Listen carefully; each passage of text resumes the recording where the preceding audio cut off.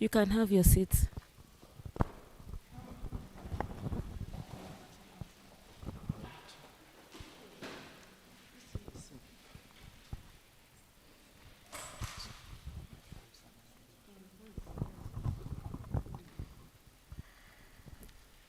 Good morning, everyone. My name is Tugoloze Mark, and I'm the clerk with the house. Can I invite a volunteer to take us through the anthems?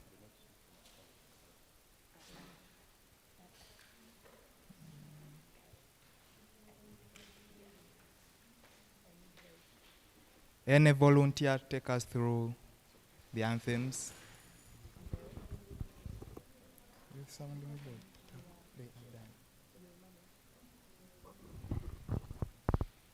Sorry. I've been informed that the youth sounding board should come and give some remarks before we go in for the anthems. All right. Good morning, everyone. Let's all rise for the anthems. Before we go in for the anthems. National anthem.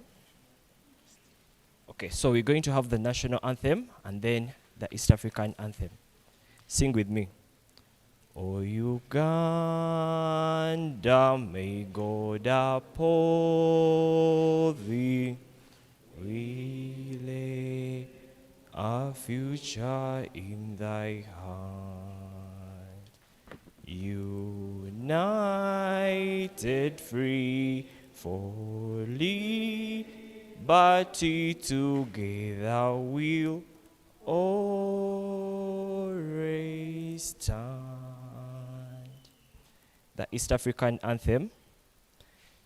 E Mungu twaomba uilinde Jumuiya Afrika Mashariki, tuwezeshe kuishi kwa amani, tutimize na malengo yetu. Jumuiya yetu sote tuilinde, tuajibike, tuimarike, umoja wetu ni nguzo yetu, idumu jumuiya yetu. Okay, let's humble ourselves for a word of prayer. Heavenly Father, we want to thank you for the gift of life. We want to thank you for this day, and we want to thank you for this parliamentary sitting. We pray that you may guide us and enable us understand each and everything. We pray that whichever issue that is going to be addressed here is taken in, and we pray that you may give us the knowledge and wisdom to implement. In Christ Jesus, I pray and believe. Amen. Thank you.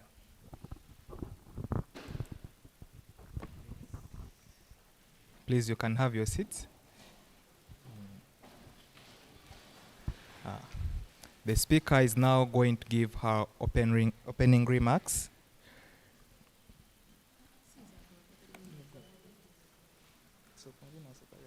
All right, let us have opening remarks from the conveners of the parliament.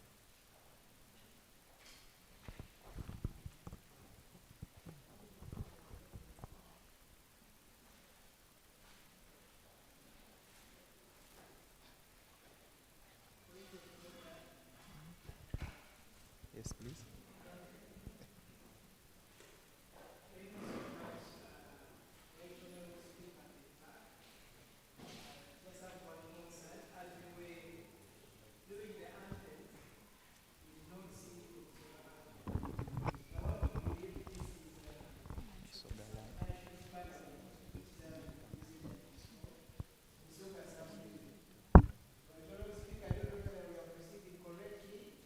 Not to sing the Busoga anthem. Thank you. Thank you for that. I think the Usoga anthem is very paramount, and we have to do it because we're in Busoga and this is a Busoga Youth Parliament. Thank you for the guidance.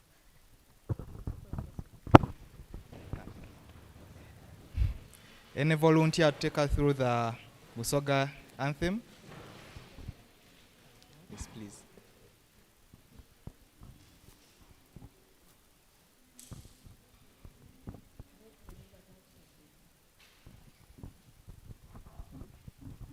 Thank you. We do the same. Tuli bankabino yenga twesimye ino oraina ifono Busoga chibumbe yatuwa orechirabe che chikolobo tweyimbenga Busoga tebenkerenga ensenese tubonabona mu Busoga mwide tuisanyenga tukulembere ise bantu nga n'omutwe gwaife tune mwoyo mwamufu tugonzaganyenga enina ya Uganda etebenkere.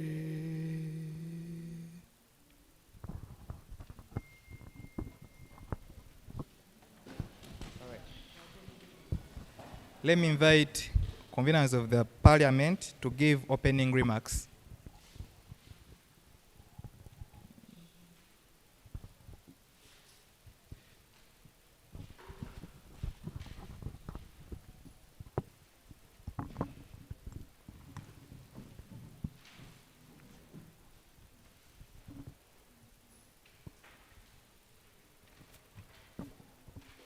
Thank you, Right Honorable Speaker.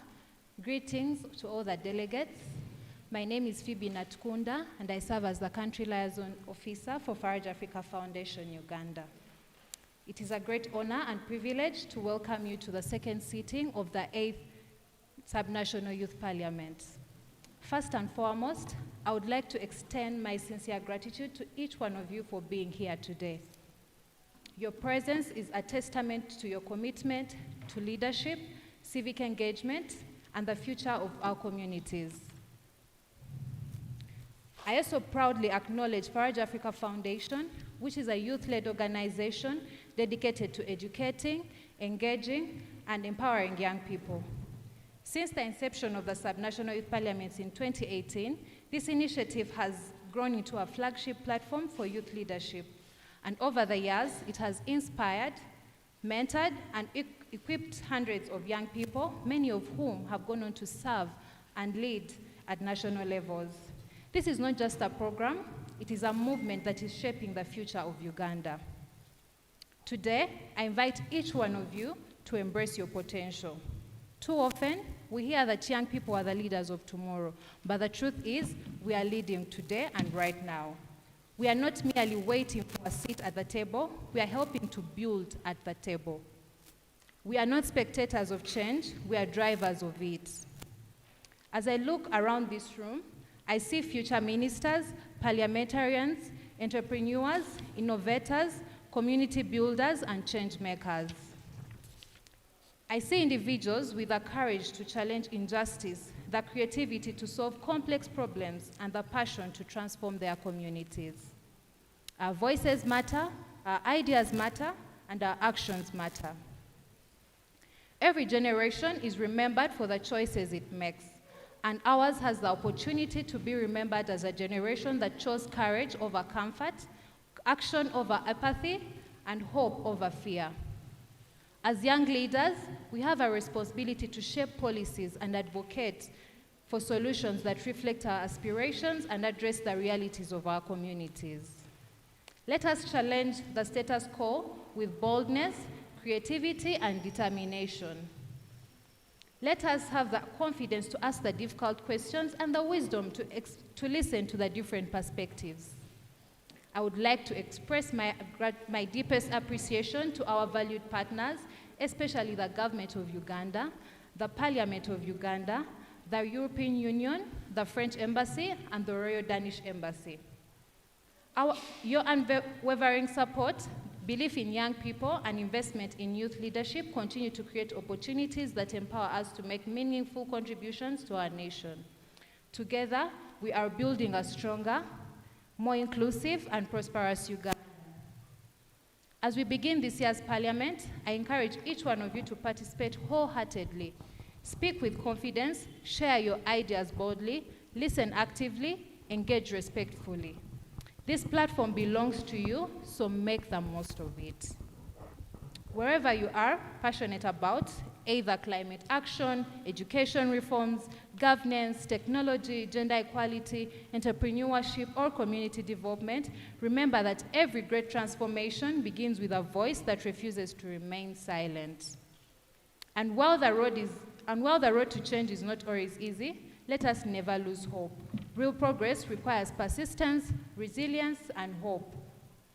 Every challenge we face an opportunity is to grow stronger, to learn, and to lead with greater purpose. Young leaders, the future is not something that happens, it is something we create. Let us be bold enough to dream. Let us be courageous enough to act. Let us be united to make a difference. And above all, let us be the light that inspires others to believe that change is possible. Thank you, and I wish you a productive and impactful Subnational Youth Parliament in Busoga sub-region. Thank you so much. As we welcome our chief guest, I would like to encourage each one of you. I'm going to distribute a few papers with a QR code. You will scan it and you'll be able to access your pictures.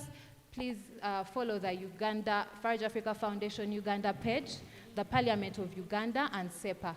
The paper will have the pages to follow with the hashtags so that we can engage and take this discussion further. We also have the Power to Voices platform that will take you through towards the end. After the Subnational Youth Parliament, we can take this discussion to the platform and let it not just end here. Thank you so much, Right Honorable Speaker.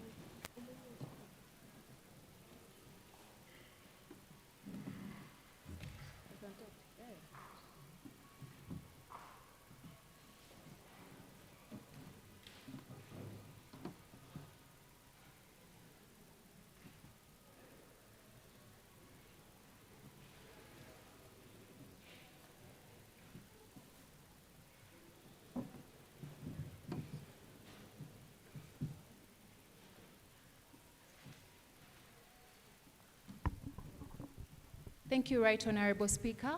Let me take this opportunity to invite our dear chief guest, Mr. Chitakule, to give his remarks. Thank you.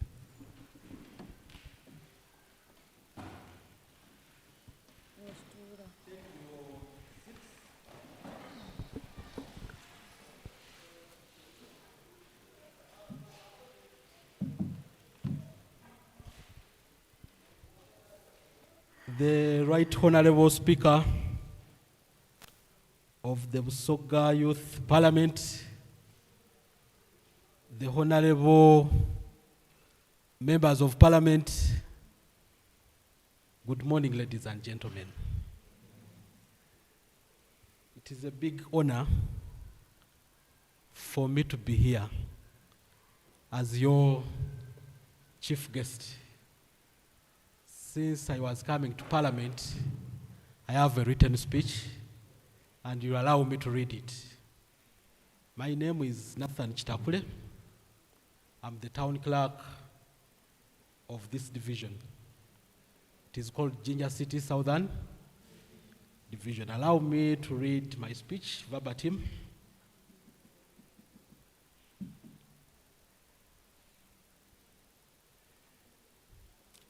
The Right Honorable Speaker. Are you addressed as Right Honorable Speaker or Speaker?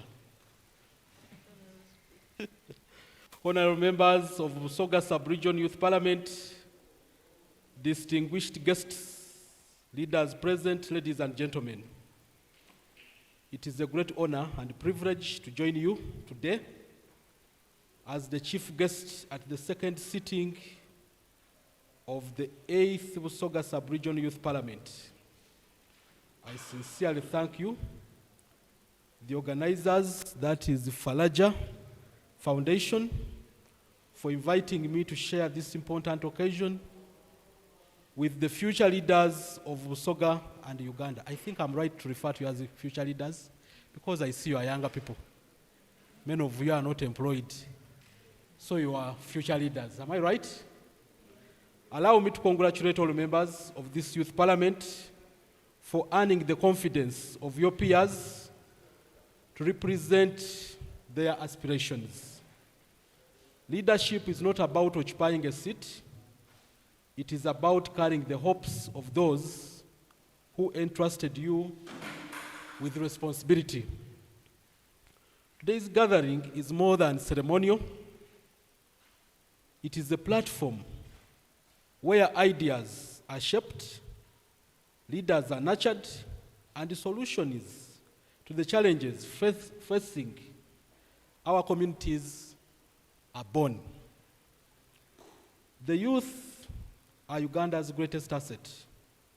More than 3/4 of our population is below the age of 35. Anybody here above the age of 35?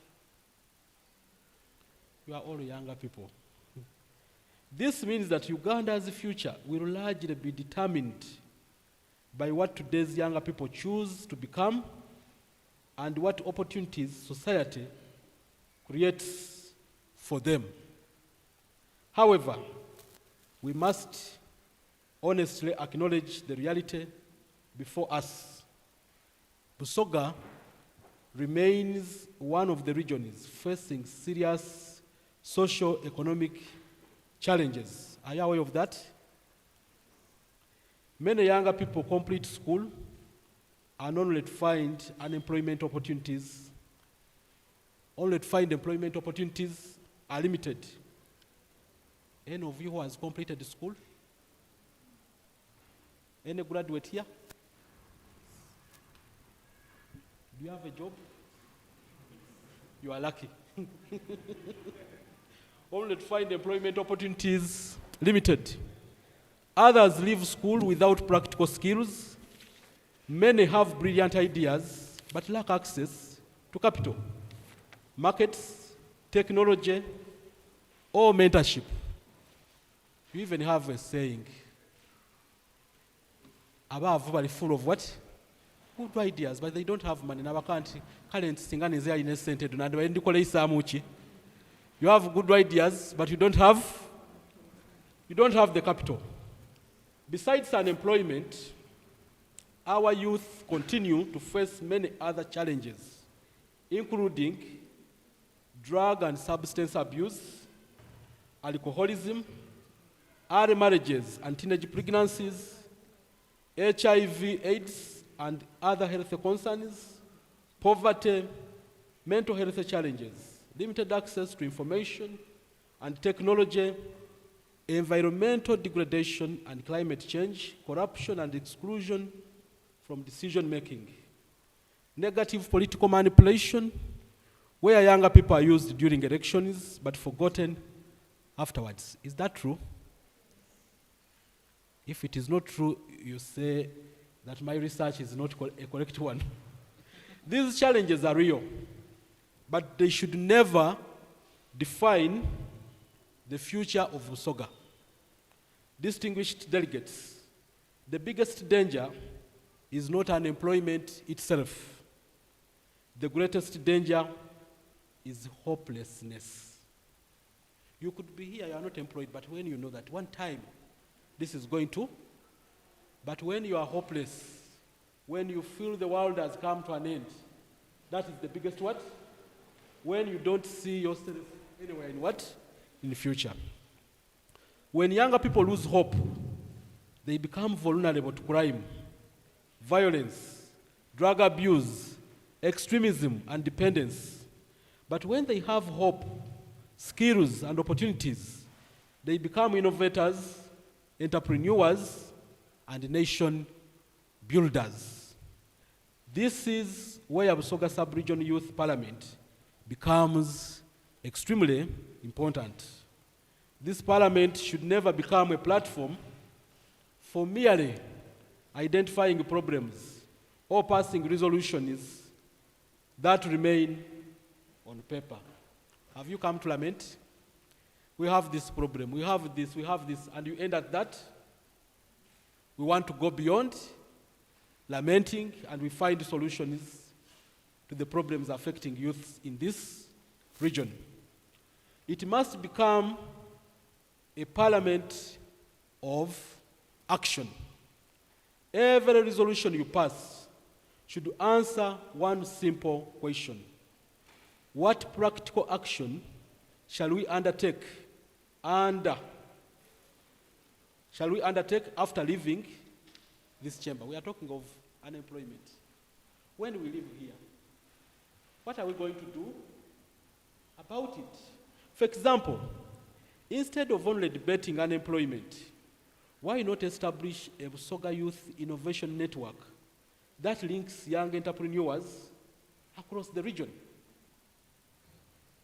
Instead of lamenting about lack of jobs, organize annual youth skills expos where employers, financial institutions, and training centers meet younger people.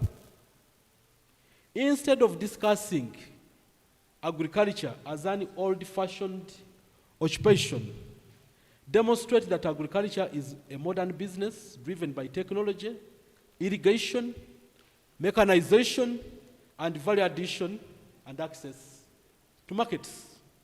Instead of waiting for government alone, mobilize yourselves into cooperatives, saving groups, production enterprises capable of attracting investment. Younger people should shift their mindset from job seekers to job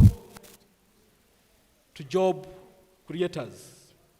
Government has established programs such as the Parish Development Model, EMYOGA, the Youth Livelihood Program, and other initiatives intended to improve household incomes and create opportunities.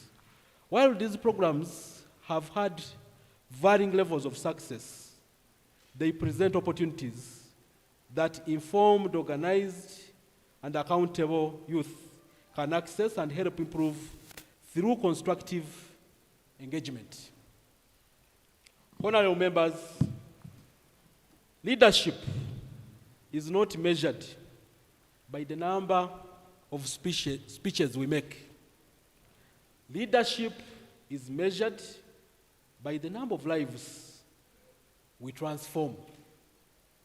As youth leaders, become ambassadors of integrity, reject corruption, reject violence, reject tribalism. Are you all Basoga? Are you all Basoga? So we are saying reject tribalism. Don't look at yourselves as what? As Basoga. Because Busoga region has different what? Has different tribes. Reject tribalism. Reject politics of hatred. Reject the culture of entitlement. Promote volunteerism. Promote innovation. Promote environmental conservation. Promote digital literacy. Promote patriotism. The future economy will reward those who possess skills, not merely certificates. I want to repeat this, that the future economy will reward those who possess skills and not merely those who possess what? Certificates. Because you'll find so many youths today, I hold a degree. Which degree do you hold? What skill do you have with your what? What can you do with your degree?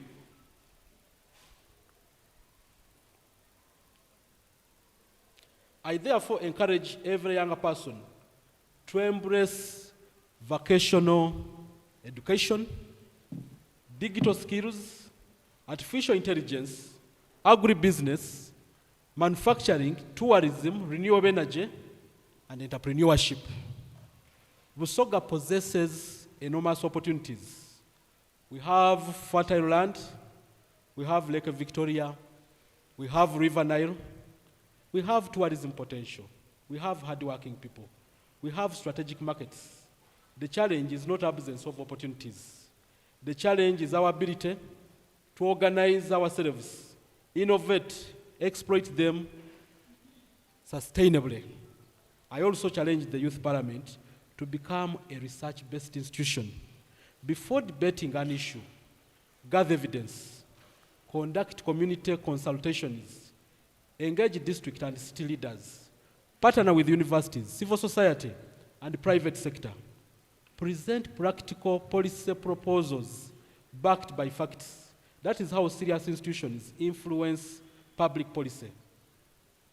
I don't know whether you did any research before coming to debate here. Anybody who did any research? Because I'm challenging you to be different from the parliaments you've seen, where people come, talk, without doing any what? Any research. How will people take you seriously when you have no basis? You are talking of unemployment. You don't even have the statistics of unemployment in this what? In this region. How will they take you seriously?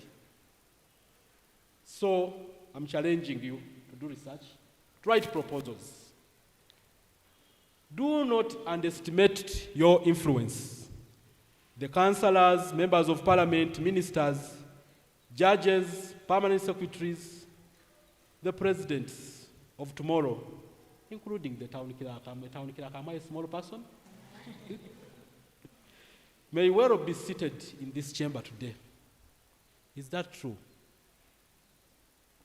That the younger people I'm addressing today, they remind me that you remember that day you talked to us. I'm now the head of state of this country. That I'm now the member of parliament representing Bugiri Municipal Council. Who comes from Bugiri here? Oh, that is my district, where I come from. Have you heard of the Chitakule family? Yeah? We are such a big family in that place. So I want you to take this seriously, that leadership starts from here. You are going to be very big people in the future, including being the head of state of this country. But that one does not just come automatically. Prepare yourselves through discipline, continuous learning, humility, and service. As the saying goes, the biggest way to predict the future is to create it. You are not merely leaders of tomorrow, you are partners in leadership today. As I conclude, allow me to leave you with these words of scripture from 1 Timothy chapter 4, verse 12. Let no one despise your youth, but set the believers an example in speech, in conduct, in love, in faith, and in purity. It is the Bible telling you that let nobody despise your youth. You get it? I want to congratulate the leadership, as I conclude, of Busoga Sub-Region Youth Parliament for providing this platform. May your debates produce ideas that transform communities, your resolutions inspire action, and your leadership leave a lasting legacy for the younger people of Busoga. Together, let us build a Busoga where every young person has hope, opportunity, dignity, and a chance to succeed. I thank you for your attention.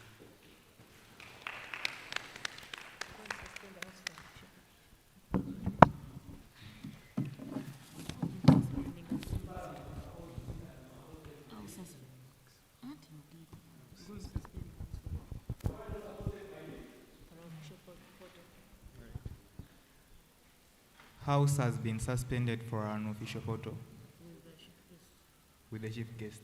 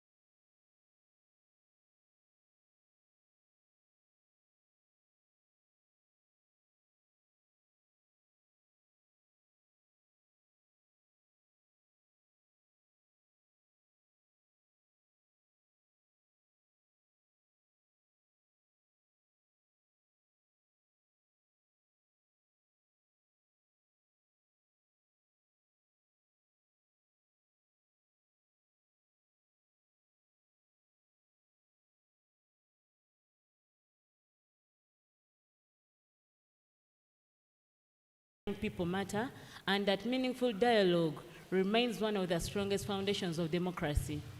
The Greek philosopher Plato once said, "The price good people pay for indifference to public affairs is to be ruled by evil people. As young leaders, let this remind us that our participation is not optional, it is a responsibility. The future we desire will only be built by those who are willing to engage, speak with courage, and lead with integrity.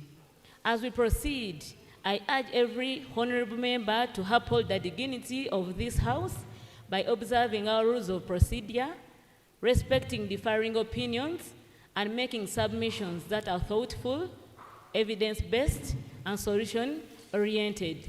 Let us challenge ideas without attacking personalities, and let us remember that leadership is measured not by the volume of our voices, but by the value of our contributions.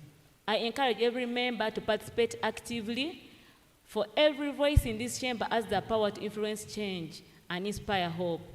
Honorable members, let us conduct ourselves in a manner worthy of the trust placed in us by the young people we represent. I now officially declare this House duly constituted and open for business. Clerk, kindly call the mover of the first motion. Thank you.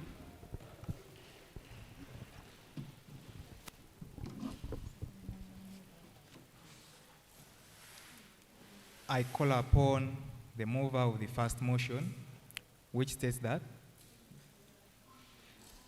motion of the Busoga Region Youth Parliament urging the government of Uganda to address youth unemployment and underemployment through expanded access to startup capital, entrepreneurship, development, skills, training, and economic empowerment opportunities.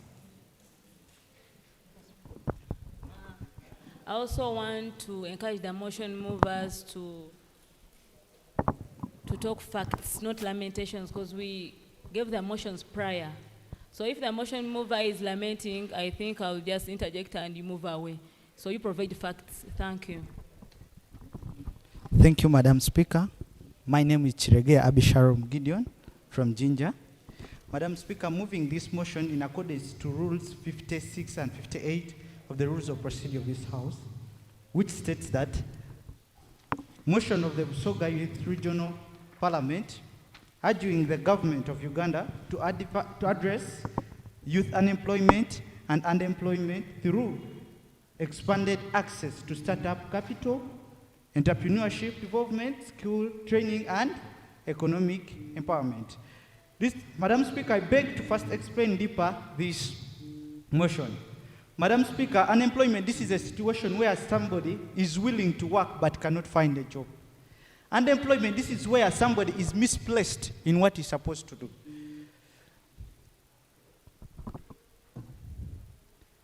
Madam Speaker, currently, following the national population and housing census of 2025, it stipulates that 22.7% of the population aged 18 to 30 years, representing the enormous demographic division, is properly and underemployed.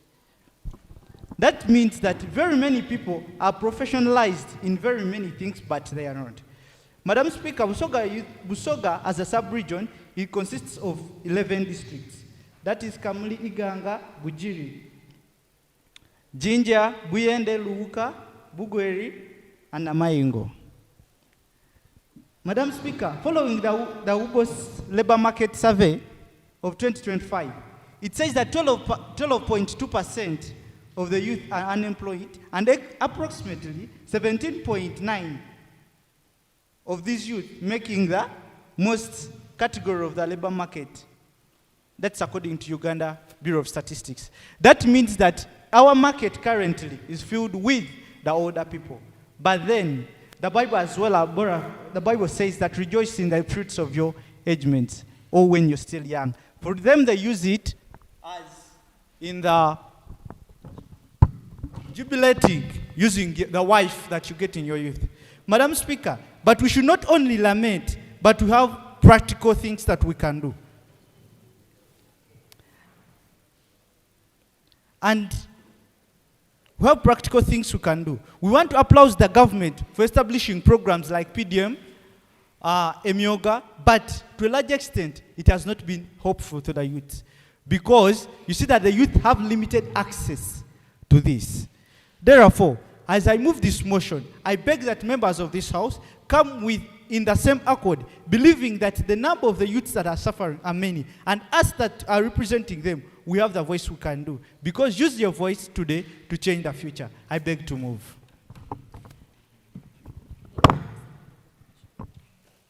I now call upon the seconders of the motion.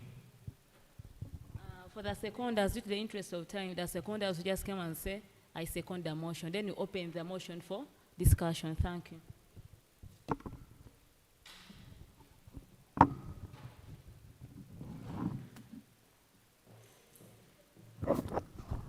Thank you, Right Honorable Speaker. I, Namwanja Goreti, I second the first motion. Thank you so much.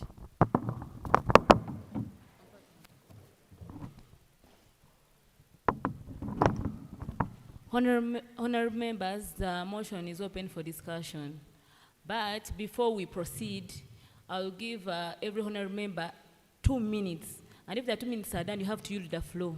So make sure that you use the minutes well so we can start.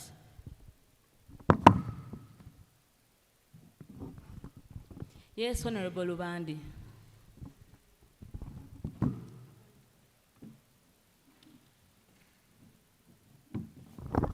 Thank you so much, Madam Speaker, the honorable members present.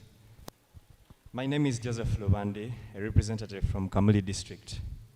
When we are speaking about unemployment and underemployment, and it's striking Busoga sub-region, then I think no any other district in Kamuli shall have to talk about this except Kamuli. Because Kamuli is just an example of a trail that is beyond the national unemployment and underemployment. For instance, the general unemployment of this country sits at a scale of 18.2%. The general scale of unemployment in the Busoga sub-region sits at a scale of 23%. But the unemployment and the underemployment scale of Kamuli district, where I come from, sits at 16.1%. And that's in accordance to UBO statistics and of the national population 2024. Madam Speaker, there are so many things in this country that can solve the unemployment and the underemployment. Number one, Busoga with Jinja as our capital city was looked at as an industrial city. The question is, why has the government deliberately killed the industrialization that was in this city? In Busoga sub-region, Jinja was the backbone of trade, and it employed so many people, both the skilled and the unskilled. Jinja's industrial-based support for agro-processing, that's to say sugar, coffee, and fruits, only now is relying onto sugar and some other agro-processing, same to say as cotton and some other things. We need to fix the skills of training, and that's in line with aligning the vocational courses with the actual employer demand. This means that the government should restrict our curriculum, first of all. Yes, we thank the government they brought the competence-based curriculum, which is okay, but is it assessing our students that after school they can go to where they belong? Or we are finding qualified doctors who are riding border borders? Are we finding qualified lawyers that are into matatu cars and they are processing things there? We need to also monitor the funds that have been allocated to the youths by this government. And that's in accordance things to do with EMIOGA, PDM, and whatsoever. These funds are coming in and they are remaining within some of the government officials. It is so unfortunate that our chief guest has left, but is the focal person for PDF in Jinja City. These are the people that need to be questioned on where these funds are going so that the youths in this sub-region here can get these funds, and those that have failed to get the right employment can then seek for their capital to start their own survival. Unemployment and underemployment in this region is muchly affecting the women, the young women. But the question is, what have we done for these young girls aged 18 to 30 years? Because most of them in this sub-region, once they clock 17, 18, they go in for marriage, and unemployment is the order of the day simply because they rely on their semi-husbands I'm using the word semi-husband simply because in this region, still a boy of 16 will impregnate a girl of 17. So the two children give birth to poverty. I don't call them children. And then we are relying on to these people to make future families. And these people, we expect them to educate their children, get them skilled jobs, teach them vocational skills, which cannot happen. We are requesting the government to ring-fence the funding and training slots for young women and give them the capital to start their own businesses to those that are underskilled. And then also introduce the vocational skilling centers to make sure that even those that need to go to school can at least have something of art to do that shall reduce the unemployment and the underemployment. Madam Speaker, I'm coming from a district whereby you move 3 villages without electricity. The funds of the government can reach there, but in this country right now we cannot operate without electricity. Honorable Lubandi, you remain with 1 minute. Thank you, Madam Speaker. I'm speaking of things to do with electricity in this sub-region. A case in point, in my village where I come from, the major trending business is the maize graining skills. And people have the machines, yes. People have the capital, yes. But the government has not done enough to extend power there. And you find that in Kamuli, 1 in 5 sub-counties have electricity. That means that none of the sub-county has. How about the collection of data at every village level? The government should put in much emphasis to know that each parish, with the parish chiefs that are put in place, with the community development officers that are put in place, plus their town clerks and the CCDOs, can also go to the villages and know the status quo of the people living at these villages. For example, how many are educated? And if they're educated, what are they skilled in? Do they have the jobs? Don't they have the jobs? Are they unemployed? So that we can tackle the issue of employment and unemployment when we have the right statistics basing on village level, so that by the time we come to the sub-regional level, at least the government has a startup plan of the things that they have collected from each village. I beg to submit, Madam Speaker. Thank you, Honorable Lubandi. Most of the times we talk about the funds allocated to the youth, but I'm very sure that most of the youth don't know that these funds are allocated. So I think we need to create awareness and community engagements. Thank you. So I'll call upon another honorable, but then we shall do gender balance. Yes, Honorable Shifu.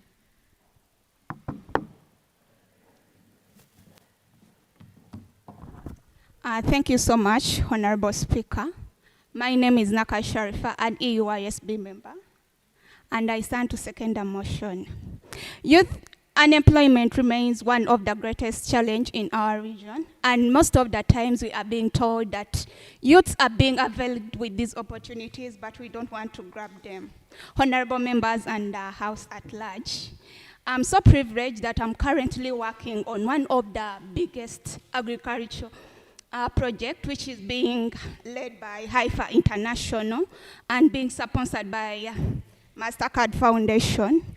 And the success of this project has really showed me that youths are willing to take up opportunities, but many times we are being looked at as people who don't want to work. This project is empowering a number of empowers young people to be job creators through different agricultural value chains and agri-hub creation, where young people can get access to startup capital at low rate and also get market for their products. Honorable members, the success of this project has showed me that if opportunities are extended to young people, they are always willing to grab them, because through this project, I can proudly say that I have seen and witnessed many different successful stories from the project. Therefore, I call upon all individuals who have the potential to continue supporting the youths. On that very note, as I conclude, I urge and call upon all members in the House to continue supporting these youths. In case you're in need of any fresh agricultural products like tomatoes, onions, kindly reach out to our SAE youths, because these are youths who are really transforming communities. Thank you so much.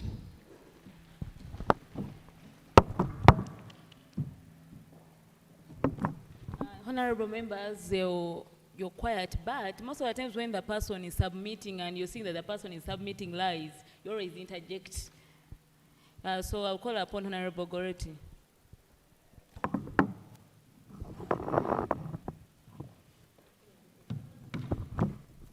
Thank you so much, Right Honorable Speaker. I'll start by what Honorable Romani said about vocational institutions. Government has put there like 5 vocational institutions in Uganda for youth with disabilities, just that in Busoga we are having only 1. And for it, it's single. Remember, they're only teaching only 2 courses. That's hairdressing and tailoring. So the boys are left behind. And those ones who are unable to do those courses, they're also left behind. Those institutions are not only for persons with disabilities. But in Central, for them, they're having 2 institutions. And for them, they carry all genders. They're having 1 in Kireka and 1 in Reza. But Busoga region, we are really left behind. Right, Honorable Speaker, I rise to support this motion. As a representative for youth with disabilities, I wish to emphasize that youth with disabilities in Busoga region face even greater barriers to unemployment. Many have the skills and the determination to work, but they are excluded from opportunities that are brought up in their communities by the government, by organizations, and by other employers. The reason being, they have no access to those opportunities. And the working places are really excluded or unaccessed to persons with disabilities. Like, for example, one who is having a physical disability and is using a wheelchair. Most of the buildings or the structures are not having ramps, so they are unable to use or access those buildings. I therefore urge the government to ensure that youth-facing programs, youth finance programs, are inclusive and accessible to youth with disabilities by providing reasonable accommodation. We talk about other youth, but we also talk about youth with disabilities. Busoga region is we talk about other youth, but we also talk about youth with disabilities. Busoga region is really left behind when it comes to unemployment and development. Let's create an inclusive society and sustainable development whereby youth with disabilities are also engaged in government programs and employment opportunities. Thank you so much. I beg to submit, Right Honorable Speaker.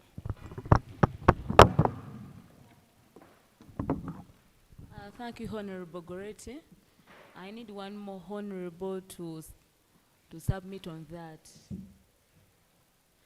We have got honorables from this side, so I need one honorable from this side to submit on unemployment and underemployment. Because I don't think that all of you are employed, so you know there are issues as to why you're not employed. So I think members, honorable members from this side.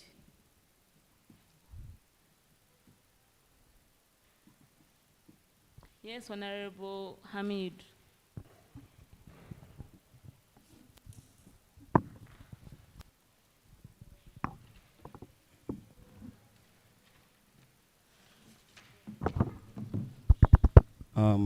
My Lord, the Right Honorable Speaker, the members of the Busoga Youth Parliament, my name is Mukisa Hamid Bulera.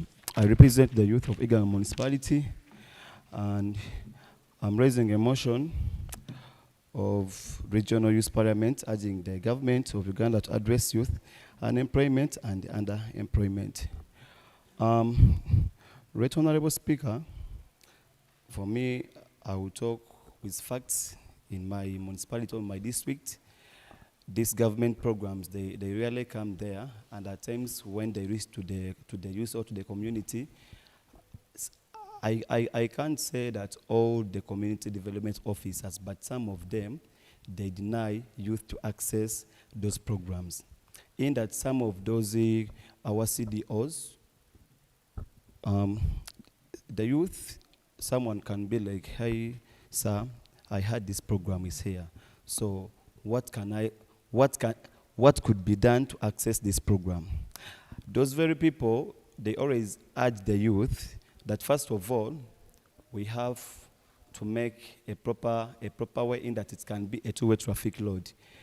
He benefits, and these other people, they benefit, which limits the majority of the young people to benefit from that program. And at times, once you fail to coordinate with them, they always say that you're going to deny opportunities to your young people. So I urge the government to make awareness and to do a follow-up in that every young people can benefit, because some of us, we are into leadership, but first of all, some people, we are not all after money-minded, but exposure, social capital, and the opportunities. Because if at all I, Hamid, am here, I'm representing my use of Iganga. So I'm the voice, I'm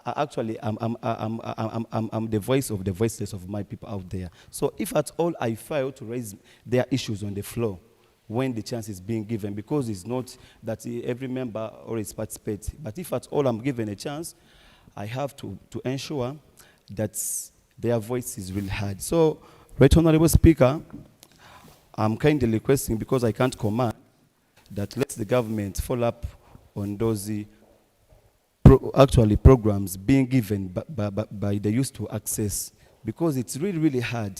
But when the government is into power and can do something better, I'm sure youth can be really, really benefit from it. I beg to submit, Right Honorable Speaker. Thank you, Honorable Hamid. But most of the times we talk about startup capital. Have you ever heard about PDM? Because I think they always say that is startup capital, not so.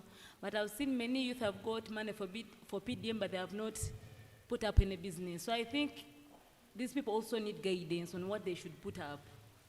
Yes, Honorable.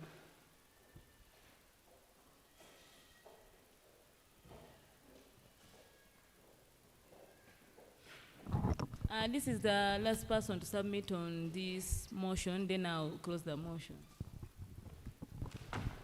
Oh, thank you so much.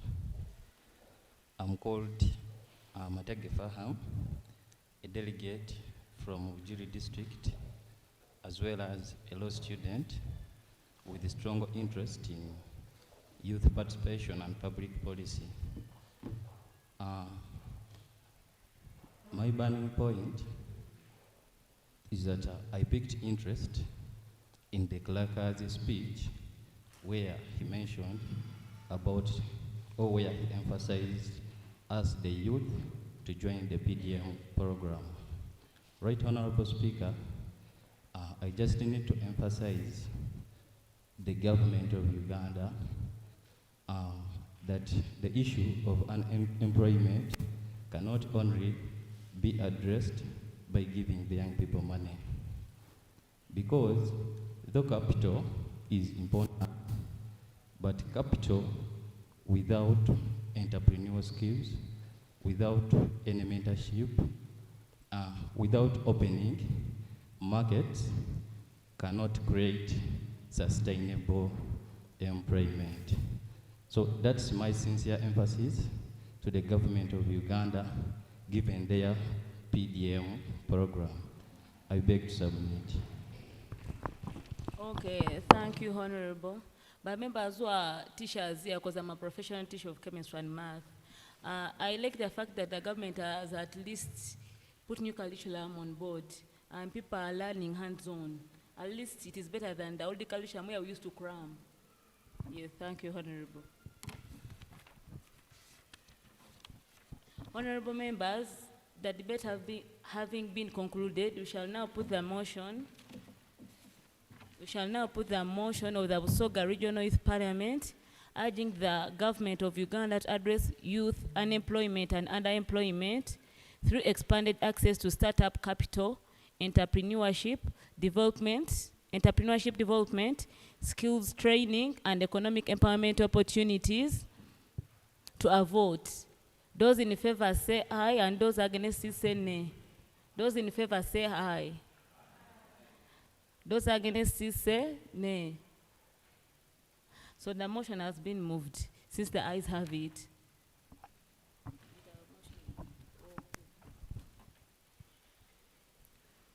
Honorable members, I would like to call upon the mover for motion for a resolution of the Busoga Regional Youth Parliament calling upon the government of Uganda to strengthen access to quality youth-friendly health services and implement effective interventions to reduce the high rates of teenage pregnancy that continue to threaten the health, education, and future prospects of young people.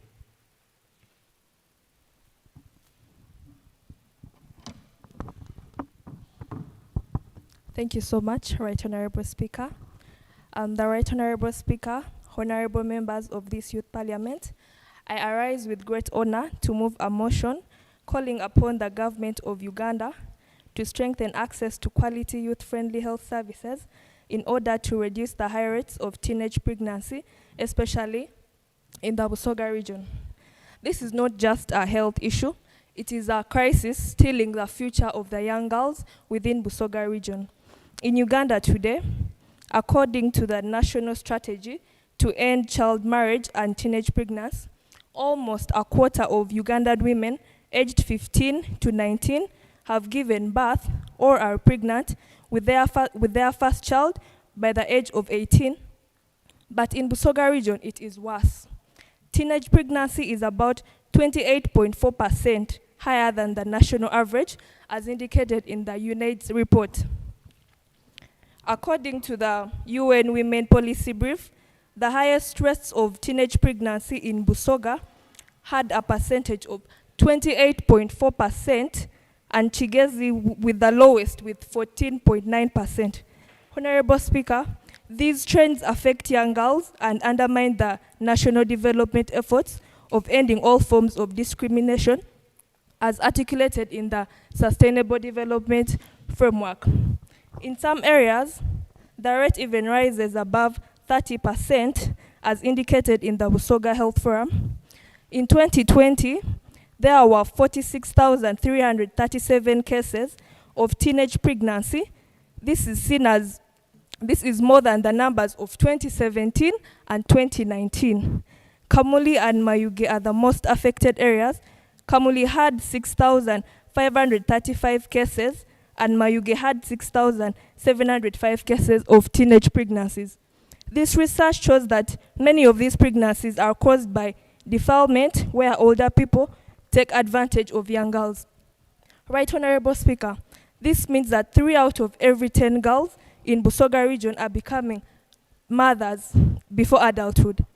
Right Honorable Speaker, the consequences of teenage pregnancy are far-reaching and devastating. Many young girls are forced to drop out of school, limiting their chances of economic independence. Right Honorable Speaker, it is important that this House understands that teenage pregnancy does not occur in isolation, but rather it is driven by a combination of social and systematic challenges. Among these are limited access to youth-friendly health services, inadequate sexual and reproductive health information, early marriages, and cultural barriers that discourage open discussions about sexuality. Right Honorable Speaker, the youth-friendly services are a necessity in a way that they should be accessible, affordable, hence ensuring that young people feel safe and supported. Without such services, we are leaving our youth unprotected and exposed to preventable risks.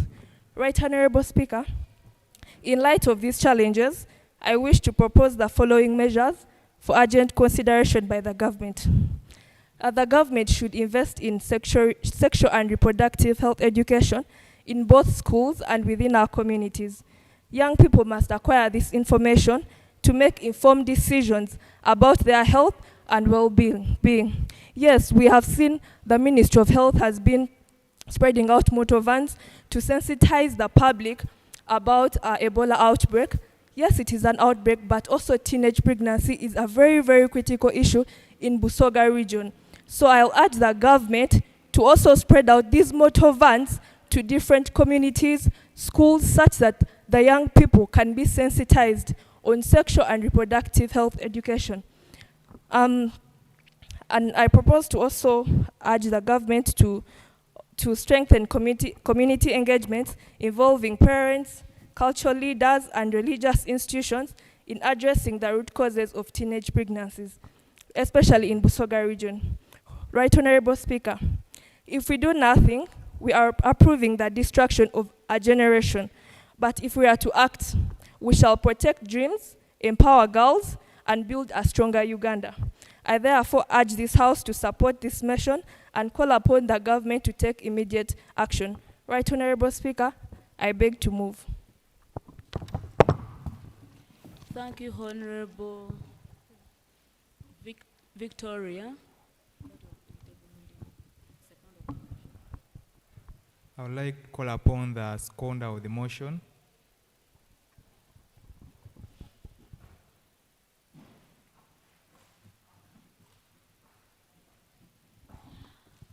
Okay, Honorable, you can second the motion. Thank you, Right Honorable Speaker and honorable members around. I, Nasrum Bisovia Kisa, I second the motion of 6.2. Thank you.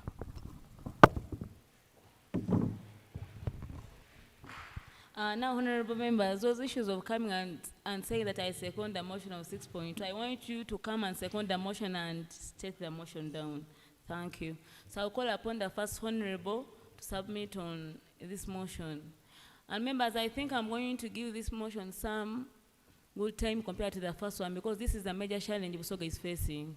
So thank you. Let me call upon Honorable Alima to submit.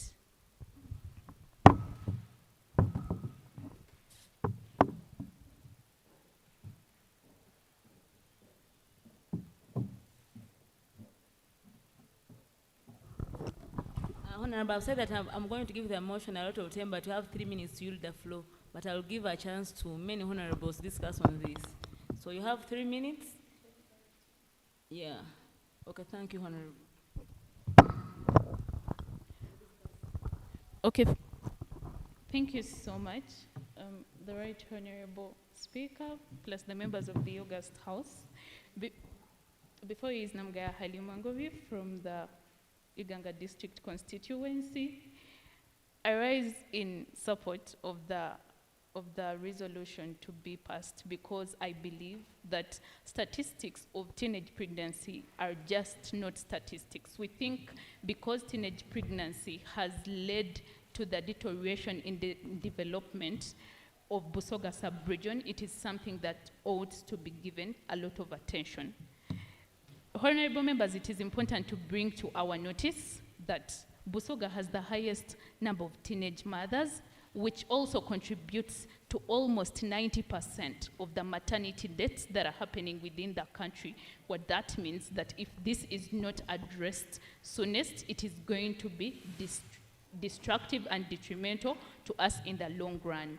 And of course, we are in support with the mover who urges government to extend the sexual and reproductive health rights services to these people. Why? Because we think that when people make informed decisions about their body autonomy, when people are informed about their health, they then make informed decisions, but also they become a healthier part of the community.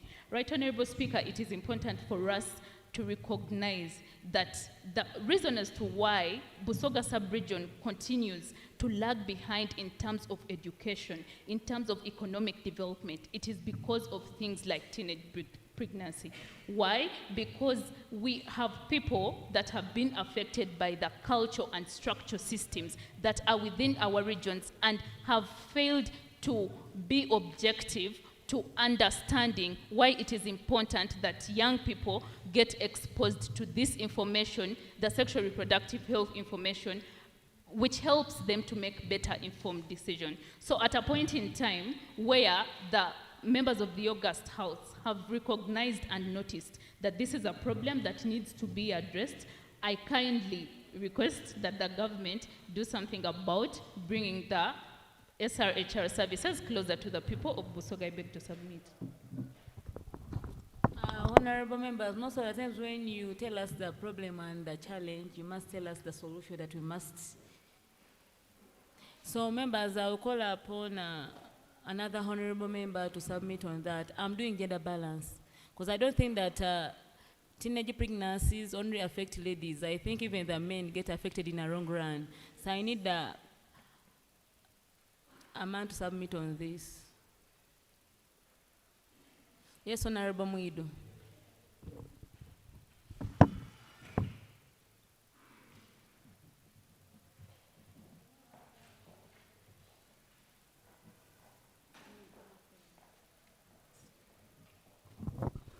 Thank you so much, Right Honorable Speaker.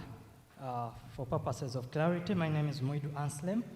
I'm a Chika, and I'm representing Kaliro District. So I'll second the emotion of, as earlier on stated, due to the time factors. But Madam Speaker, my issue with teenage pregnancy, it comes also in culture practices, that when you initiate a young girl for early marriage as exchange of bride price, parents are facing a lot of poverty in Busoga sub-region.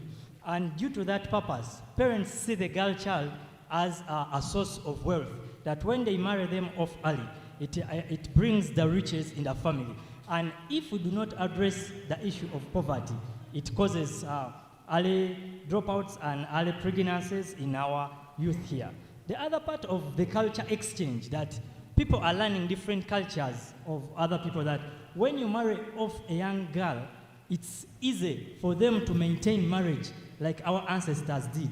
And they prefer dropping out of school for marriage because they believe what a girl child is looking for is sustainability of their family.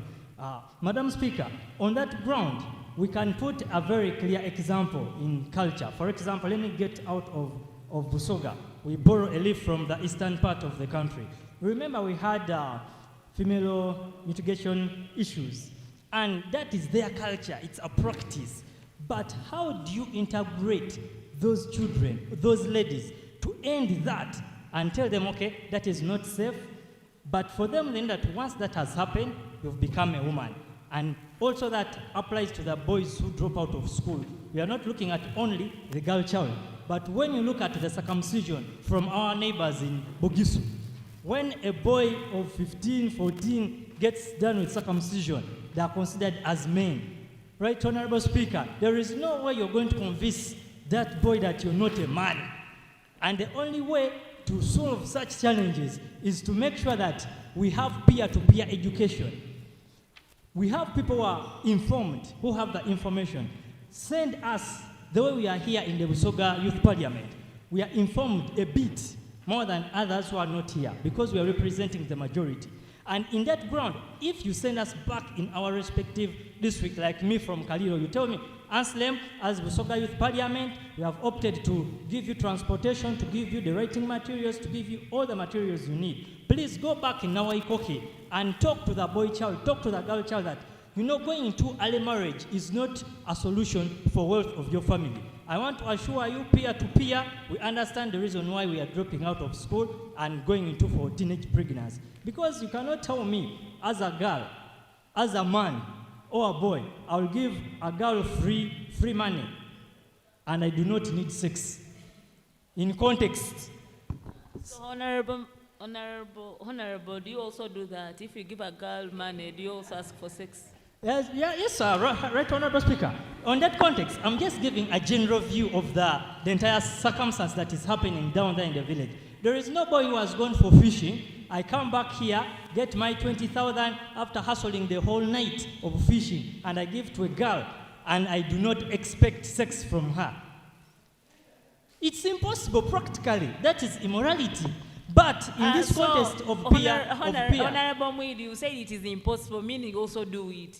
So you're Right, Honorable Speaker, I want to drive my point clearly so that you understand both the context. I'm just giving you the clarity in the community. But in this context, if you send a peer-to-peer influencer in a community... Sorry for the interjection. I think, since you're talking about this, you must act as an example. Because if you say it is impossible, that means that you also don't do it. Madam Right, so if Speaker, you give me money, that means that you're expecting sex from me. Yes, yet I'm still a teenager. That means that if you have sex with me and I get pregnant, isn't that teenage pregnancy? Right, Honorable Speaker, I cannot give you my money for free unless you've come out clearly and stated, you know, Anslem, we do Anslem, I need 20,000, I need 5,000, in regards that I don't have pads. it would be very understandable. But the girl has told the mother, I need pads, and the mother is saying, Jawa babao. Then when you come to Baba, who is the father in this context of Busoga sub-region, the Baba says, we have not yet gotten money. Then the girl is going to be lowered into these men who are having money and wealthy. But if you tell a young girl, like my sister here, as I submit, Right Honorable Speaker, please, as I leave, if I told Honorable Shifa, yes, Right Honorable Speaker, and I told you, please, this is the man I'm giving you, to keep you around, stop going to men, elderly men, you're going to get pregnant, you're going to drop out of school, you're going to get diseases. Honestly, the girl is going to say, if Right Honorable Speaker, Shifa, has given me free money, but told me these are the consequences if I take men's money, then I'm sure that peer-to-peer connection, because we are going to bond, it's going to reduce teenage pregnancy and Honorable, child before you dropouts. submit, I Yes, think Right Honorable.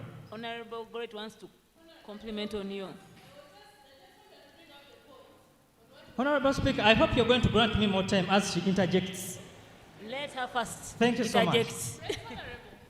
You were talking about a girl coming asking for money from you about maybe to buy sanitary towels or sanitary pads. Then it's your responsibility as a leader to raise that point about sanitary towels such that the government can provide or support or give a training for those girls in rural areas or in your community to learn how to make sanitary towels for themselves instead of coming and requesting or asking for money from you and you ask for their body.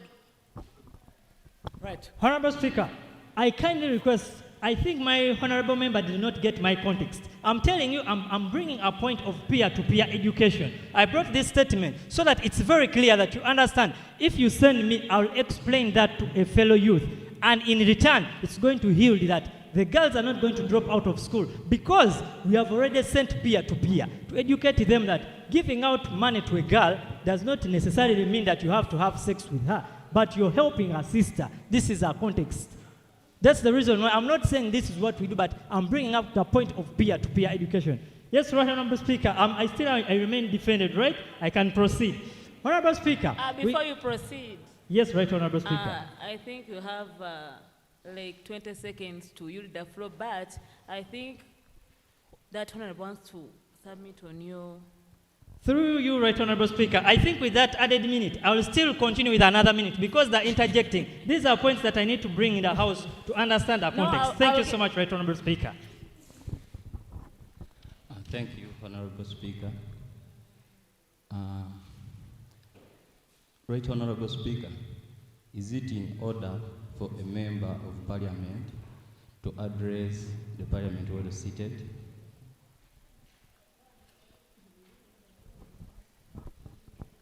Right Honorable Speaker, that goes to you. I think it is not in order, but I think we have been discussing just, submitting, and most of the times when the person is submitting, interjection is okay. But then I think most of you people have not read the rules of procedure. That's why when you're raising up the hand, you're not telling me whether you point of order, point of info, you're just doing this. So next time I urge you all to read the rules of procedure. Thank you. Thank you, Right Honorable Speaker. In that context, still, as we talk about government policies, how can we have free condoms everywhere and we cannot provide sanitary towels everywhere? Yet these are cases that are needed. These are unavoidable circumstances. In that context, I would request the government to put sanitary towels everywhere, the way they prioritize protection in every circumstance, so that our girl child is kept in school, is not lowered into sexual intercourse at an early stage due to in kind of getting sanitary towels. And in that point also, Right Honorable Speaker, if you allow me, that we should have these sittings and bring them even in a community basis. Let's not only have it in the Busoga Youth Parliament and it ends here, because as you see, the fraction of Right Honorable members here is very few. And so it means the implementation in the community is going to be very, very, very not implementable as we expect. But if we bring these engagements down to the district level, I want to assure you that the girl child in context of pregnancy and keeping them in school and understanding their rights and where they can report, and even we have organizations that sensitize at a free cost and also teach use of make of reusable sanitary towels in this context.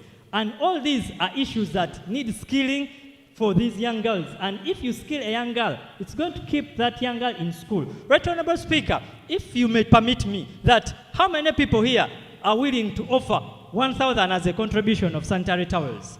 By show of hands. Because it starts with us.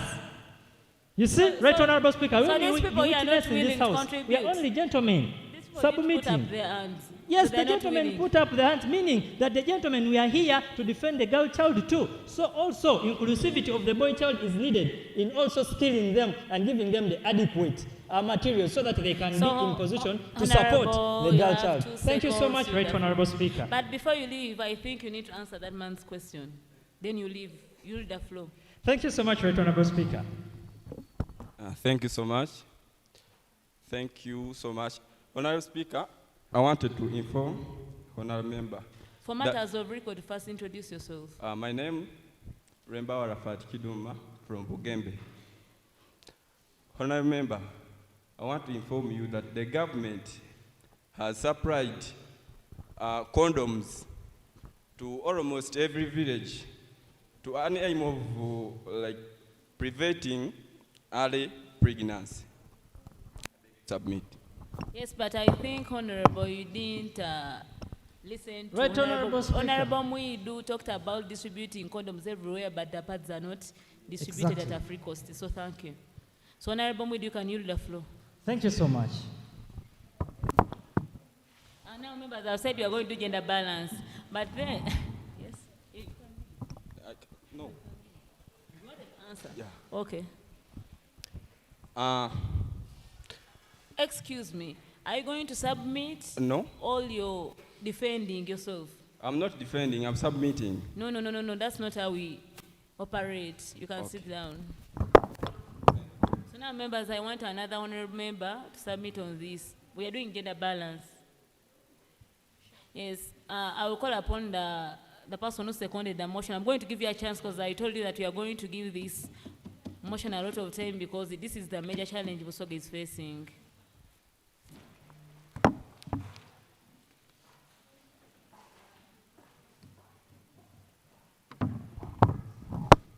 Thank you, Right Honorable Speaker, once again. My name is Nasrum Sylvia Kisa. As I introduced myself earlier before, I raised to second the motion for a resolution of the Busoga Region Youth Parliament. Honorable, is it Sylvia? You're not Yes. seconding the motion, but you're submitting because you're done seconding the motion. Okay. Okay, I would love to submit on the motion for resolution of the Busoga Region Youth Parliament calling upon the government of Uganda to strengthen access and quality youth-friendly health services and implement effective intervention to reduce the high risk of teenage pregnancy that continues to threaten the health, education, and future prospects of young people. As we stand here to address teenage pregnancy in Busoga, it has always been a song. However, due to our voices, it can change. I believe that when the government brings upon the quality youth-friendly services into our lower facilities back there in the communities, we shall reduce the risks of teenage pregnancy among young people. Because most of the health facilities in our lower communities, they lack youth-friendly services.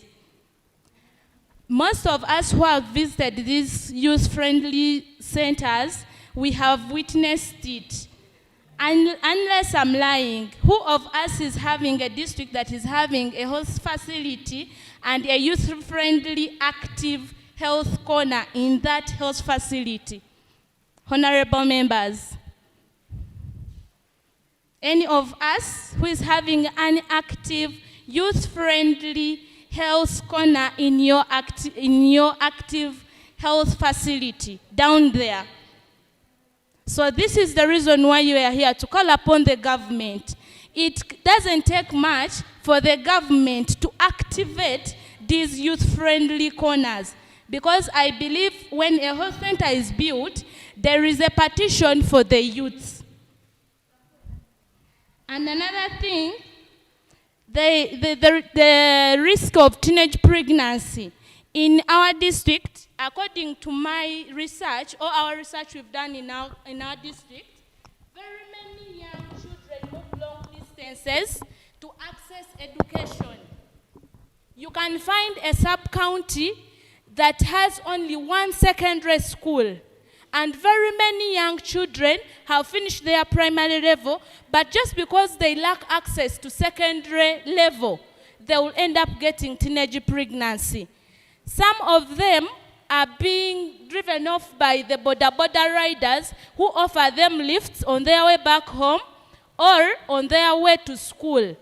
A border rider will offer a teenage girl a lift for only 1 week, and the next time he will be requesting for a favor. And in the favor, the girl will end up getting pregnant. So I would request the government to at least add more secondary schools in our sub-counties and our regions to end teenage pregnancy. Very many teenage pregnancies is cutting off the dream of young girls, because when a girl gets pregnant in the Busoga region, they drop out of school. And getting back to education becomes hard for them because they become elders. They need to take care of their children, and they need to take care of themselves also. If the government strengthens youth-friendly health service and puts in place real interventions like education, counseling, and access to the services, girls will be kept in school. As we are advocating, we are looking at inclusion. I will talk on behalf of the deaf community. As we are sitting in the youth parliament today, we don't have any deaf in us. We don't have anybody who is doing sign language interpretation. Where is our advocacy? Where is our inclusion? They also face health challenges. So I request that next time as we are having the sitting... You talked about where is inclusion because we don't have a sign interpreter. We want a tool, but we don't have anyone who has that problem. We don't have any deaf person in this room. That's why the sign language interpreter is not around. But most of our sessions always have them when we have the members who have that disability. Thank you. Thank you, Right Honorable Speaker. So, in addition to that, I'll request that next time as we are doing the sensitization or as we are creating awareness of these sittings, let us always reach out to the deaf communities because they are there and they need to know about these services. Okay, thank you. Let me first talk. We included those people, but I think they got some challenges and some programs and they didn't turn up. But at least most of the times we make sure that people with special abilities are represented in the parliament. Thank you. Thank you so much, Honorable Speaker. I really appreciate that effort. So I will request honorable members who are here to always advocate for the people who are living with the deaf challenges and people living with disabilities because they are also youths like us and they need these services. I beg to submit. Okay, so point of information from Honorable Rima granted.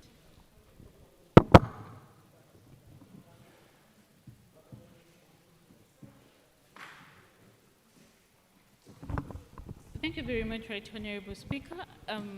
Again, my name is Ngobi Halima, and on the submission of the former...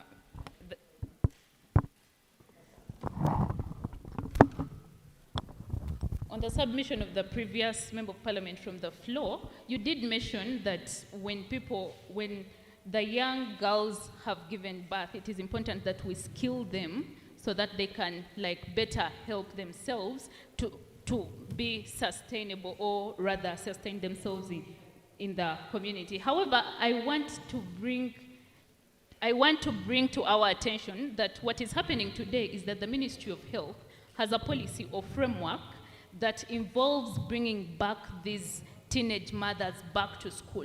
However, this policy has not been extended to Busoga specifically, and the reason being, these people are afraid of the stigma that comes with them having given birth. That is why I think, while we have these policies existing everywhere in the country, we call upon government to also strengthen these very these very services and policies into Busoga sub-region, but also the mindset problem and conservatism that exists within us as people that are living with these people is paramount. Why? Because the stigma does not come from the policies, it comes from the fact that the community is guiding us. Right, Honorable Speaker, for context, when we talk about youth-friendly services being extended to Busoga region, it is imperative for us to understand what do they look like. Youth-friendly services look like respect, they look like privacy, they look like no judgment to these young people. Do we have facilities in the region? Yes, we do. Are they youth-friendly? No, they are not. How can the government help us? Is by creating spaces for young people that are going to be youth-friendly in nature. But also, I think it is upon us as leaders of young people and representatives of youth to help advocate and preach the gospel about helping these people. Right, Honorable Speaker, one of the members of parliament also mentioned about the condoms and sanitary towels. I previously served as a gender minister where I actually launched a sanitary pad dispenser at Indet Pregnant. I beg to submit.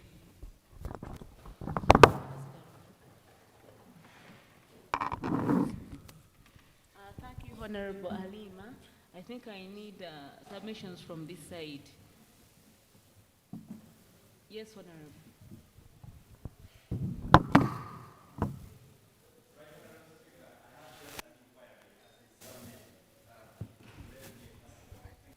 Yes, granted.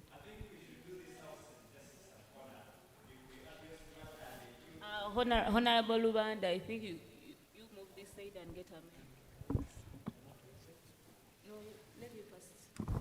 I think we should do justice to this house by defining what are the youth-friendly health services. This is what I want to know, youth-friendly health services. I think Honorable Slivia, you talked about youth-friendly health services. I think you need to define it as Honorable Lubandi said. Thank you so much. I think let Honorable Sylvia first define, then you proceed.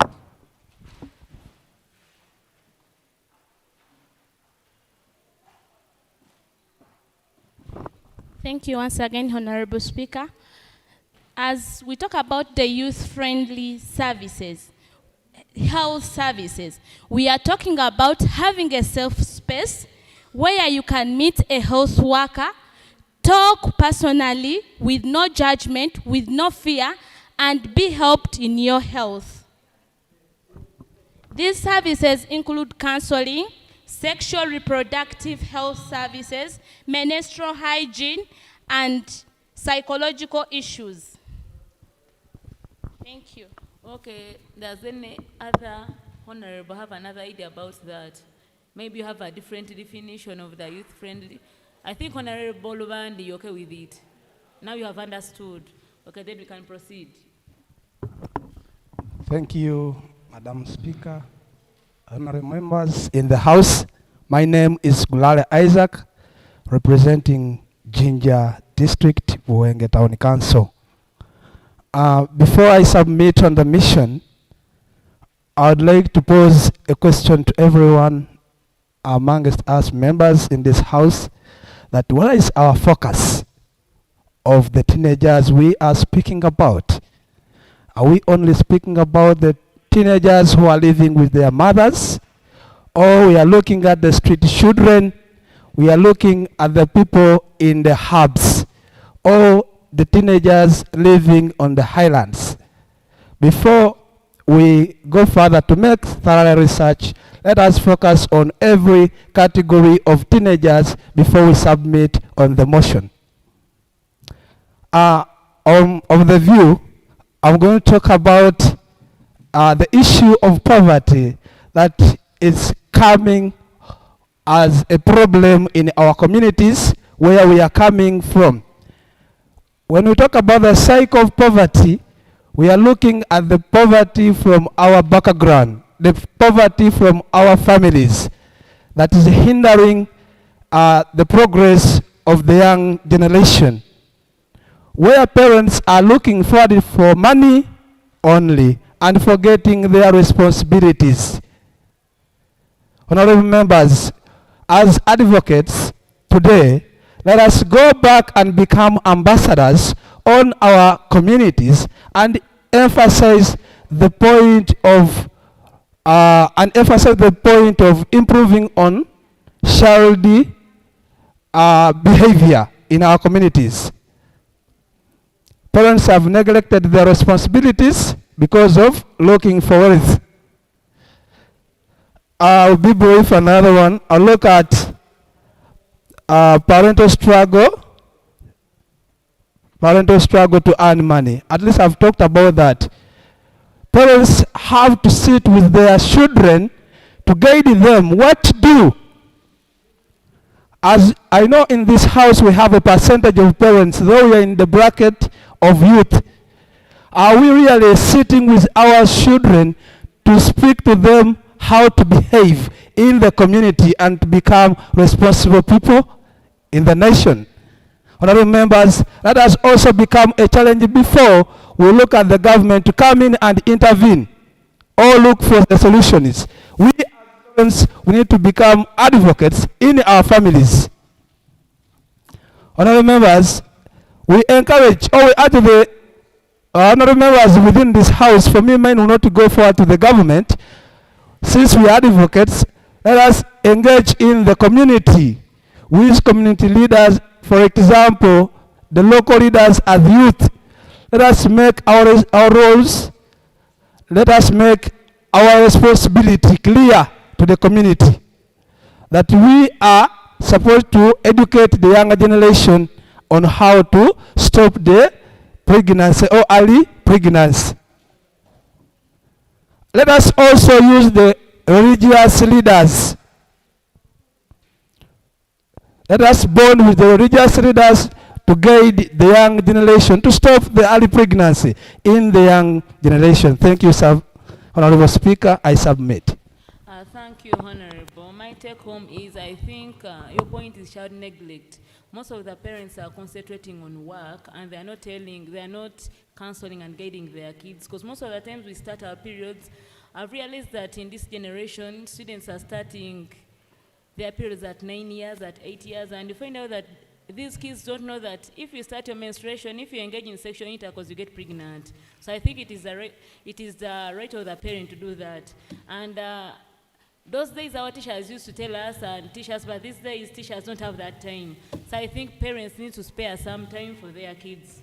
So I will call upon another honorable from this side. I want from this side. Yes, Honorable Ambrose. Now ladies are not raising up their hands, yet we are talking about teenage pregnancies.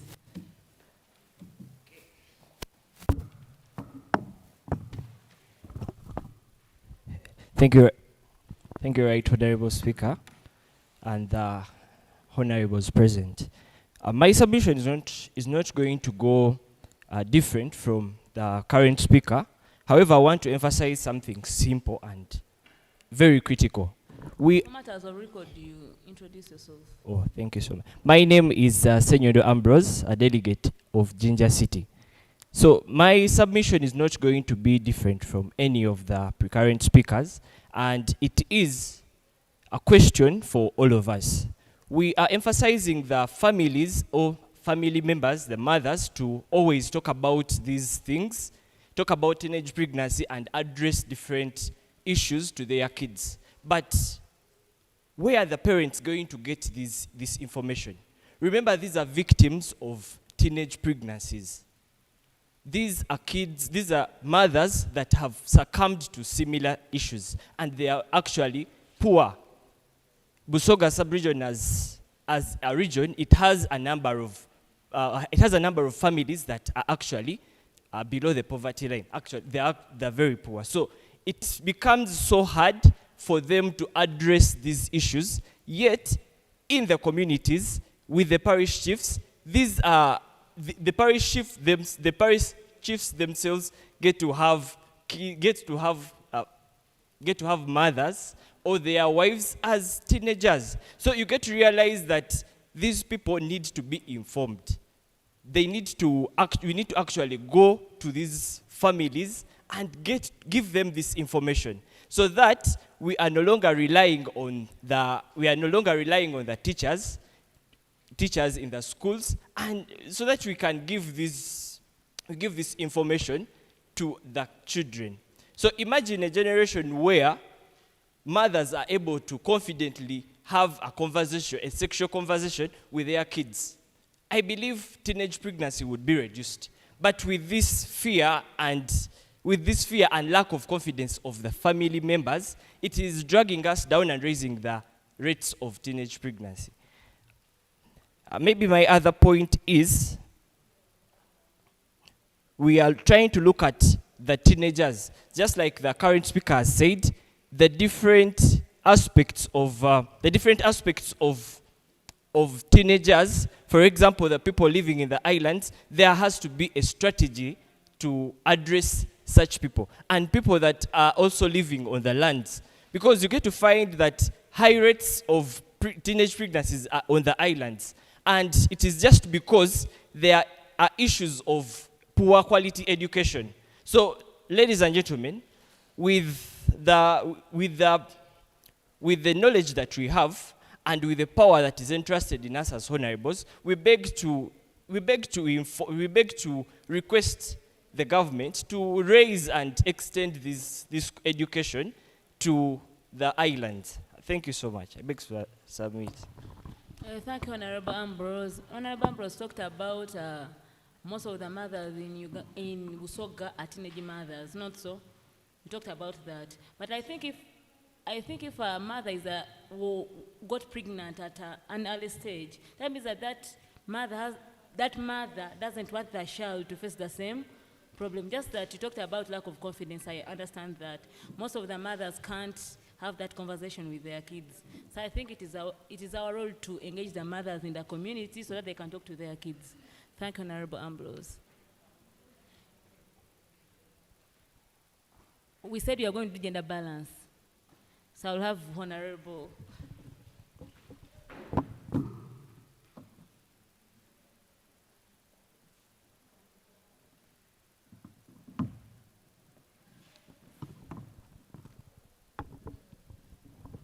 Thank you, Honorable Speaker.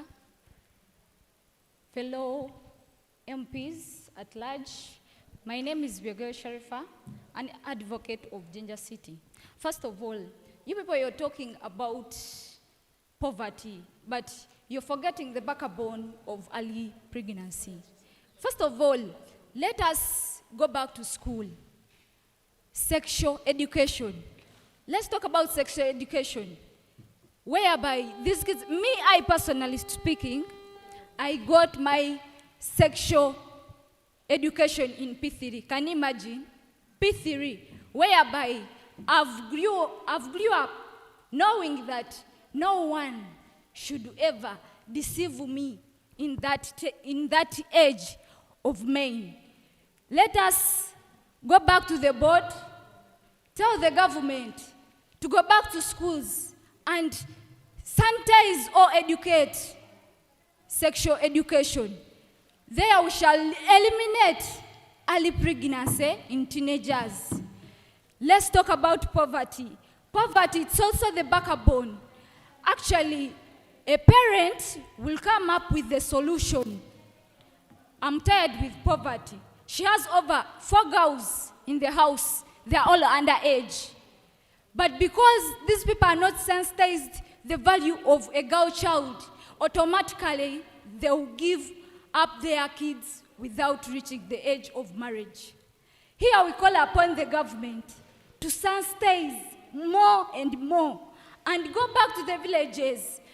As I've told you, I personally, I've grown up with that in Maine because I got sexual education. There will be no way a girl child will be deceived.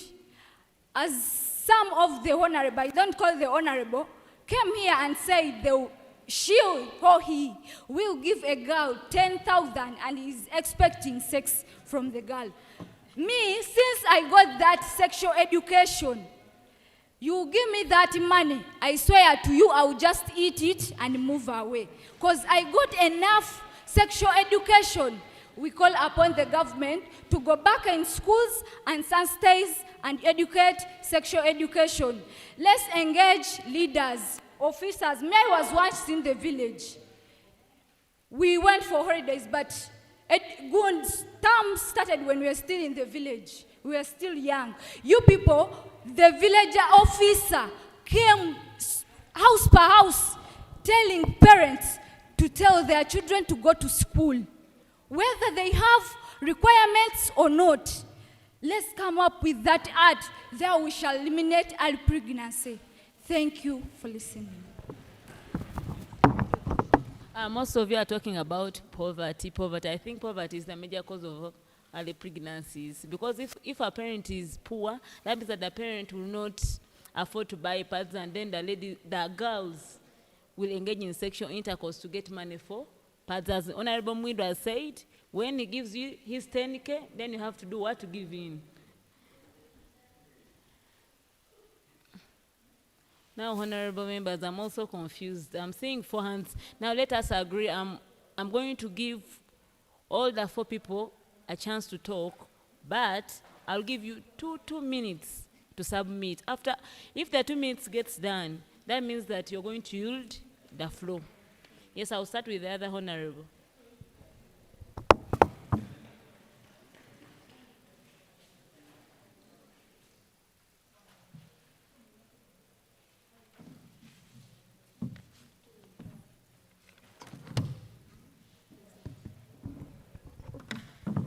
Thank you, Right Honorable Speaker. Fellow honorables, I'm humbled to be in front of you. I'm Chiaga Ashraf, a resident of Jinja City. I have just 2 questions in my submission. First and foremost, we're discussing of teenage pregnancy. My question that I would at least wish to place, what's the genesis of the matter before even we discuss the outcomes? Because now, the outcome is the teenage pregnancy. But what's causing teenage pregnancy? This is Busoga. I've been in Busoga for 15 years now. However, I originate from other districts. But at least I know the problems of this area. Before we even think of anything, we have to sort something. First, personally, I've been a student. However, I've been close with girls that have ended up as mothers. But what has really caused that? Now, poverty has been a problem, and indeed it is.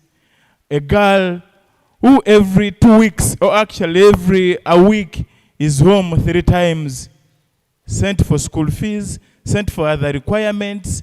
On the way from school to home, there are many temptations. Now, how can we really solve that? The government really fornicated the issue of these UCE schools, but indeed it's not right. As youths, we have to raise our voices. For example, I'll give an example of the Mighty School, Jinja Secondary School. It's a government school, but a day scholar is paying approximately 400. A day scholar is paying approximately 400 minus requirements. It is government aided. It's a government aided institution. But the scholar is paying approximately or beyond 400 minus requirements. So a student or a child is expected, personally I have an office at Nizam Road. They always bath there, day, night, and whatsoever. Now for a case of these boys of ours, that really pioneering this, they do have a boarding section, but they move like 1 kilometer from the school to the hostel. Now on the way, they have chances of doing whatsoever they can. So before we even think of the poverty as of the teenage pregnancy, we have to solve a problem. The genesis of the matter is first poverty and government policies that are not working. We as the youths, we have the chance. This can start with us. We raise our voices so high to the government so that everything that at least it promises, put in position. If that is sorted, at least we shall have. Of course, we can't finish this in days, in hours, or in years. But at least if we start today, we can create a difference in this. I beg to submit. Thank you so much. Now, thank you, Honorable. I've picked our honorable from this side. Now I pick one honorable from this side. Yes, Honorable Chiregea.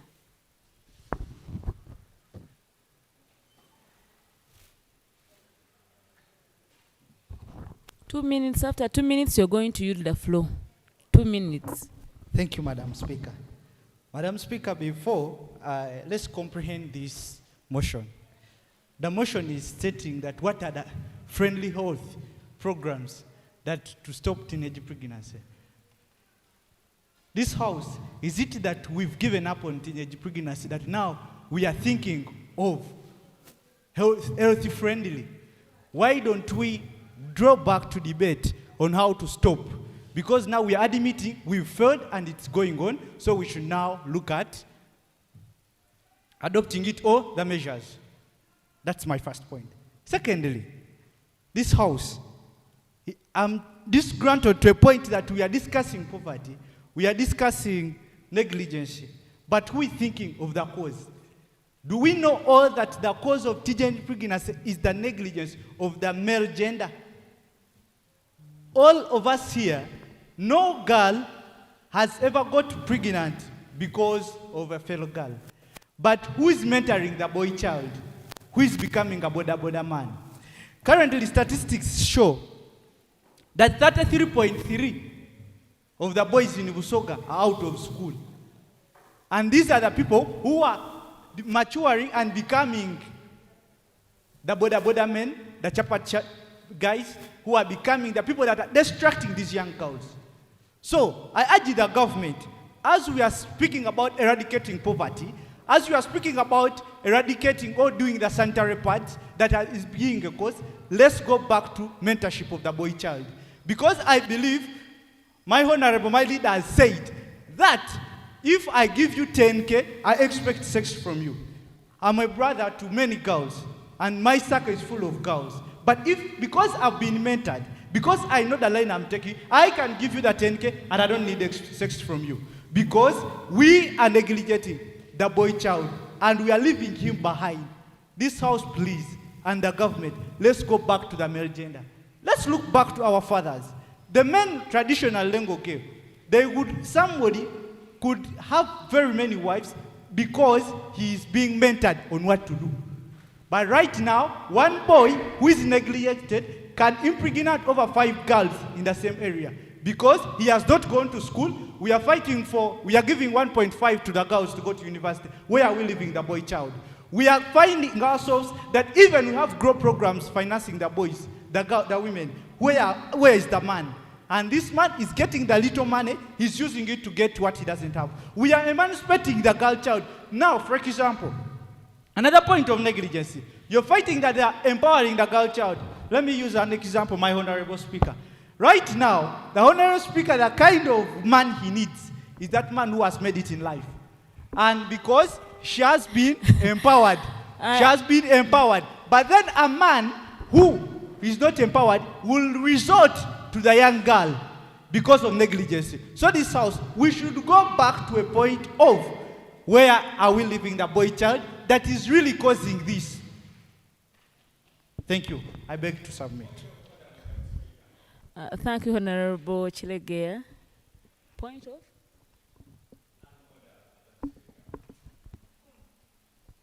Okay. Point of what? Addition. No, okay. I'll give a chance to Honorable Luban, the Honorable. Yes, now a chance and Honorable. But I'll give you one minute. Mine is less than 1 minute, right, Honorable Speaker. You see, this is a debate, and I feel the Honorable Shalom has really been dishonest, or the other side assertive, and he has insulted you. Because I don't think it's an order in this August House to really, Honorable Shalom, to assess the type of man that you need when we are in for a debate. And he has even been specific that you need an accomplished man. Madam Speaker, what if you have another view? I don't see that order right. Thank you, Madam Speaker. Honorable, Speaker, am I allowed to protect myself? Honorable Chiregea, first of all, I can have a man and I empower that man. It's not that if I'm empowered, yes, I can empower the man. But right now, I don't have a man, but I'm looking for that one I will empower. Okay, I remember I'm a lawyer in making. In my internship where I do it, I remember a man came and approached one of my councils. And then the council asked him, "You want to be my husband, but I'm driving an area hybrid. If I get a fracture on the highway, can I call you urgently to help me?" If so, Madam Speaker, I believe by the time you'll be driving a Range Rover, you'll need a man who has a step, who is empowered somewhere. Because I believe one tire is approximately 500,000. And that means a man who can do that is an empowered man. But men who are not empowered, this house, will resort to a young girl whom he can compromise with 50K, with 20K, because he is not being empowered. And we are culminating into Honorable pregnancy. I beg to Sharon, submit. I think men are just not confident. Because how can you tell that I will not accept you when you're not empowered? You come and try your luck. Because I might be ready to empower a boy child. Yeah, no, I will give a chance to Honorable Sham, yes.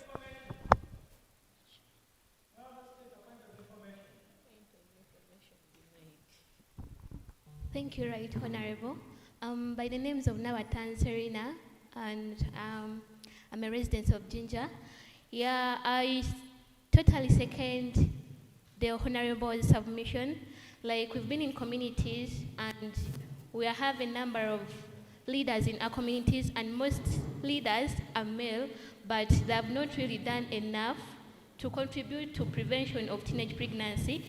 And yet they all have female members in their families. They have wives, they have sisters, they have cousin nephews and all that.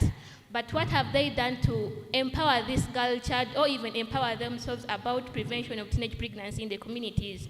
This is where I call everyone, every boy child here, every honorable member here in the house, please empower yourself. Before you're empowered by somebody else, stand up and stop giving that 10K in stop giving out that 10K in exchange with what? Sexual intercourse. But instead, let us empower ourselves that before I give out this money, because I need something from this lady or some girl, what am I supposed to do as a boy or a man to support this person in the community so that they don't go astray and mess up? Thank you so much. Right, Honorable Speaker, I need just to correct something in her submission. You have 2 seconds to do that. She has said that this man, but is that man empowered? That's my question.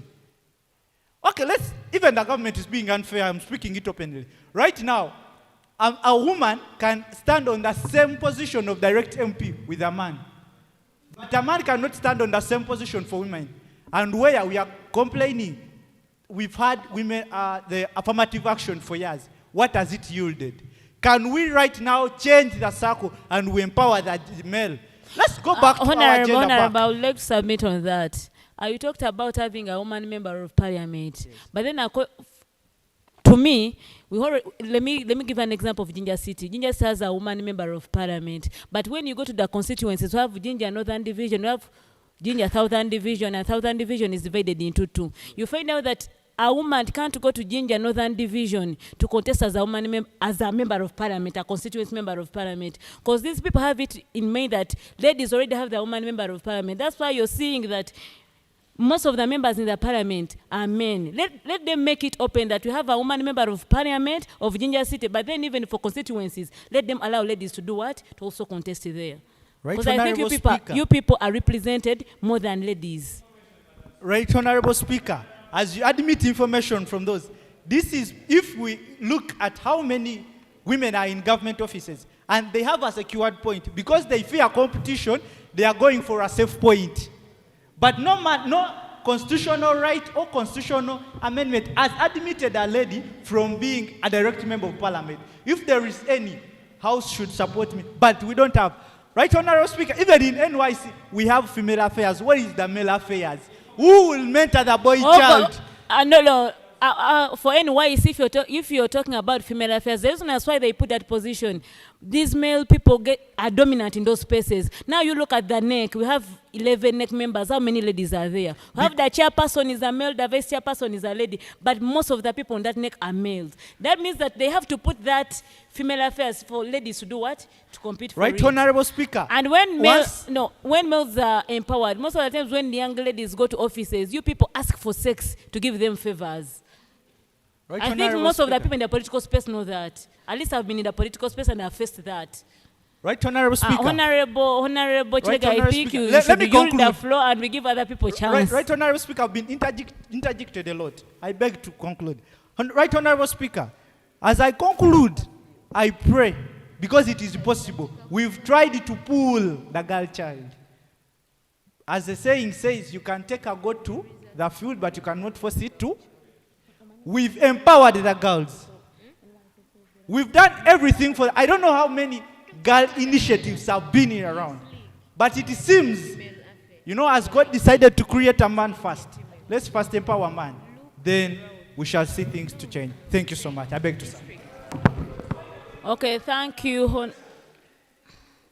I also need a submission from people with special abilities.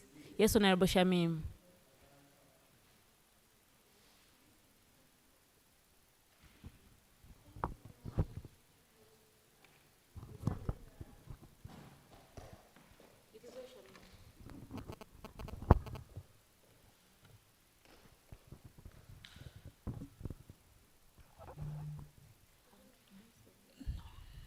Thank you so much, Right Honorable Speaker. Because of the barrier challenges of the steps, allow me submit from here. Yeah, my name is Wakora Shamim, and I'm from Igang District. I'm submitting in support of the motion. Yeah, and my submission is so much on persons with disabilities, especially girls and young men with disabilities. Yes, I'd like to let the House know that girls and young men with disabilities face a double effect when it comes to teenage pregnancies, because first of all, they are women. Like I, submitting here, you are a woman, you are facing challenges, and then also you have that disability. So it's a double effect. First of all, I'll speak about the myth and misconceptions in our communities, where people say that if you sleep with a girl with a disability, you can heal from HIV.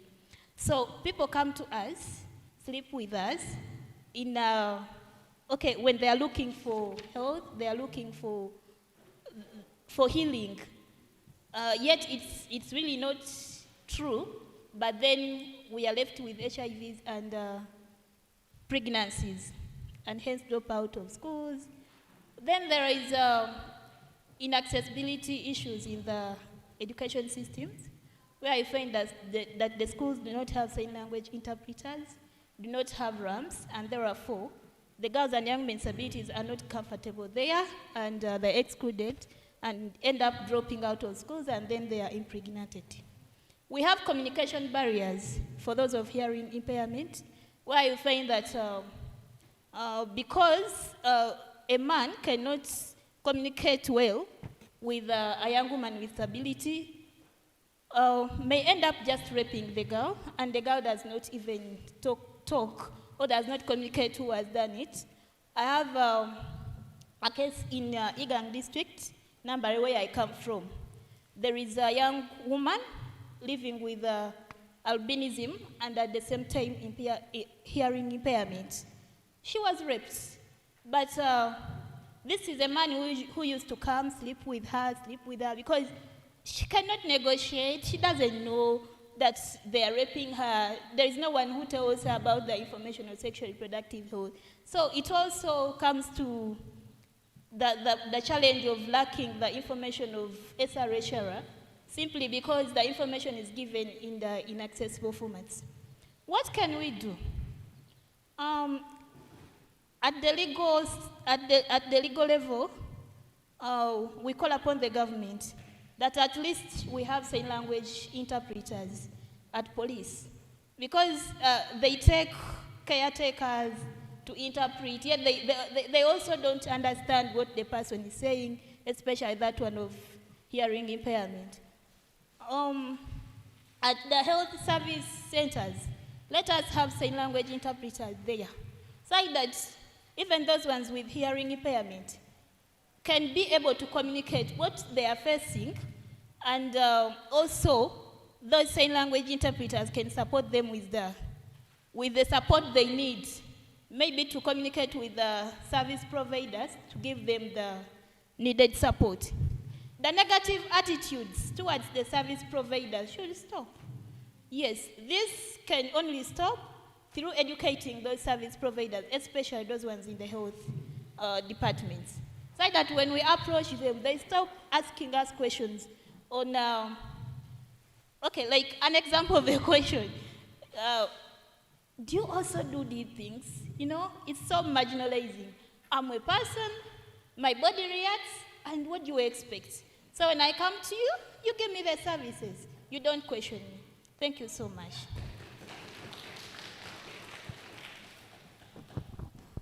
Thank you, Honorable Shamim.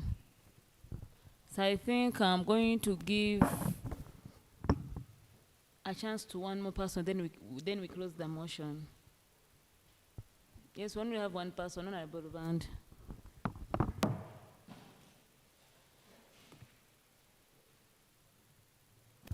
Thank you so much, Right Honorable Speaker, and the honorable members in the Parliament. You see, Honorable Speaker, the district where I come from, we are greatly disadvantaged when we are here to speak about teenage pregnancy. I stand here to speak with pain. Right Honorable Speaker, teenage pregnancy in East African region, we have 4 leading countries. Uganda stands at a rate of 24%. Tanzania with the highest of 24.5%. Kenya with 17%. Rwanda with 7%. But Right Honorable Speaker Busoga, we sit at a rate of 28%. Now this means that the region of Busoga alone is competing for an East African award when it comes to teenage pregnancy.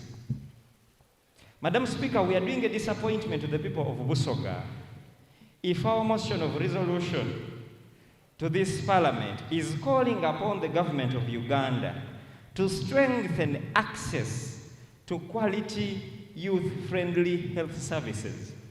The reason that's why I asked Honorable Sylvia to expound this on youth health-friendly services is I wanted to know something. And then the youth health-friendly services are the likes of teaching about sexual reproduction, something like that, she said. So now, among all these sexual things, we teach about menstrual hygiene, which is okay. We teach about family planning. Now, this is where my heart grows cold. That as the Busoga Youth Parliament, we are here in front of these cameras, and we want the government to strengthen the teaching of these youth-friendly health services, like family planning. And then we tell it to implement the effective fighting of teenage pregnancy. It is a disappointment. This Parliament would adopt a resolution where we would first come and tell the government to implement the effective fighting of teenage pregnancy. If it fails, then we would advocate for youth-friendly health services. But we've given youth-friendly health services a priority over fighting teenage pregnancies. Right, Honorable Speaker, as I said earlier, in this region, girls of 17, 15 are giving birth, and we are here to tell the government on how to teach them about family planning, and instead telling government to put strict measures of fighting teenage pregnancy before we get there. Right, Honorable Speaker, why don't we first talk about enforcing the strict laws? We have people here that are from the law school. We have the strict laws that are put in place for both the people that consent to have poverty, I don't want to call them children, to have poverty at an early age of 17 and 16 years. Right, Honorable Speaker, why shouldn't we guarantee education? It is to my information that I've learned that even a school I've been taking purely to be a public school, Jinja says, is also government aided. Now, this means that the government, if in Jinja as a city, we only have 2 schools that are entirely public, and that's St. John's Wachitaka and the Masesa City School, and all other schools are government aided, then where are these children who cannot afford government aided schools going to go? These are the things we should call upon the government, other than telling them to first come and teach us family planning, and then we fight teenage pregnancy.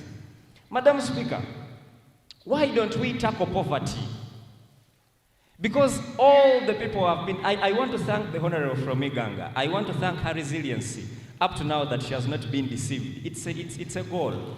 It's a goal up to now that she has not been deceived. And I pray that Honorable Anselm shouldn't deceive you. Please just keep up that resiliency.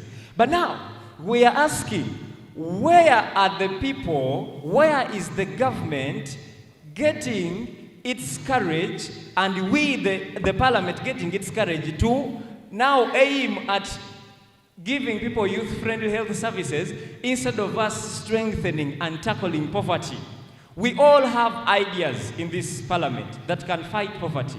But why shouldn't we now tell the government, after noticing that the root cause of teenage pregnancy in Busoga, one of them is poverty, then why don't we urge the government, we stand here to urge the government to first fight this before we go for the youth-friendly health services. I think we are doing a dismay to the people of Busoga, because at the end of the day, a child of 13 will go for family planning with a boyfriend of 14, and they are all interested in family planning other than the information that they need to hear about teenage pregnancy. Right, Honorable Speaker, I beg to submit, but we should take it as a point of thought.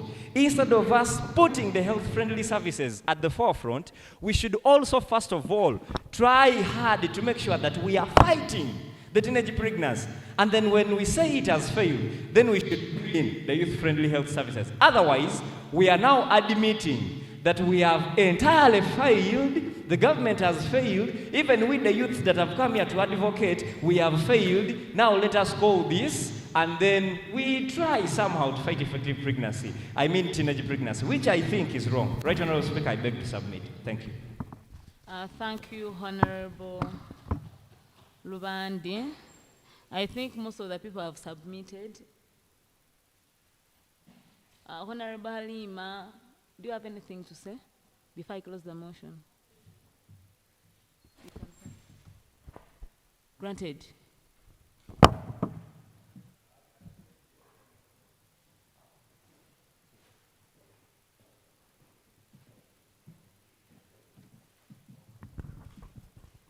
Thank you, the right Honorable Speaker, members of the August Honorable House. Halima, I use 2 minutes. Okay, thank you very much. Right Honorable Speaker, today I rise to make a conclusion on the submissions that we have made for this particular resolution. This House must recognize that teenage pregnancy is a complex challenge influenced by different socio-economic and structural factors. These include poverty, sexual violence, limited access to accurate information, stigma, inadequate parental communication, school dropout, harmful social practices, and the gaps in the accessing of quality youth-friendly health services. It is on this note that this House further recognizes that government has made efforts through laws, policies, and programs aimed at protecting children and adolescents. These laws against defilement and child exploitation, access to health programs, and efforts to improve access to health care and frameworks supporting pregnant learners and young mothers. However, the continued burden of teenage pregnancy, particularly in Busoga sub-region, shows that the policies still have the gaps and need further implementation, enforcement, coordination, and access to community level. Right Honorable Speaker, solving this challenge requires everyone's responsibility, from government, members of parliament and local leaders, the health workers and village health teams, parents and guardians, school teachers, because that is where the students actually spend most of the time, but we have intervention of culture and religious leaders. Right, Honorable Speaker, it is important for us to also recognize that boys and young men are important partners in addressing teenage pregnancy, because ultimately they become the perpetrators of the same. However, young people themselves must be empowered enough with accurate information specifically about the sexual, reproductive, and health rights that will help them make informed decisions. It is on this note, therefore, Right Honorable Speaker, that we say, while all these stakeholders have a role to play, we believe government remains the primary duty bearer, because the existence of policies and laws is a positive space, but their impact depends on the effective implementation, funding, and reaching the communities that need them the most. That said, I want to call upon members of this august House to urge government to strengthen the youth-friendly health services, close the gap between policy and practice, and work with all stakeholders to promote the health, dignity, and the future of young people in Busoga sub-region. I submit. Thank you, Honorable Alima.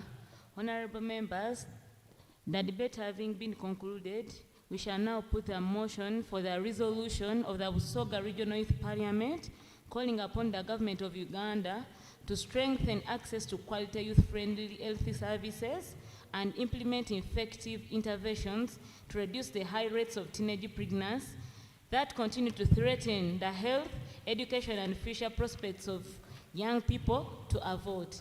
Those in favor say aye. Those against say nay. The ayes have it.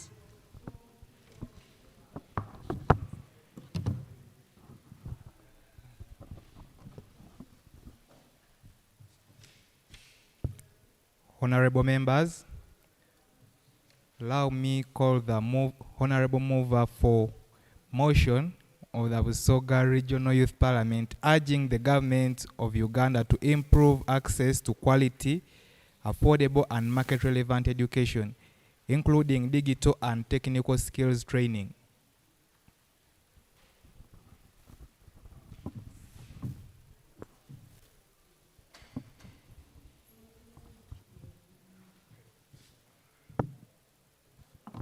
Honorable Mudu, the move of the motion.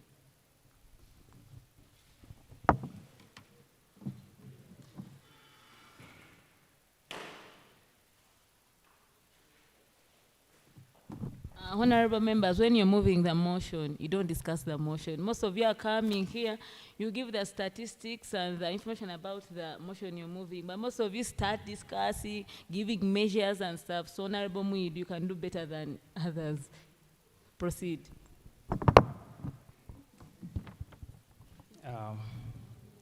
Thank you so much, Right Honorable Speaker, for this opportunity.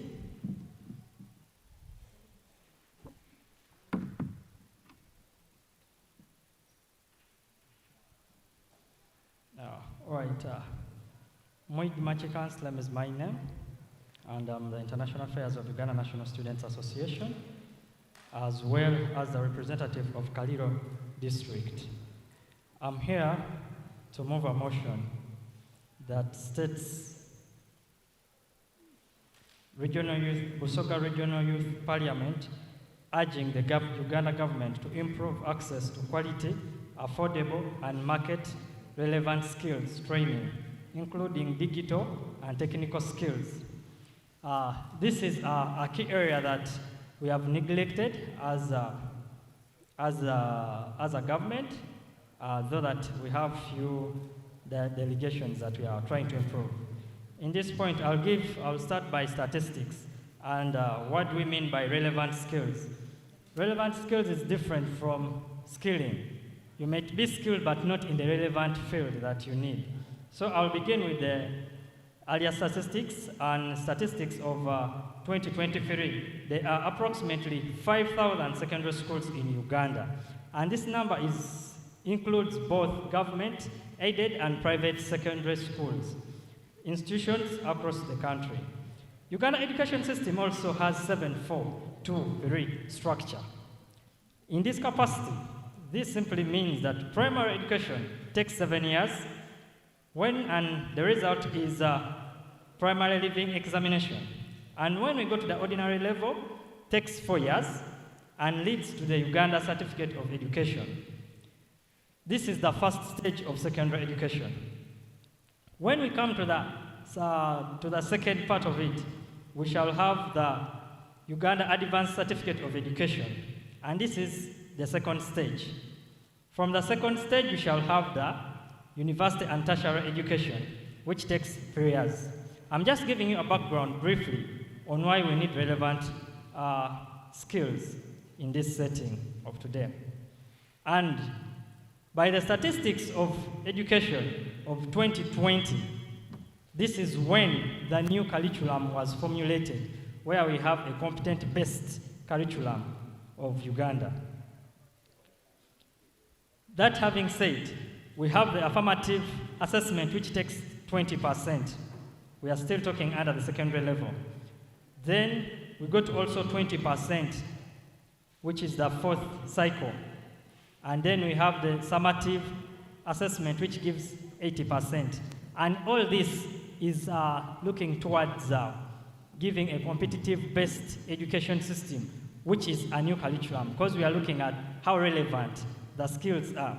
And when you complete with this, it brings you to the 2 years of experience, which is the A level, that ushers you into the university, that starts the biggest challenge. Statistically, the first batch of students' performance in the new level of accreditation states that we had a very great improvement. And why this improvement has come about is because it's gender-based inclusivity. We have practicals which are there, and these practicals help a student to develop practically. That's why we have an improvement, and it's a distinction. With statistics of UNEP indicates that 3,064 and 47 candidates, out of all these people, all of them passed in Division 1. This shows an improvement that introduces them to the university. And under public universities, we have Chambogo, Makerere, Busitema, Gulu University, and all these offer different courses. And these are government-aided universities. But also, we have also the private part of it, of the universities that we can put Kampala University, Cavendish University, and all these give education or skillings to the students of Uganda. We have also national teachers' colleges. We also have health training institutes. These are offering nursing courses and clinical officers courses or allied health. Common courses, we shall have arts, humanities, history, maths, mathematics, just to mention but a few. In this capacity, we are just breaking down where the entire problem comes from. Then, when we slope down to typical administration of these combinations, it's purely coming from the Ministry of Education that gives the gradings, but backed by the universities, to make sure that the people who are coming, they select for you a course given to the grades you're having. After acquiring all this, we also have statistics by the World Economic Forum report indicated that 6 out of 10 workers will require training before 2027. Now I'm bringing the relevant skills of education. And we have that 6 out of 10. Alongside that, we have impact skills, digital literacy, artificial intelligence, and big data collection or management. Coding, data analysis, cybersecurity, mechanical learning, fundamental digital marketing, and proficiency with collaboration tools. All this is a research got from the World Economic Forum, and it's a report. Madam Speaker, as I proceed with the statistics of this pandemic that we are facing, constantly, as LinkedIn, Learning Workplaces, Learn report from the WEF, which is already mentioned earlier on. The job report states that project-based learning case studies, database scientific inquiries, interpret all these as creativity and innovation that the current job society needs, yet the education system does not provide them in details. We shall have also the statistics that show research forecast based from Sweden, that a report shows that every out of the African circumstances that we have, we do not have computer literate or paying platforms for innovation due to the low levels of technology that we are experiencing. And all these quotations I'll give you at the later stage where all these quotations are got. We have socio-economic, socio-emotional learning, which are not specifically taught in these skills, yet it's a ground preparing us to go to the world working areas. But when you ask how people interact with other leaders in those spaces, literally, our students do not have those details. I have identified all this. I would love to update you that the youth unemployment faced in Uganda, statistically, using the Uganda Bureau of Statistics from 2021-2022 annual labor force survey indicates that a youth unemployment rate of around 13.3% unemployment. And what is causing all this? We have skills gap. Many graduates lack practical and digital skills demanded by the job market, as 2020 study by the National Planning Authority highlighted a mismatch between skills taught in education systems. With that statistics, we also say that if we have few education materials or access, for example, as Uganda, statistically, we are a growing industry in aviation. And how many aviation schools do we have? But how many people are interested in the aviation industry? You'll find out that literally we are still struggling in the area because it's a learning skill. We learned that of recent, Hoima or Kabalega Airport is almost at 99.5 completion. But if you asked, do we have the capacity of people going to operate those areas as a new field of relevant education or skills? We do not have at the moment. We also have Mbarara Airport or airstrip that is going to deal with exports that we are also launching. Literally, do we have the capacity to run the two airports at the moment? These are relevant areas that the government needs to see around it, but we haven't handled that. As you said, Right Honorable Speaker, we are not here to lament, but also have solutions. Part of the solutions is creating partnerships. And in case we have Centenary Bank leading the vocational institutions, through partnering with various vocational training institutes to offer provided financial literacy, training, internship. There is no job that we are going to do without internship. And if we fail to have internship places, then we are going to end in theories. Meaning, the government and the private sector has tried to come up to give us these opportunities to train us. We have also technical colleges like Kichwamba that also has Hawaii Technologies, Uganda and Ministry of Education through the vocational institutions and Hawaii establishment of ICT academies. All this is just creating platform, but remember these are private entities. These are not government entities that are providing this. But the reason why they are doing, the private entities jumping in, is basically it wants to equip us with relevant skills that they match, where the government has tried their level best. Honorable Mwidu, yes, right, Honorable Speaker. Please. And conclude. With that, I best here to move a motion that states I move a motion that states, in this Busoga Region Youth Parliament, we urge the government of Uganda to improve access to quality, affordable, and market-relevant skills or technical skills training. Thank you so much.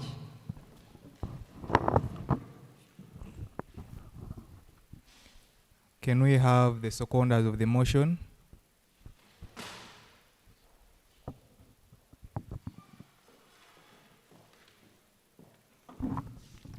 Thank you so much, Honorable Speaker.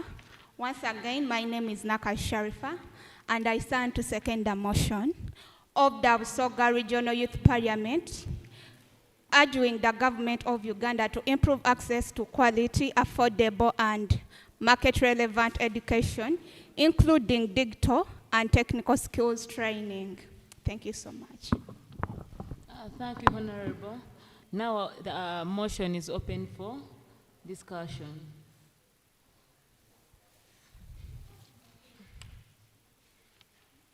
Honorable members, the motion is open for discussion. Motion 6.3.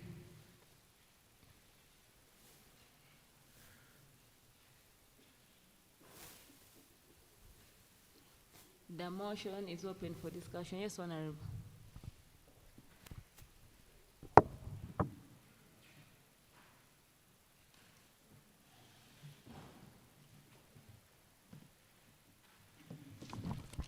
Thank you, Madam Speaker.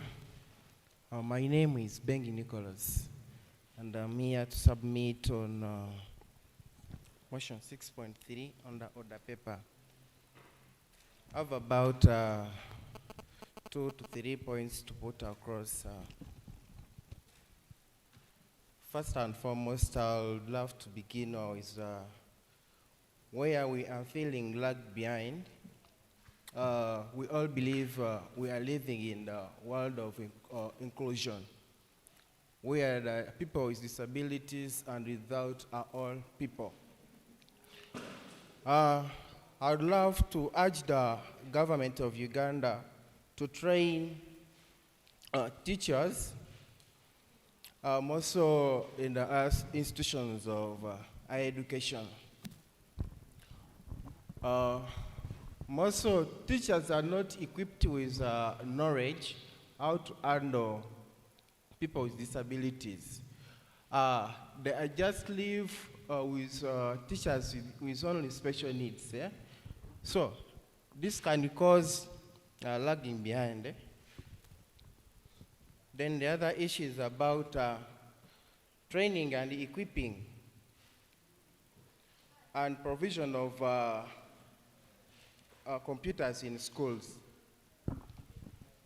There are very few computers in schools around Busoga region, where schools cannot even have computers that accommodate their students. Therefore, I urge government to support and provide more computers in the schools.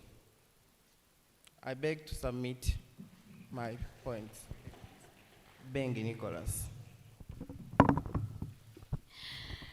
Yes, Honorable Suvida.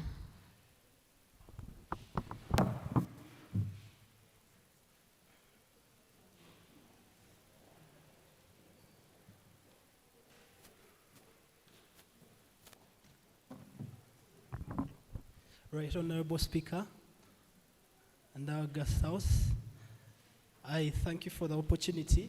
My name is Simon Peter Tusubira, and I'm here to support the motion of the Busoga Regional Youth Parliament urging government of Uganda to improve access to quality, affordable, and market-relevant education, including digital and technical skills training.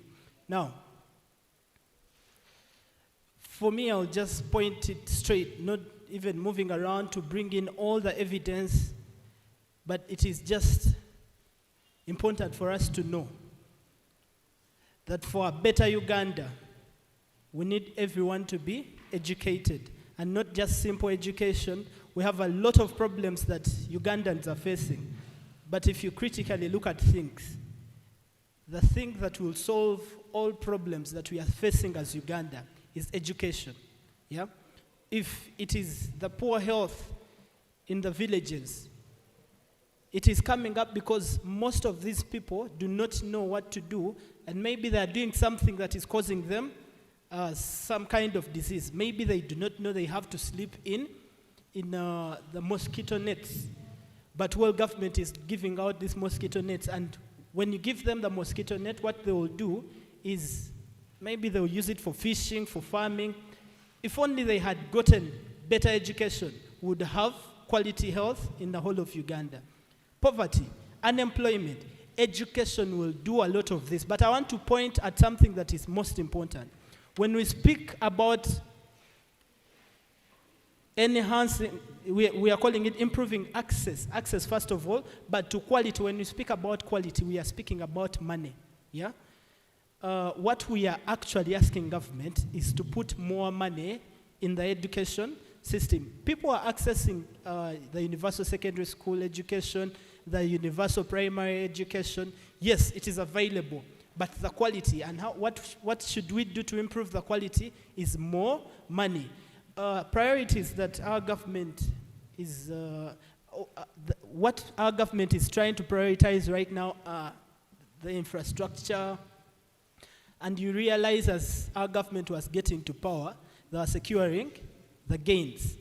Ladies and gentlemen, even if we did everything right, but when we have a population that did not get access to quality education, there is no way we will protect the gains. And therefore, Right Honorable Speaker, I want to support this motion that government should improve access to quality, affordable, and market-relevant education. I will not speak about more into why, what, but I want to just mention that let there be more money. Yeah? If you want good roads, let's first put the money in the education.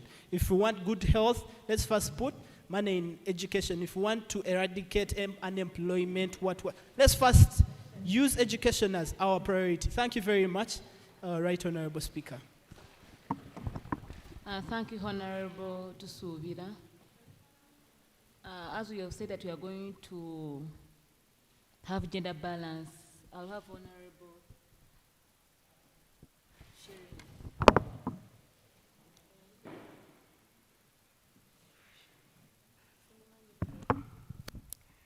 Thank you, Honorable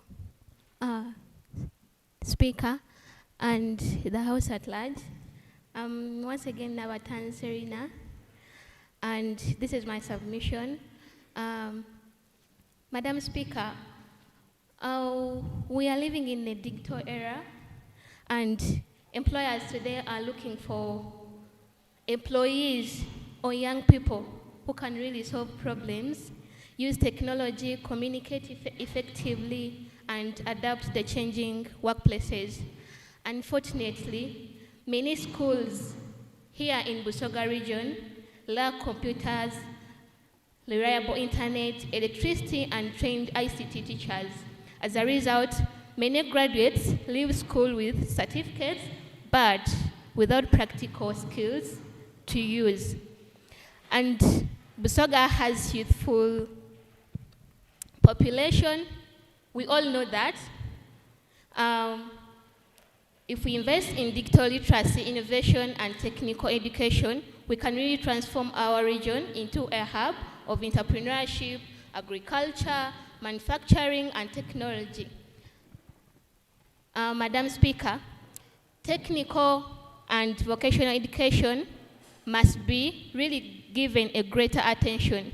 Skills such as carpentry, tailoring, electrical installation, and others can really help us in digital marketing, development, whereby young people can be provided with sustainable livelihoods. Every district in Busoga should really at least have a well-equipped vocational training institutions that are affordable and accessible to everyone. I beg to submit. Thank you, Honorable Nabatanze. Yes, I'll have that Honorable there. Some of you don't get annoyed because some of you have been speaking ever since you entered. Let us give other people a chance to also contribute.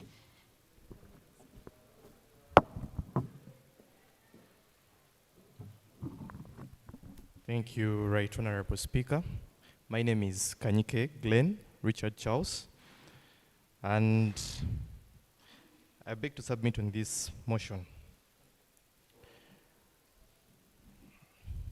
Members of this Parliament, Right Honorable Speaker, quality education should not be measured solely by the number of doctors, engineers, or lawyers it produces. It should be measured by its ability to identify, nurture, and develop every learner's unique talent and skill. Today, our education system still places greater value on academic performance than on practical abilities, creativity, sports, music, arts, innovation, and vocational skills. In this point that I've submitted, what am I trying to say? We are talking about the skills of carpentry, we are talking about the skills of tailoring, we are talking about so many skills here that we're talking about. But how comparable are they to our academic qualifications in class? Do they stand on the same magnitude as the academic qualifications that we have? Because despite the fact that we have put them into place, they cannot be judged to the same magnitude at which our academic qualifications have.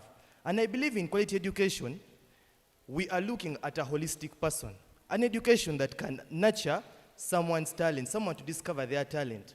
I'll give you an example. Right now, we are just from concluding the World Cup. But how many people have been employed in just this one sport of football?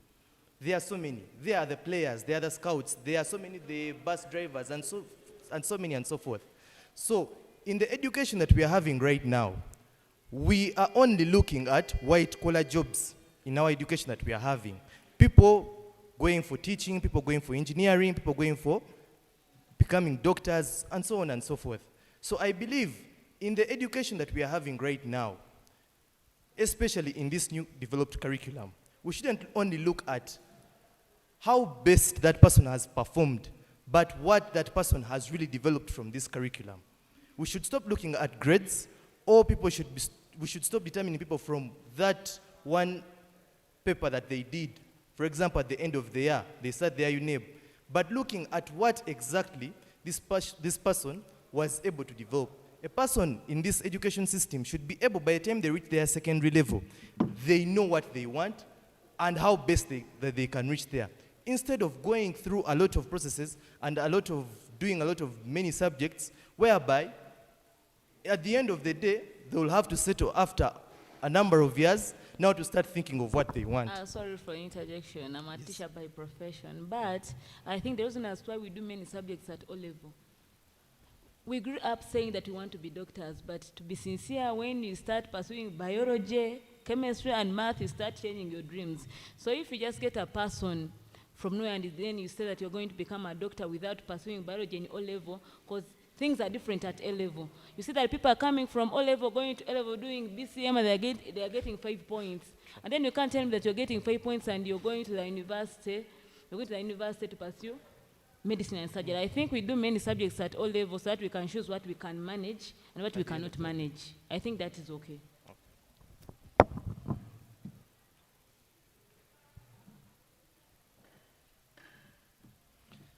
Many young people possess exceptional talents in sports, fashion, agriculture, mechanics, coding, carpentry, and entrepreneurship. Unfortunately, these talents are often dismissed because society equates success with white-collar professions, which I've already explained. As a result, Uganda loses innovators, artists, athletes, and entrepreneurs whose abilities could contribute significantly to the national development. My recommendations are: we should introduce structured talent identification programs from primary school up to the secondary school. We should make sports, arts, music, innovation, and vocational education integral parts of the curriculum rather than optional extras or as options because it is a second path or because of failure. Because most people enter into vocation because they don't see a future in the normal education that they receive, or because that they have failed at certain grades. So they will pursue it not because of passion, but because it's what the system in the country dictates. You have 5 seconds. You'll Yes. Increased funding of technical institutes, innovation hubs, and youth incubation centers. In this point, we have talked about introducing of computers. Reasonable data right now, if I'm at all to get data, reasonable data to use on my phone, it costs about $10 and above. Data is not affordable to everyone. When I talk about $10, that's about 30K that I'm going to spend to buy data. So even though I'm putting these computers into schools, I'm providing the tablets into the schools, the moment they cannot even afford just mere data while carrying out their research, then which means also these gadgets that I've also put in place are not going to be used reasonably or at a much more valued entity. I think that's why most of the universities provide Wi-Fi. Maybe some don't, but where I started from, we used to use Wi-Fi. Not everywhere. Yes, I said Not some. Yes, exactly, yes. So then lastly, creating partnerships between schools and industries so students can develop practical skills. We are having, conclude. Yes, as I conclude, right now, many schools are operating on the basis that we should be the best in this district, we should be the best here and there. But they have not moved out to partner with different industries, for example, roofings, for example, Hima cement, such that people can develop the real skills that they need.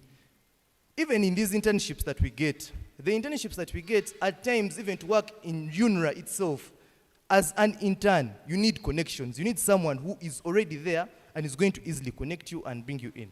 Thank you very much. Thank you, Honorable.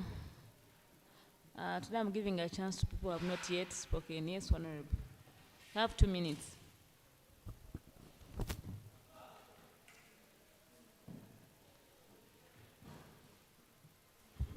Also, honorable members, I'm seeing a lot of lamentations. You people are submitting points which don't match with the motion you're talking about. So members, please, before you come, make research before you come. If you start lamentations, you just use the floor. Thank you. Okay, thank you, Right Honorable Speaker. My name is Nauta Aisha, a representative from Jinja, and on the side of persons with disability. So, Right Honorable, I'm just submitting on a motion. So we have a challenge as people with disability. We face challenge with reasonable accommodation needs that has affected persons with disability to access services. We all come with different special needs and special attention according to our impairments. So I urge the government to remove barriers so persons with disability can participate equally. Young people with disability face unfair disadvantages, exclusion from jobs, and limited access to public life. Also, another challenge, I urge the government to train and support teachers with continuous personal development in the digital world. Most of teachers don't know challenges of persons with disability. They need to acquire some knowledge about people with disability. Another issue is strengthen technical and vocation by establishing more vocation institutions and equipping them. Thank you.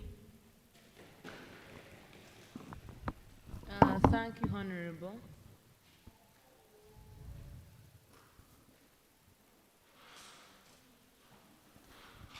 Yes, I will call upon the second of the motion. Honorable Shita.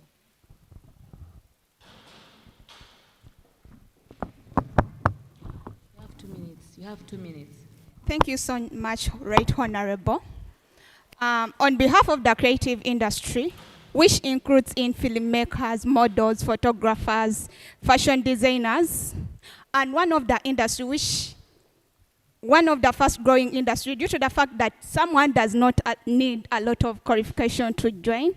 But despite that fact, Many people remain unemployed or underemployed because they lack access to quality training.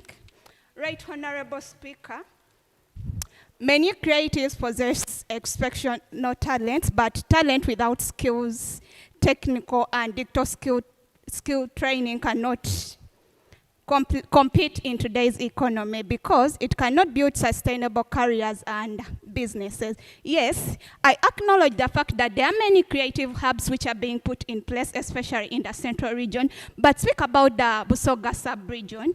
Someone deep down in the village where I come from in Bwanda, this young talented boy or girl is well good at music, but they cannot access a given creative hub.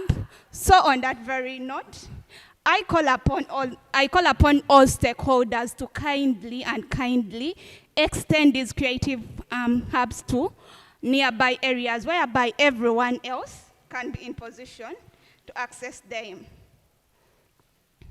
As I conclude, Honorable Speaker, the creative industry is not merely about entertainment, but a significant contributor to economic growth and tourism, cultural preservation. And if Busoga is to fully use the potential of youth population to create industry, the creative industry must be recognized by investing in digital skills, because in today's world, digital skills is so vital in whichever industry that you're working in.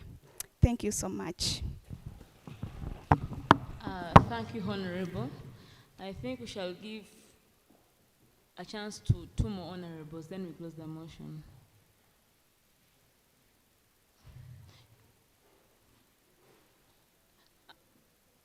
Okay, which honorables want to submit on this? The final ones. I'm saying 3,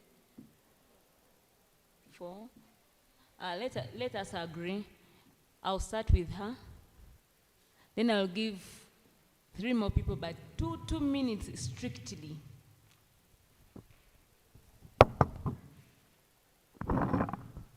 Thank you, Madam Honorable. Thank you, Speaker.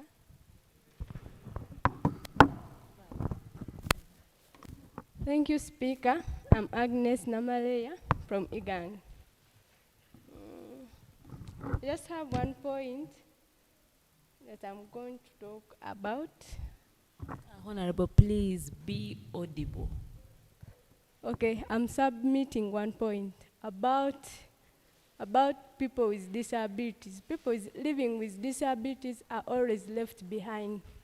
Even if you have a certificate or you have a certain document, you are not seen in other departments. As long as you have a disability, they'll charge you before you speak.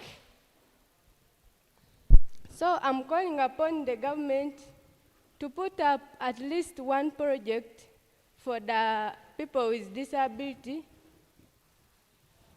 as specifically people with disability to be working in. Thank you. Thank you, Honorable.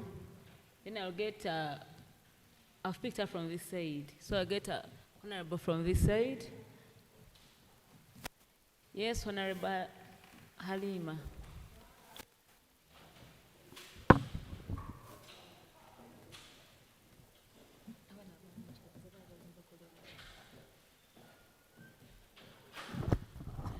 Thank you very much, Right Honorable Speaker. Members of the August House, in regards to the motion that we are discussing today, the market-relevant education, it is imperative for us to obviously have context to what we are talking about. Market-relevant education looks like education that is going to look at the realities of what is happening in particular parameters. Now, for purposes of Busoga sub-region, I want us to appreciate that our strengths realistically lie in agriculture. Have the young people appreciated agriculture? The other day I was having an interaction with the senior advisor on agribusiness, and I want to re-echo what he exactly said. Very many young people are concentrating, me inclusive, on blaming the government or demanding for more things from government, but have not utilized what already is existing in status quo. And I don't want to be quoted the wrong way, but I will deviate from what most of the speakers have been saying. The truth of the matter is, traditionally what we had is that we had informal education. Informal education that looked like that learning was done from observing. You learn, you observe how to fish and you learn. You observe how to hunt and you learn. Through the innovation and transition that happened, we had formal education, which taught people what exists in classrooms. However, still with innovation and transition, people felt it is not practical enough. Why? Because it has taught people to be job seekers, not job creators. What the government did then is to improve on the curriculum and make it more practical in nature. Ladies and gentlemen, it is important for us to understand that even when we have not achieved what we intend to achieve, at the end of the day, there has been progress. And not until we as young people stop asking for what is not existing and first concentrate on capitalizing or maximizing what is on ground, we shall not achieve what we exactly have. Today, one of the honorables was talking about the lack of computers and the infrastructure that is existing in Busoga sub-region. But I want to have this to say. When we speak about computers, we speak about things like simple smartphones. I want to believe that everyone in this room has a smartphone, and very many young people in Busoga region. Now, how we utilize the smartphones, how we use the digital information that we have, entirely comes back to us. The truth of the matter is, even when government gives us the computers, at a point in time where we cannot appreciate the productivity that comes with using the computers well, we are not going to gain from it. It is at this point, therefore, that I urge all of us to first understand and appreciate what we have in status quo, because we have trainings going on, we have very many bursaries and opportunities. Personally, I've always seen the Uganda National Students Association put out opportunities for people, and few people engage. People do not engage in these opportunities. Even when they are out there, the government is not going to make us get to them. Let us get the opportunities, maximize them, and once we have exhausted them, then we can demand for further due. But without utilizing what we already have, I honestly do not think even bringing more access would make us better people. I beg to submit. I have point of information from Honorable Ubandi.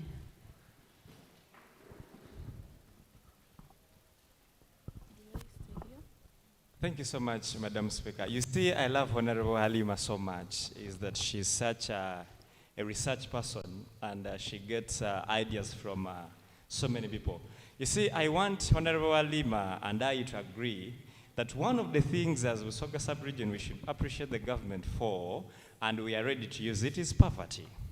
And then number two, since we have poverty, we cannot access the ICT things. We have smartphones, but Honorable Halima, they are for M-Copper.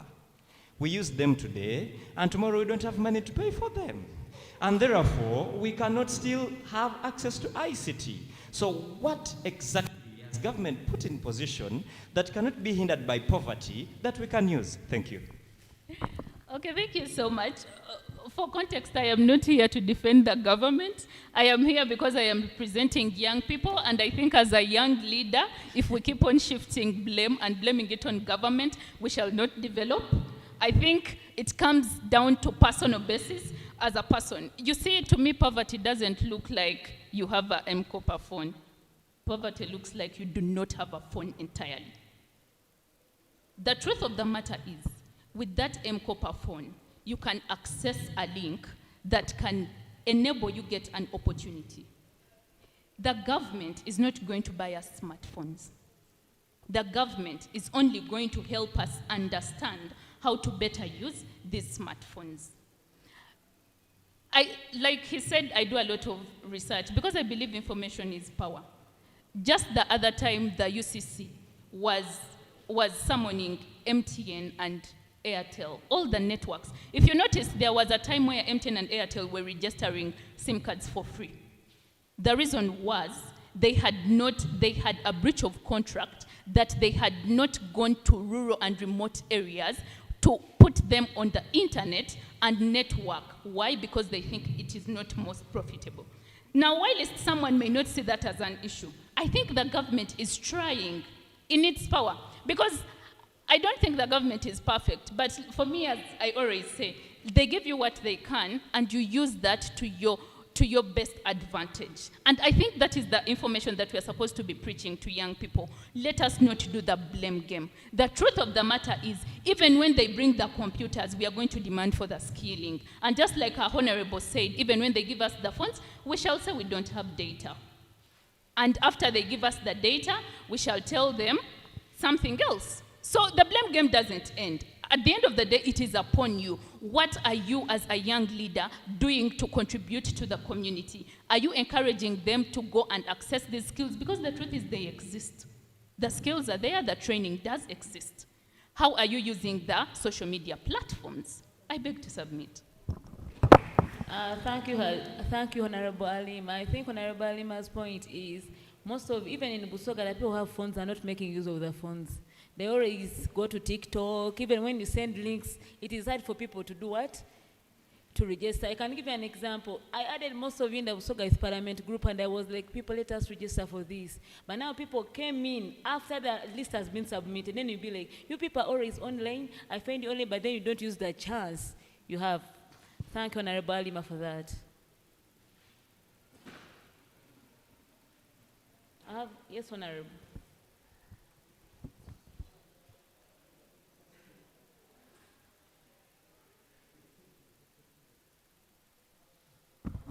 You have 2 minutes. Thank you, Honorable Speaker. Members in the House, once again, my name is Glad Isaac from Jinja District. First of all, I would like to point out relevancy, 1 point or 2, relevance of this motion. We have talked about unemployment, but due to the time, it addresses the youth unemployment. When you read very well the motion, you'll find out that the motion's relevancy is to address the youth's unemployment. 2, it helps to encourage self-employment as the second relevancy. Members, it is very true that it helps in self-employment. Many Ugandans who are young today have gone to school and have qualifications. They have qualified in art, for example, art courses. Excuse me, Honorable. Yes. Which motion are you submitting on? Because we are talking about motion 6.3. Yes, where I am. Yeah, we are talking about to improve access to quality, affordable, and market-relevant education. Yes, but according to the points you're giving, I don't think that you're submitting on this motion. Oh, I'm right. I'm on the right track. Maybe the explanation You are has not on gone. the right track. We can agree with the House.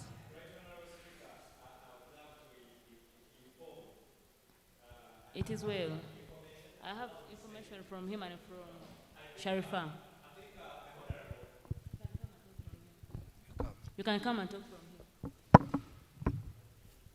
I think the Honorable's interpretation to the motion is quite right, because it says, if you look at the motion of Soga Regional Youth Parliament, urging the government of Uganda to improve access to quality, affordable, and market-relevant education, that's employment. And then, including digital and technical skills, that's self-employment. I think that's in the line is bringing it. I can give you an example. When Honorable Lima was submitting, she pointed out market-relevant education. So I wanted him to tell me, what exactly is he submitting on? Thank you, Honorable. I let the Honorable proceed. Okay, thank you for the correction. Members, personally, I will submit on 1 point. Just I was giving a brief on the topic, on the motion. But my point is on the effect of the motion, and I will give a recommendation for that. The effect of the what? Of the motion, Madam. The effect of the motion on what? on the motion we are on now. I want to tell me how the government improve on Okay. the access of quality, affordable and market relevant education. That's what we are discussing. Honorable Speaker, I'd like to inform the House that education is not an expense. Education is an investment where a person is capable to fight against unemployment, fight against poverty in Busoga sub-region or in Uganda at large. Allow me to proceed, right? This is any negative effect that I'm bringing. I'll give a recommendation at the end. We are aware that the people are brain drained, especially the qualified young youth today. They are going abroad to seek for better future, looking for survival. We'd like the government to improve on this act that is promoting not only in Usoga but in Uganda at large, where we are finding the young people today leaving their sub-regions, their districts, their villages to go abroad and look for survival instead of developing their own communities. That's my point, madam. So I urge the government to encourage the younger youth that the studies you're acquiring within Uganda are important and are good for you to become a self-employed person other than seeking for survival elsewhere. Thank you so much. I submit. Thank you, Honorable. Yes. Sharifati, what are you submitting on? Okay. That means that Honorable have to say yes, Honorable.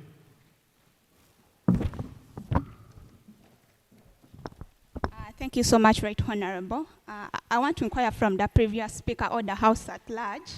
Yes, we've been mentioning there are many opportunities for these youths, but they are not using them. I'm so privileged that I'm working deep down in Mayuge, and I'm working with the village level, with the village people, but who grounded into this Bilala.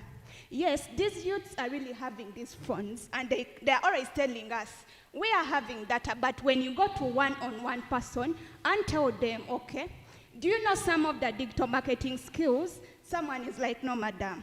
And, you know, simple skills like, okay, you're having a business because I'm working on an agricultural project. These youths are really having businesses, but someone cannot even use their own WhatsApp because we are so privileged that nowadays AI is all over. Someone can just run onto their phone and generate a flyer that speaks about their business. But these youths, it's not that they don't have data, but they are not well aware of it. Yes, government is putting their money, and when we speak about there is even money in the creative industry where they push those people to go deep down on the village level to teach these young people on how to use technology. But the fact is, people are not reaching on the ground level. I really appreciate the speaker who was here before I came in. She mentioned that we can use our power and at least do something within our community, but how many people are willing to use their power, and how many of us really live down or stay deep down with the people on the community level? So that's my inquiry. I think you inquired and then you gave information. You were informing. Okay, Honorable. Then I will have another Honorable. No, there is you and other two people. So I'm giving you 2 minutes and the other two people 2 minutes, then we close the motion.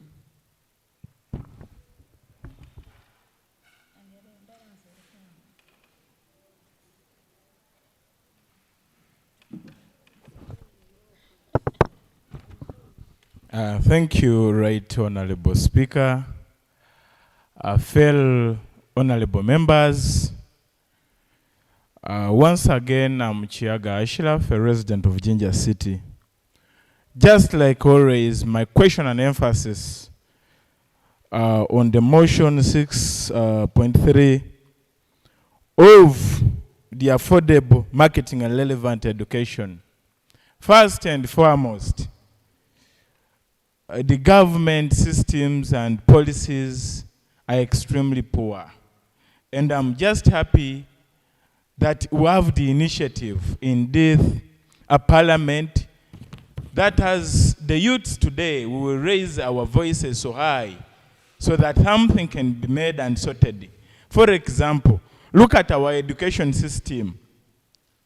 Someone joins school at 3 years, spend 3 years in nursery, 7 years in primary, 6 years in secondary, then to a sister of mine who is pursuing a bachelor in medical, is spending 5 years as in at university. In total, those are 25 years. So from university, exposing or getting exposure to these other sectors of life, you're already old, and in Busoga, you're already a father or a mother. For example, personally, I'm an engineer.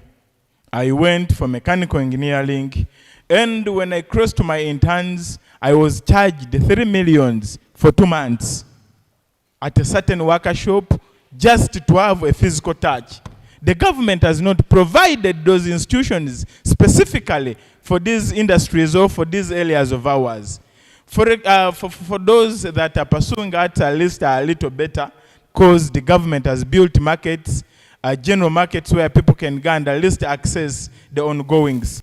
But to those that are pursuing science courses and whatsoever, for example, me who pursued engineering, I spent 3 million for 2 months just for just an intern.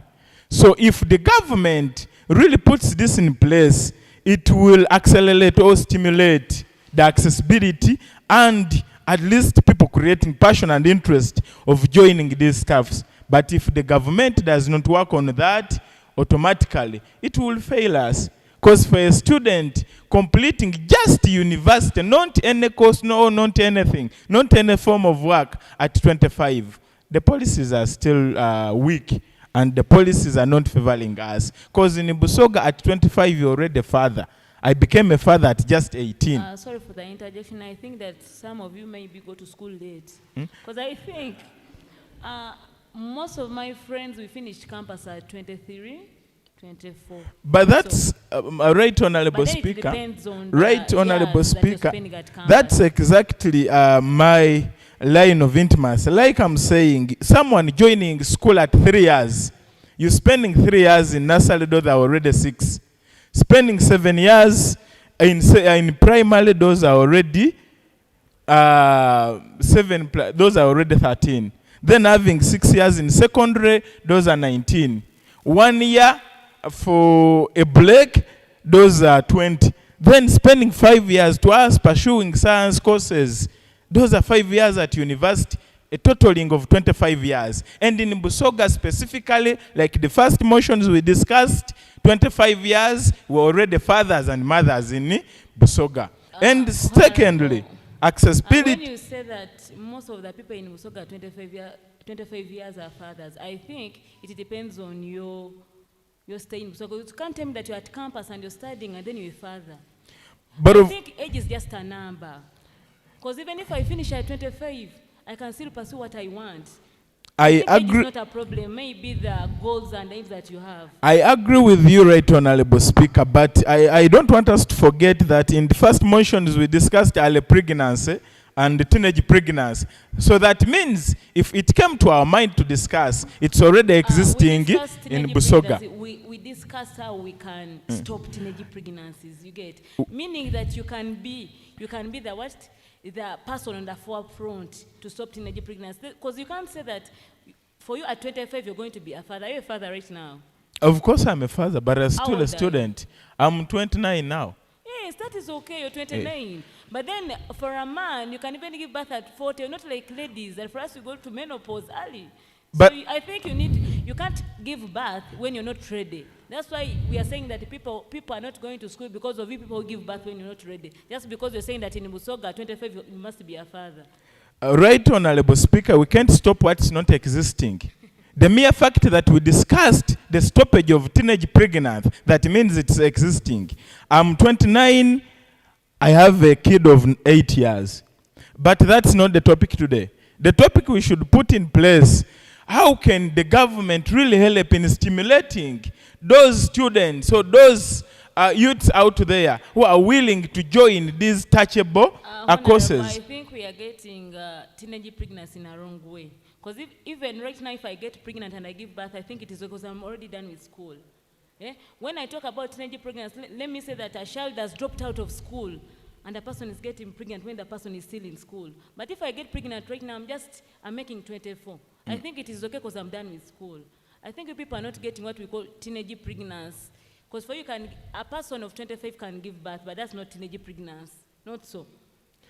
Right, Honorable Speaker, I still respect the submission and I respect my presence here. I made it clear in my first submission as we come to discuss the motion of teenage pregnancy. However, it's not the point now I'm raising on.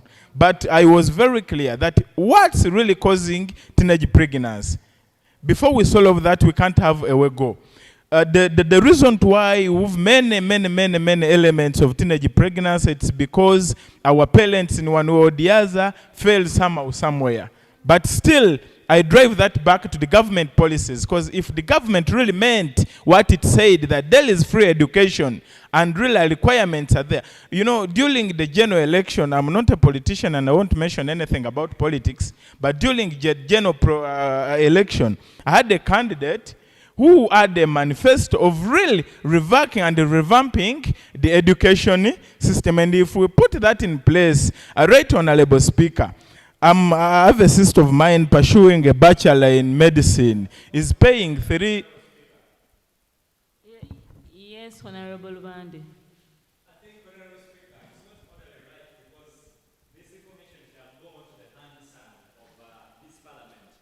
I will not allow the Honorable Speaker to proceed after him quoting a certain Honorable member who was campaigning, and this is a parliament, we should be factual.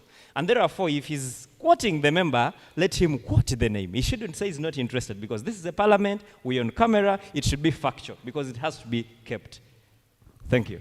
Thank you, Honorable Luband. This Honorable can proceed. Thank you so much, Honorable Member of Parliament.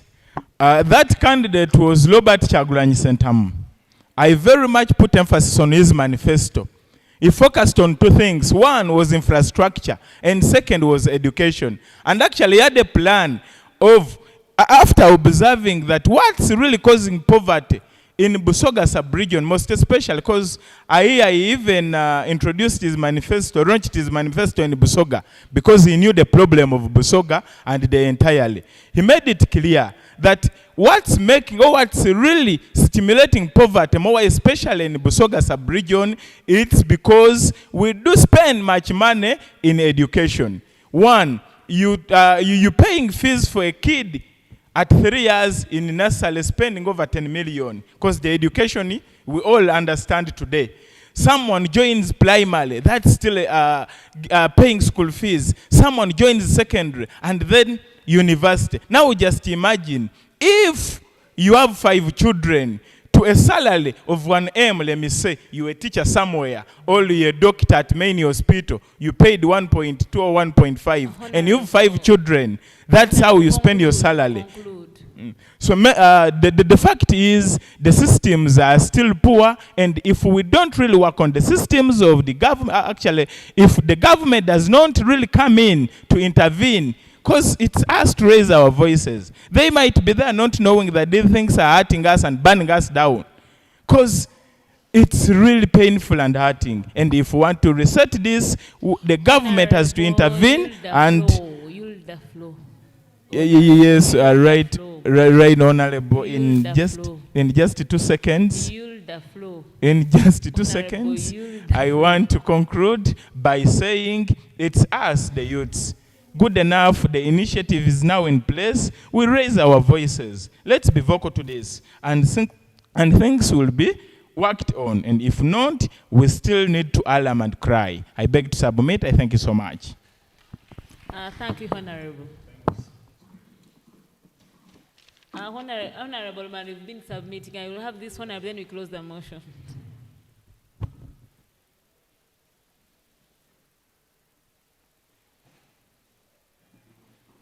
Thank you, Right Honorable Speaker. Don't start lamenting. I'm not lamenting.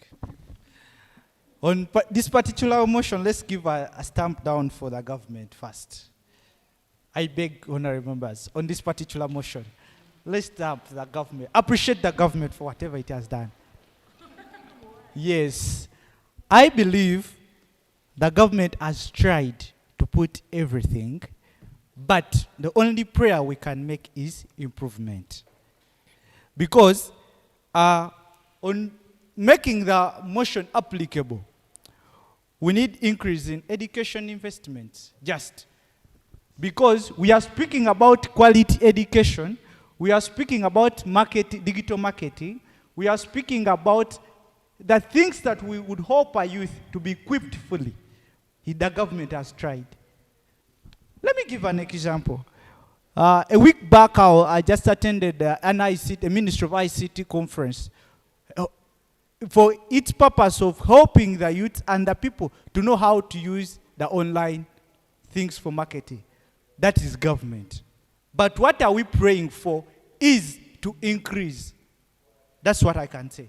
But they have put these initiatives. For example, we are saying schools about the ICT. Let now the government introduce a curriculum that ICT should be started from the primary. Except for schools, for example, Victoria, you are exposed to ICT earlier. So let the curriculum start ICT earlier, then we can be able to attain the digital marketing.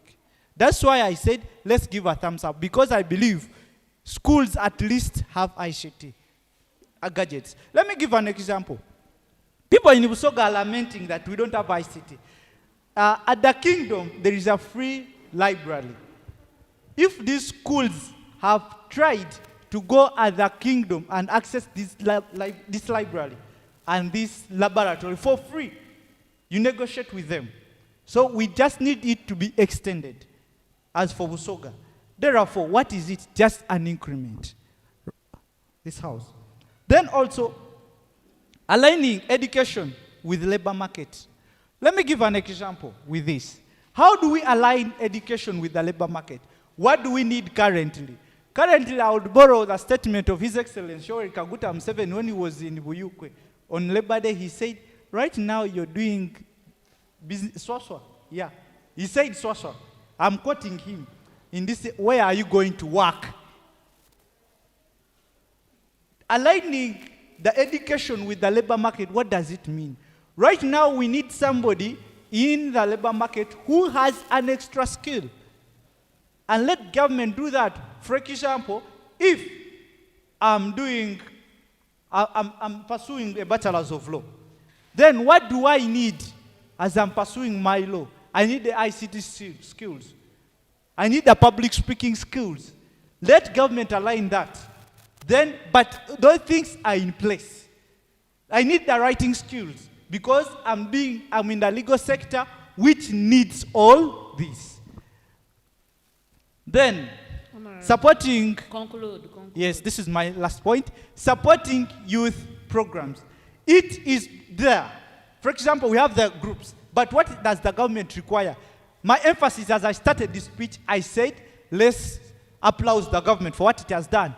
Because these things are there. But we just, for example, if we narrow right now, the parish is too big. The parish is too big. What does the government need to do? Let it say we have youth groups, but we want them to be empowered. Let us deal with these particular groups right now and we increase them. For example, the PDM money, the 1 million cannot do anything. I pray to the government. It cannot do anything right now. So let them increase it to the group. The youth lively programs, these youths do not know these things. Let the government publicize them and let it be practical. And then the last thing, the nepotism part and the corruption stuff. Let it be stepped down, then we shall achieve all this. I'll take one from me and one from him. Yes, great.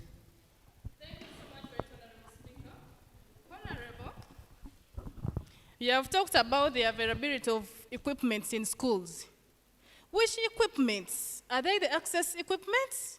Like those who are having deaf impairment, are they having sign language interpreters in schools? Are they there? Are there ramps in each school, which goes to each classrooms?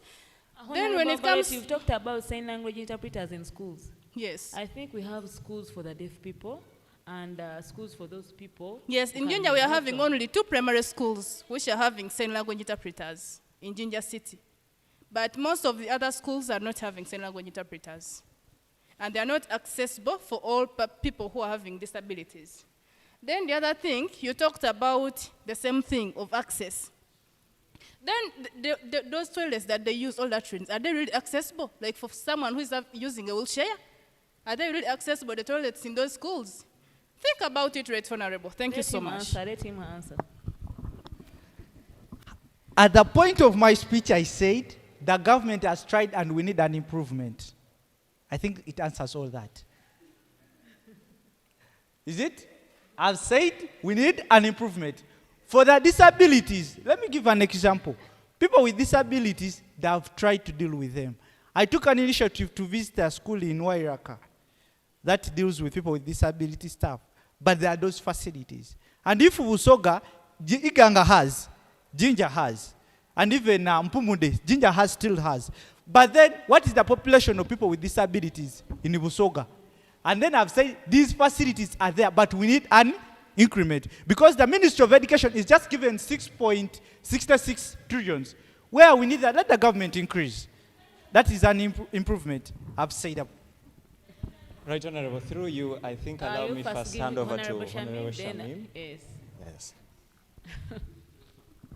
Okay, I would like to guide the speaker, the one submitting, that the government right now is advocating for inclusive education. Yeah, we don't want those, we don't want anymore those isolated schools for persons with disabilities. We are advocating that all students with disabilities learn from the available schools within their communities. That's what we are talking about. In those schools in your communities, are there sign language interpreters? Are the toilets accessible? Are the classrooms accessible? Thank you so much. Thank you, Honorable Shamim. Through you, Madam Speaker, I think I should also inform. I agree with whatever Honorable Shalom has said, except the uploading of the government when it comes to education in Busoga. I have heard here says, I understand Honorable Shalom might be wanting Walukuba Sale as an LOC1 and NRM leaning, and that's the reason as to why he's uploading the government. Right, Honorable Speaker, I want us to be factual. Yes, we applaud the government in other regions for whatever they have done for education. Access. Right, Honorable Speaker, in Busoga sub-region, Busoga College Muiri, Kira College Butiki, Namasagari College, Wanyange Girls, College Wairaka, PMM School. The schools I'm speaking about, Right Honorable Speaker, were prominent schools in Busoga that orchestrated education.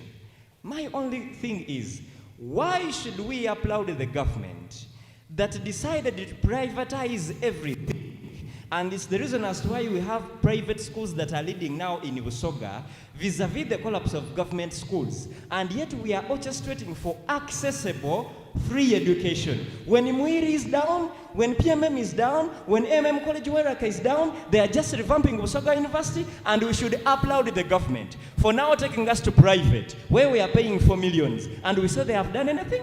Right, Honorable Speaker, I want us to be objective. Where is the free education that we're orchestrating for? If Busoga College Muiri can no longer perform, and not even a parent, not even all these students like Norbert Mao can take their students there, and they are now running to Namiriango, and we should say we applaud the government for the education in Busoga, I think it's not viable, Right, Honorable Speaker. Not. Right, Honorable Chege Sharu. Yes. Let me, yes, I put a disclaimer on the first statement that because I'm NRM leaning, I'm defending the government. That is a disclaimer. I'm being objective. On the first point I've said, we applaud for what is there at first. There is something. Let me give an example. Currently, the government has established, it is Wanyange Seed. I visited Luka. I know you know that area, Honorable Lubandi. If you look at the services, right now they have just uplifted. There is a school there, they're uplifted now. They are constructing. So we should applaud for what it has done. And after saying let's applaud, I aired a point and said, but we need an improvement. It is true. those schools were prominent. But is it only the role of government that has led to their decline? You are saying yes.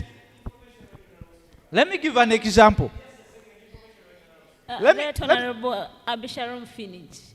You first finish. Okay. So therefore, the government is putting in place some initiatives to improve these schools. And then another thing, the concentration back that was Busoga was the stem of education. Are we still selfish to that point that we still want only Busoga? I'm a proud Musoga. But if to a point that Teso College is also being improved, if to a point that somebody can still go to Topa, someone can still go to, there is a school on the top, Nabumari SS, that means that Busoga only cannot produce these people. So we are trying to expand. And privatization is not bad. I believe you went through a private school. And all the congestion that is in government schools, it could not be solved only if we empower only the private government schools. Look at the congestion at Mengo SS. Look at the congestion at Ginger SS. Therefore, the point you're saying that government has failed, it has tried, and we are still trying. And another thing, this decline. So part of the government. This decline should come with, remember there is change every now and then in life.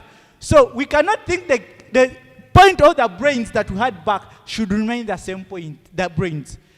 The brains and the food those people used to take, it's not the same thing. Right now you're leaving school, you're going to internet, and you want to concentrate the same way, the way the former Prime Minister, Rukutana Rugunda, used to concentrate in school. You're leaving school, you're thinking about your girlfriend. Are you expecting to produce the same results? Let us be realistic. Yes, the government has done something, but also it goes back to us.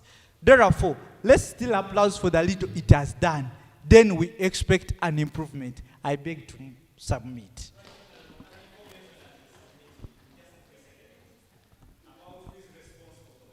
Honorable Halim and Honorable Ruvandi, 1 minute, then we close the motion.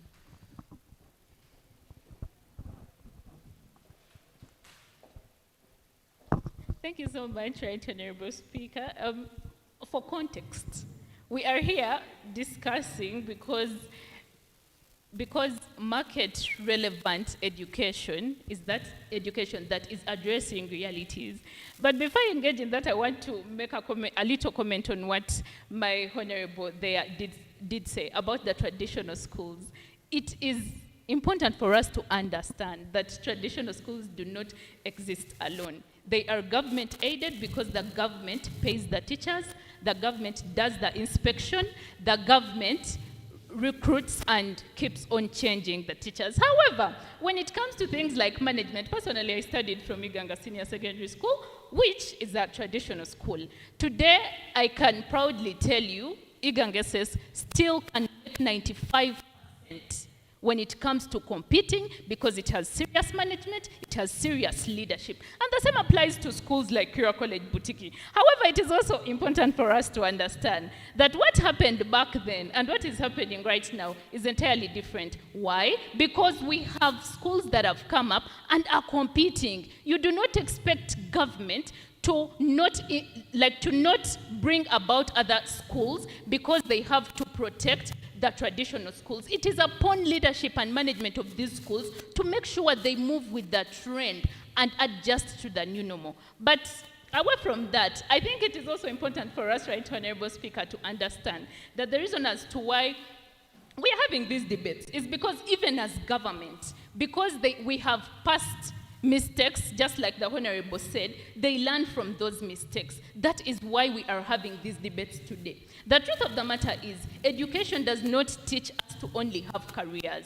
The motion of relevant education looks like us understanding that education also brings about enlightenment. What does that mean is that even when you leave school, you are supposed to be in position to do something for yourself and to have a mind that can think outside the box.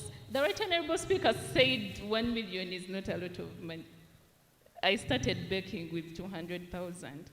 Today I am making serious money from baking. Baking does not need, there are very many skills out there. And there is no way you can say 1 million is very little money. It depends on the setting. So we are talking for those people that cannot afford it. Clearly, I think that is what the 1M is for. It does not give people that are privileged. It is for the less privileged people. What can 1 million do for someone here? Okay. Right, Honorable Speaker, I think every time we are addressing these issues, we look at the urban setting. But majority of the things that we address here are voices of people that are not in urban settings. When we speak about 1 million, personally, I went to northern Uganda just recently, and I can tell you, honorable members, that I traveled more than 50 kilometers to get sanitary towels. There is no way you can tell me that such a person cannot use 1 million. When we went deep to Kaliro, because we were doing a tour. Honorable Halima, conclude. Thank you so much. Okay. As I conclude, right, Honorable Speaker, it is imperative for us to understand that we need the relevant education because it is going to help us be enlightened, and that enlightenment is going to help us be creative in nature, ultimately solving the problem that we are all fighting about, and that is poverty. I beg to submit. I give Honorable Band. Thank you very much. Right, Honorable Speaker, I think you can realize that Honorable Halima did not raise a point of information. She raised the point to connive with Honorable Abishalom to hit mine. But then, if you're to look at our motion of discussion, Honorable Halima and Honorable Abishalom are looking much at the market-relevant education. But the key starting word is to improve access to quality and affordable before we come to market-relevant education. Right, Honorable Speaker, if I had time, I would play the maiden speech of Yoweri Kaguta Museveni, the then good president of this country, in 2001, when he was swearing in, and he clearly told us that according to Uganda's economy, we need to shift from governmentality to privatization. And that's the reason as to why he disbanded UEDCL into Umeme. We went into privatization. He brought in so many parastatals. This country, in 1962 up to the early 1995, the then President Milton Obote had put everything under government. And that's why you see that everything we were attaining it at low affordable prices. If you ask Honorable Lima, who went to Igangeses, that is government aided, she might realize that she was paying a tune of 1 point something at Igangeses for school fees, which is government aided. I'm talking of Muiri back then that was paying 500,000 shillings. I'm talking of AMM College Wairaka, where my father went, and he was paying 250 shillings per term. I'm talking of schools like PMM that was paying, not government-aided schools that are paying 1 point something. And this is my point of concern. If we are not having quality and easily accessible, we are not going to have students that have relevant market skills for education. This is all my point of concern, and it's happening in Usoga. Thank you. I'll first reply to his speech. He said that in 2001, His Excellency said that, and he introduced, right, Honorable, if you look at the capacity that government schools and government parastatals can employ, and how many private can, that the agenda was basically creating employment. That's the first thing. And, I beg your pardon? Then secondly, we are looking at, I'll give an example. Honorable Chilege, Let me conclude. You're doing a lot of lamentations. Not lamentations. No. You conclude. Okay. Then secondly, about the traditional schools. These traditional schools, one reason that they are paying this money, it is, look at the standards at times. Look at what is currently the standard of living that is in those schools. Sorry for the interjection. Therefore, Honorable Chilege, I want to ask a question. Chilege, you started from IU Chibuli. Yes. How much do you pay at IU Chibuli? You're doing low. Yes. How much do you pay at IU Chibuli? You first answer the question. Wait. Answer the question. How much are you paying at IU Chibuli? 2 point something. You're lying. Law school doesn't pay. I have a friend doing medicine and surgery and is paying 6.8. At Makere, someone doing medicine and surgery pays 2 million. And now you can't tell me that. How much do you pay? You're doing low. I'm paying 2 point something. You're lying. I'm not. I'm not lying. It is Okay, on let me say record. Makerere pays 1.02. Yes, but then another thing, what you should know is that this And privatization. do you accept that? Do you agree that most of the people want to join Makerere, but they always put pre-entries to enter at Makerere, but then you find out that most of the people want to go to private universities when they can't afford them, meaning that the government has to make the universities open. Do you know the population that is there? Let me give an example. If you look at the population of So, Makerere, no. do all people Are attend you telling lectures? me that you never wanted to join Makerere for law, to do law? To be honest, You wanted. I wanted you see you. To be honest, Okay, I Honorable, wanted. conclude. Okay. Honorable, conclude. Conclude. Okay, as I conclude, friends and I say point honorables. of inquiry, but let me think it is point of inquiry. Most of you say point of inquiry, then you inform. Okay, you can.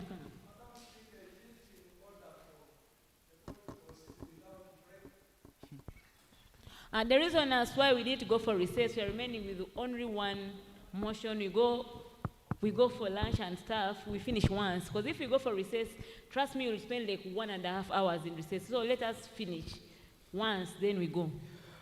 Right, honorable speaker, as I conclude, So according to what you said that you wanted to join Makerere, but you couldn't join Makerere because I it's not wanted for to join everyone. UCU. Meaning that all the points you're giving are baseless, so you can stop there and let us. Right, let honorable another person speaker, I wish to clarify.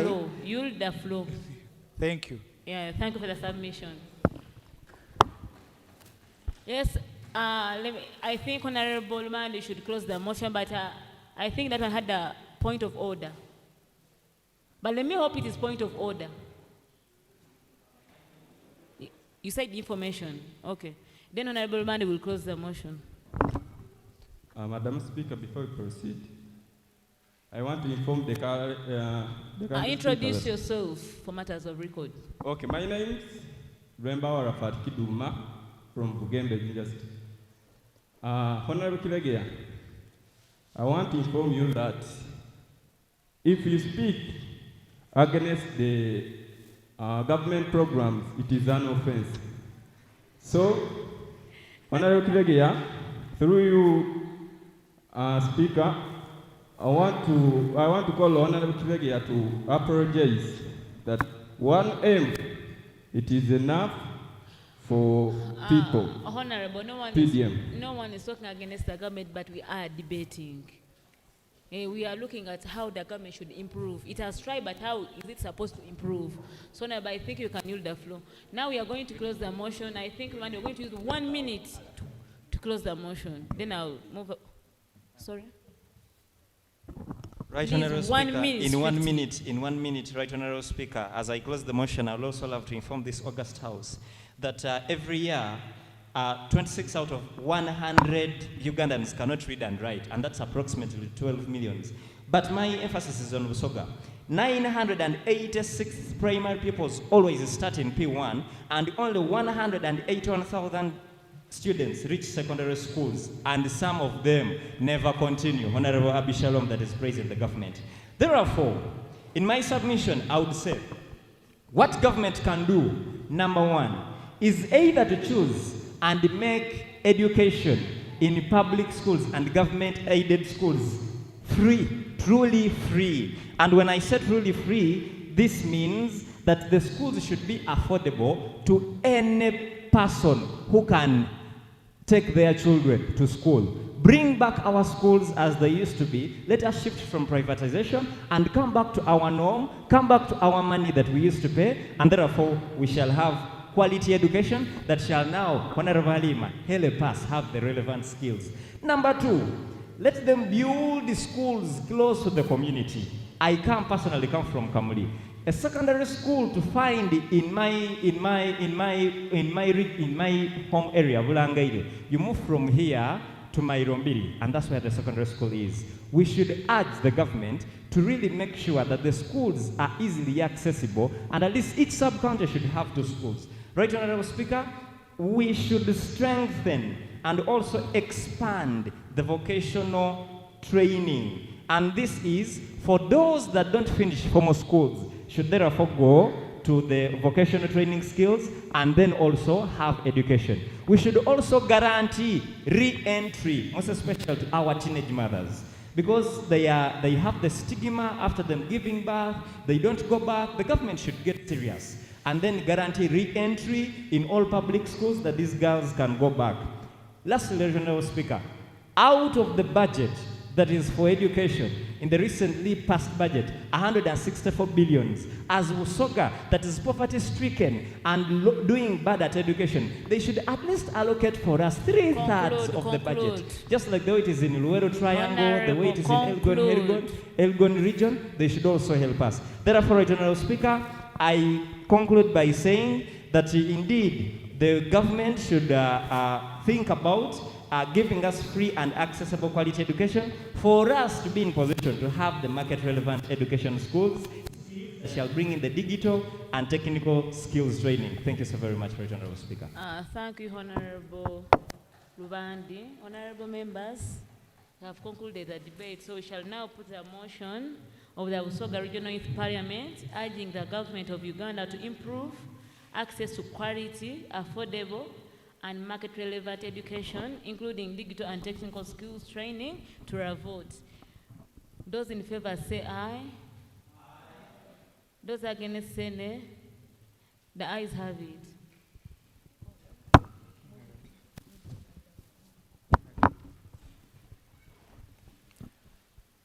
Honorable members, allow me call the mover for the motion of the Busoga Regional Youth Parliament calling upon the government to enhance youth participation in governance, policy making and electoral processes, and to safeguard civic space for young people.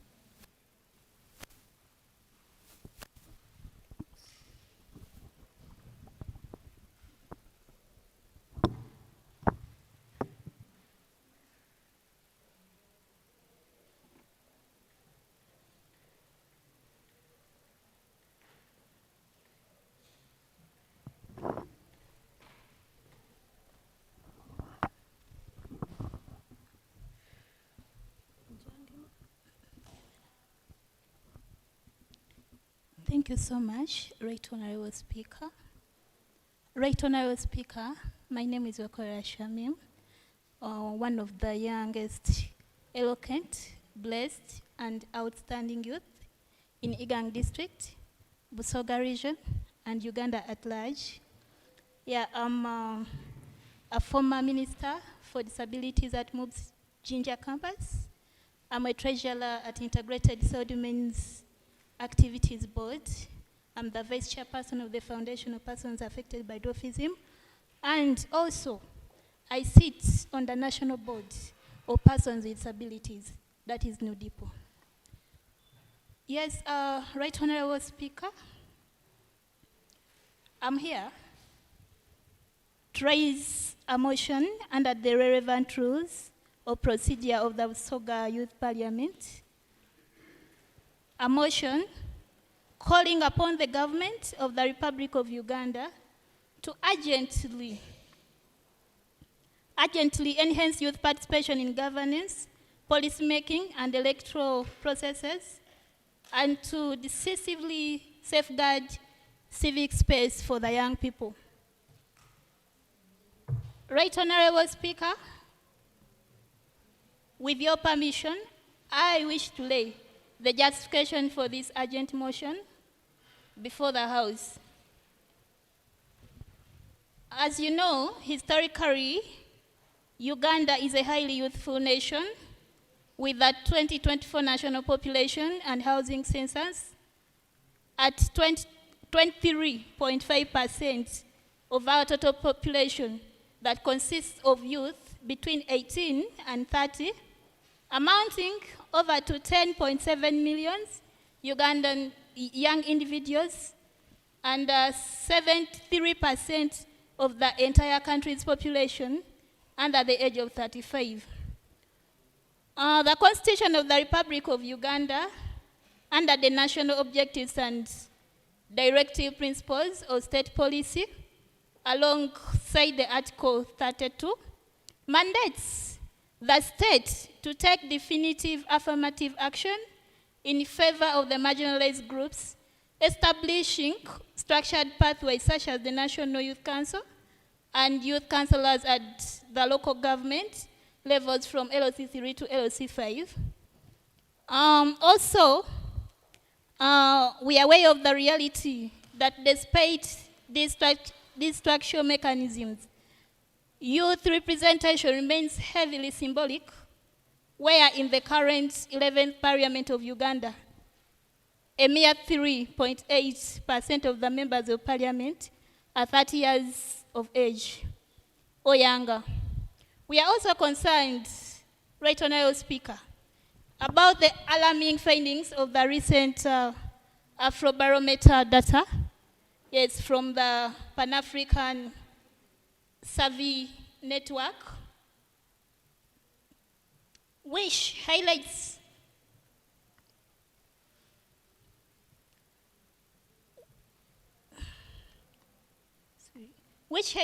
that there is a drastic decline in youth civic engagement, specifically capturing 27% only drop in the share of young people joining others to raise issues, and a massive electoral participation gap where the only 52% of youth reported voting in the last general election compared to a soaring 89% of the citizens that are older than 30 years. We are also aware that as the young people face prohibitive structural barriers to political entry, including the high nomination fees, such as 3 million shillings for parliamentary candidates and 20 million shillings for presidential aspirants, alongside the deep economic disfranchisement driven by a youth unemployment rate sitting between 16.1% and 18%, where 41% of the young Ugandans are currently classified as neither in employment, education, nor training. So we are concerned as the youth that the local youth governance structures are structurally weakened by an absolute lack of financial autonomy, and that regional youth, particularly within our Busoga sub-region, face compounded structural vulnerabilities, including information gaps regarding district budgets, high rates of teenage pregnancies, exclusion from gender-sensitive resource distribution, and a shrinking civic space that restricts the ability of young grassroots organizers, the climate advocates, civil society actors to assemble, consult, and petition their leaders safely. Right Honourable Speaker and Honourable members at this August House, the numbers I've just stated are not mere statistics. The sharp 27-point drop in young people organizing around community issues is not a sign of laziness. It's a rational response to a system that treats the youth leadership as a tokenistic tick-the-box exercise. In our districts across Busoga, Honourable Right Speaker, local youth councils exist on paper, but they are financially starved. They cannot even afford to host community dialogues to gather the views of grassroots youth. Furthermore, when young climate justice advocates and youth leaders try to organize peaceful community barazas to demand accountability on local infrastructure or ecological protection, they are met with a closing, hostile civic space. Right Honourable Speaker, we must move past performance inclusion. True, participation requires financial autonomy, accessible public information, protected civic freedoms, and an end to the commercialization of politics that prices out young, deserving grassroots leaders like us today. Now, therefore, be it resolved, this Busoga Youth Parliament, that the government structurally reforms local government frameworks to guarantee distinct financial autonomy and independent budget allocations for district and sub-county youth councils to move beyond the tokenistic inclusion. The Ministry of Gender, Labor and Social Development, alongside the Electoral Commission, should review the policy barriers, specifically targeting a drastic reduction in high political nomination fees that deprives competent young leaders out of running for, that prize competent young leaders out of running for public offices. The state and law enforcement agencies should protect and safeguard the civic space for young Ugandans, ensuring that there is peaceful community assemblies, youth advocacy networks, and also accessible information. The state and law enforcement agencies. Yes. Conclude and remove the motion. Okay. So lastly, the district local governments within the Busoga region intentionally should integrate gender transformative and inclusive representation policies that specifically lower structural barriers for young people. More so, the young women, youth with disabilities, and all the youth. Right Honorable Speaker, I beg to move.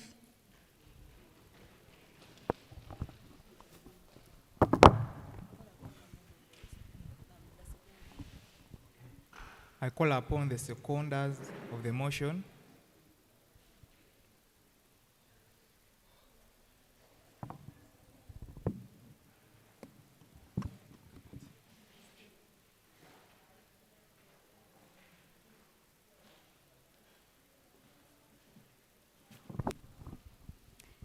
Right Honorable Speaker, I'm here to second the motion, that's the motion of 6-4 that says the Busoga Regional Youth Parliament calling upon the government to engage, to enhance youth participation in governance, policy making and the electoral process, and to safeguard civic space for young people. I beg to submit. Thank you, Honorable. The motion My name now is open for Begre Sharifa. For this motion, due to the interest of time, I'm going to have 2 people from this side and 2 people from this side, then we close the motion. Yes, Honorable. And everyone will be having 2 minutes strictly. 2 people from this side, 2 people from this side, then I close. Yes, thank you, Madam Speaker. Members of the House, my name is Claire Amule Akisa. And from that, you can hear that I'm not from this region. However, I work with the Hummingbird Foundation that works basically with the people with sensory disabilities in Bujiri and Jinja district. And so I'm here to submit on the motion that has previously been read. And yes, we are talking about the government enhancing youth participation in decision-making as a country. Now, I think all of us here, most of us are above 18. That means we have a right to vote, right? So we see that in the previous election that we had this year, in January, we voted for our president. We are still voting for the local council chairman and also the MPs. But do you know that we do not have any data on people with disabilities? The Electoral Commission says that yes, they provide pipelines on how these people with disabilities can maybe nominate themselves if they can stand for a position, how they are going to vote. But can we really say that, let me say, Honorable, for example, went and she had accessibility to the polling station that she went to. I think as a, so like Madam Speaker said, we should not lament. We are here to bring solutions. And the first thing I'll say is that we are in this building for now, but Madam Honorable cannot come up here because there's no ramp. And I can almost confidently say that in the building plan for this government building, there was a policy that said there should be provision for a ramp for people with disabilities to access when they come to use this room. But as we can see, the engineer maybe decided to remove it. And that's the same thing that is happening with when it comes to making civic decisions in this country for people with disabilities. The Electoral Commission has systems. If you go on their website, they will tell you that, yes, this is what we do. We should have a sign language interpreter. There should be someone to help these people who cannot access these polling stations, but are they really there? And when they bring out these results, even for the leaders, they have a whole system of how these leaders get from the village to the sub-county to the district and then finally to go sit in parliament to represent these people with disabilities. But there is no information, members of the House. There is no information that says, okay, 20 people who are deaf came for this election. We helped maybe 3 blind people with Braille as they were voting. There is nothing. And we're just moving blindly that, okay, yeah, we have a leader. And that is, I'm very much against that. And so, yes, I applaud the Electoral Commission for following the guidelines from the United Nations Convention on the rights of people with disabilities, and also the Uganda People with Disabilities Act of 2020 to put in these positions. But I think we should hold them accountable. They should give us evidence. Yes, we have voted. If they cannot even choose the president, how do you think they're going to make other decisions like policies on education?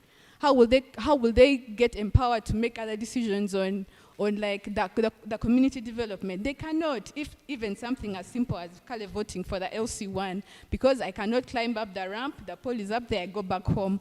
Or I reach there, I cannot read the ballot, and there's no Braille, and if I'm to, someone has to come and whisper in my ear, which takes away the confidentiality of the voting process. I hope we're understanding how it becomes of a barrier for these people. And so my recommendation is that, yes, the challenges that have been identified, and they're in the report. When they gave the report for the elections that was concluded, they still did not mention these things. They cannot give us data, tangible data on how many people showed up, what should we improve on, was this done, was there a sign language even in the campaigns, members of the House, there were no sign language interpreters.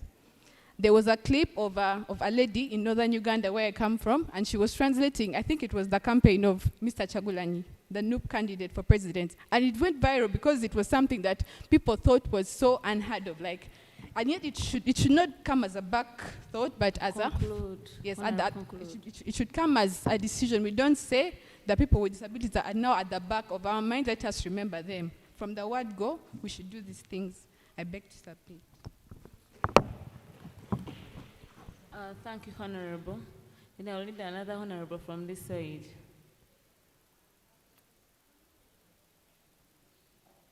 One Honorable from this side. If you don't have any, then I'll give another person a chance. Yes.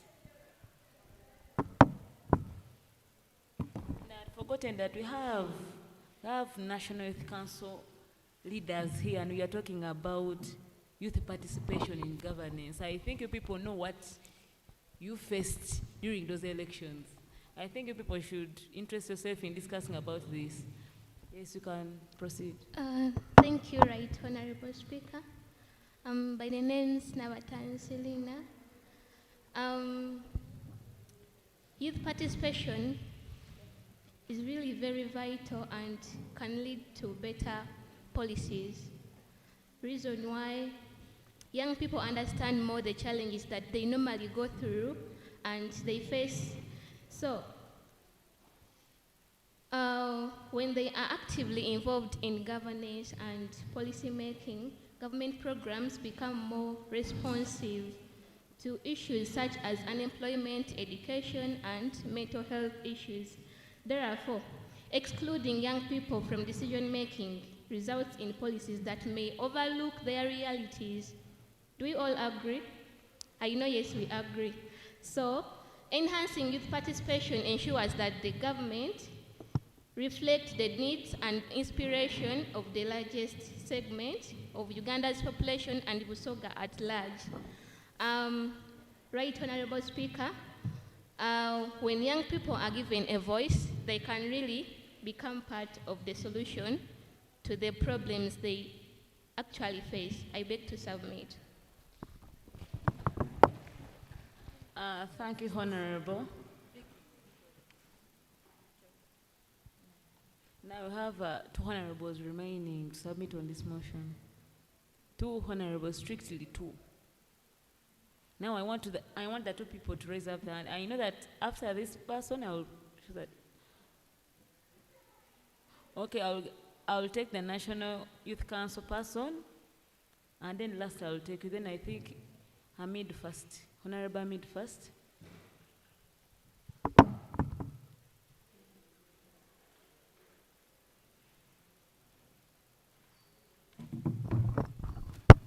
Thank you, my Lord, the Right Honorable Speaker. My name is Mukisa Hamid Bulela, the Youth Chairperson, Vega Municipality. Madam Speaker, with Accord 319 National Youth Council Act, it gives us the authority to really satisfy or talk about the thing in the participation in government's policy making and the electoral process, and to safeguard civic space for young people. Madam Speaker, I'll use strictly 2 to 1.5 seconds to raise the motion. First of all, I'll call upon the government to call equal opportunity. What am I meaning with this? More of the youth out there. Actually, when we are voted, there is what we call inductions or orientation. So I urge the government, because I rarely see, actually I already see our members of parliament, I already see the ministers being taken to Chankwans for induction, Madam Speaker. So I'm urging the government, because even as the youth, we are eligible to participate in such an induction, because when we go into, actually I was told, actually I'm not told, but I know that in Chankwanzi it's the home of leadership, because some of us here we are into leadership, but at all when we are being called to raise something ahead or something to the youth, we always fail just because we lack induction. So if at all the government gives us a chance to go in that leadership hub, I'm sure that, Madam Speaker, our minds and everything can be sorted from there. Because first of all, mindset change in youth is something suitable. Because at all, more of us youth leaders, we already think about money. But the main thing is mindset change. How equipped are you that when I get into this the next thing, about this the thing I'm going to do. So I'm urging the government to look upon all the youth, not only the youth leaders, but even the youth we take, all the youth we lead. Because, Madam Speaker, Article 1 of the country's constitution clarifies that the power belongs to the people. And those people, the youth, we are the majority in this country. And they, actually, when you want to be empowered, first of all, you have to empower the young people. Because empowerment is a circle. When you empower the youth, you get empowered. I beg to submit, Right Honorable Speaker. Thank you, Honorable Hamid. Then we shall conclude with him, the last speaker.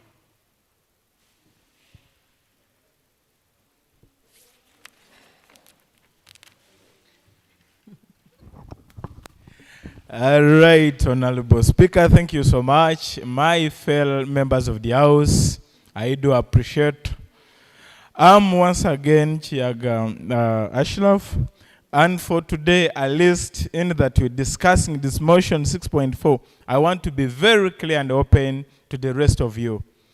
I once again introduce myself to you as Chiaga Ashraf, a member of the National Unity Platform. And our national offices are at Makelele Kavule. However, in Jinja area, our sub-regional offices are at Nizam Road, West. I'm not biased to the government, but I want at least to be real to the systems. Of recently, what the youth election, because I want to quote the Constitution now, at 18 years, you considered a mature person, and yes, in position to take decisions. And secondly, the government still made it clear that at 18 years, you now open to participate in any political elements and affiliations. Of recent, we had the youth election. And in my mind, I thought it would be the youth to participate in this election. To my surprise, it wasn't the youth that participated in this election, considering the youth not ready as in to take decisions. And yet, it's really clear in our constitution that we do respect that at the age of 18 years, you are able to take decisions. Personally, I was a candidate in that election because I'm a resident of Jinja City and I'm born in this actual parish that we're in, Old Boma, and my area or my village area is Grant Road. I was a candidate of the National Unity Platform at a chairperson level. On reaching to the center where we had to conduct the election was already done, and to your surprise, the 40s and 50s had voted for us. That really encounters a discernment in my mind whether we really mean what we say, that the youths are really eligible in decision making. Another example that I can raise, of course, in my last submissions, I made it clear that at 25, you're leaving school, trainings for 2 to 3 years, then engaging or entering someone's office. Of course, you asked for, I should say, experience, at least for 2 to 3 years. And my question in these shabby systems of education, where do you expect me to have experience? Because I've just left school, I need to have an experience, and I have to have experience at work. And then you're sending me out to go acquire experience. So my question would be, where do we really get the experience? If the government does not set centers to acquire and accommodate those elements, we're still failing as the youths, because we looked at as people that are not eligible to take decisions and to, as in claim any office. I want to thank my fellows, the likes of Maseluka, the likes of Nkeletanyi, the likes of Shamim Nambasa, who have at least bridged the gap. They have joined the politics. They are now leaders of the house. They are now members of the parliament. You're making the whole thing too political.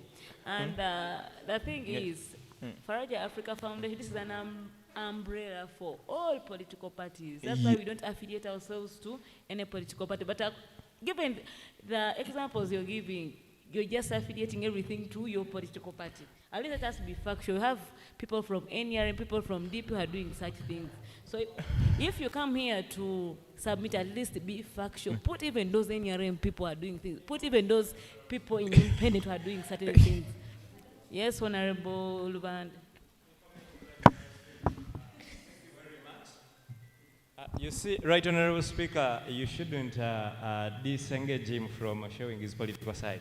Because I even believe the people that work in Faraja also voted in January, and they have different people they voted for. But anyhow, all I want to inform him is that amid his team saying the youths have been denied participation in an election he lost, to me I believe genuinely, is now appreciating that Maseruka and Keretanya and the others have won. So I wouldn't love him. I would love him to withdraw the statement by saying the government has sidelined because he lost his election, and Maseruka, Nambasha, and Keretanya have won the election. Thank you very much. Thank you, Right Honorable Speaker. But at least I was very clear. I mentioned the youth election.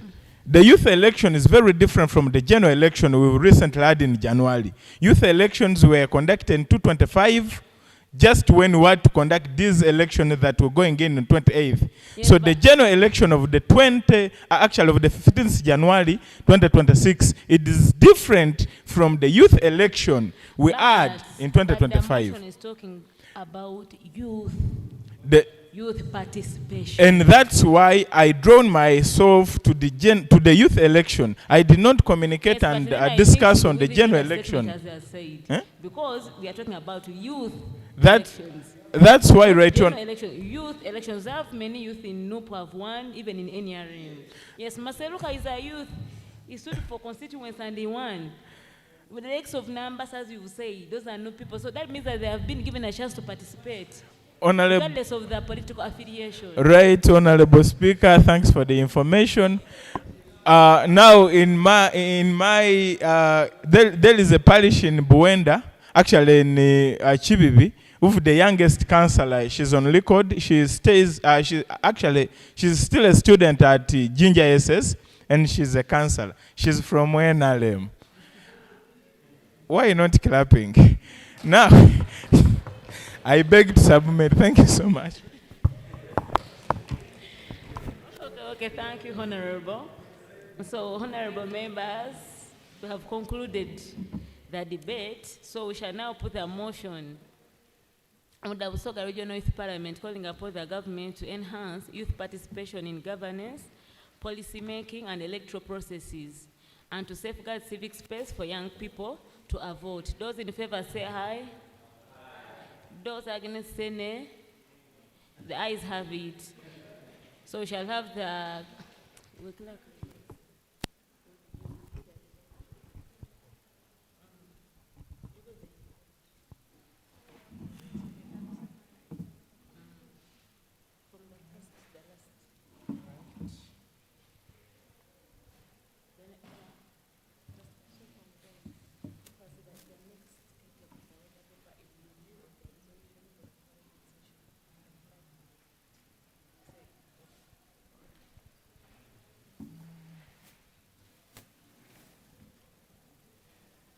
The next item on the order paper is a review of the resolutions from the Parliament session. And I'll read reviews from motion 6.1, which was motion of the Busoga Regional Youth Parliament urging the government of Uganda to address youth unemployment and underemployment through expanded access to startup capital, entrepreneurship development, skills training, and economic empowerment opportunities. The motion was moved by Kiregea Abdu, who gave a definition for unemployment and underemployment. He stated a statistic of 22.7% of the youth are underemployed. Then, Busoga has 11 districts. He also thanked government for the parish development model. Namwanje Goret seconded the motion. Lubandi also gave some statistics, and they include 18.2% of the general employment in Uganda. However, 23% are in Busoga. 16% are in Kamuli, where he stays. Government has killed industries in Jinja. That was a question Lubandi also asked. He stated that we need to fix the skills of the youth. There are many qualified people who are doing informal work. For example, the doctors who are riding border borders, and then unemployment is affecting the youth, mainly the ladies.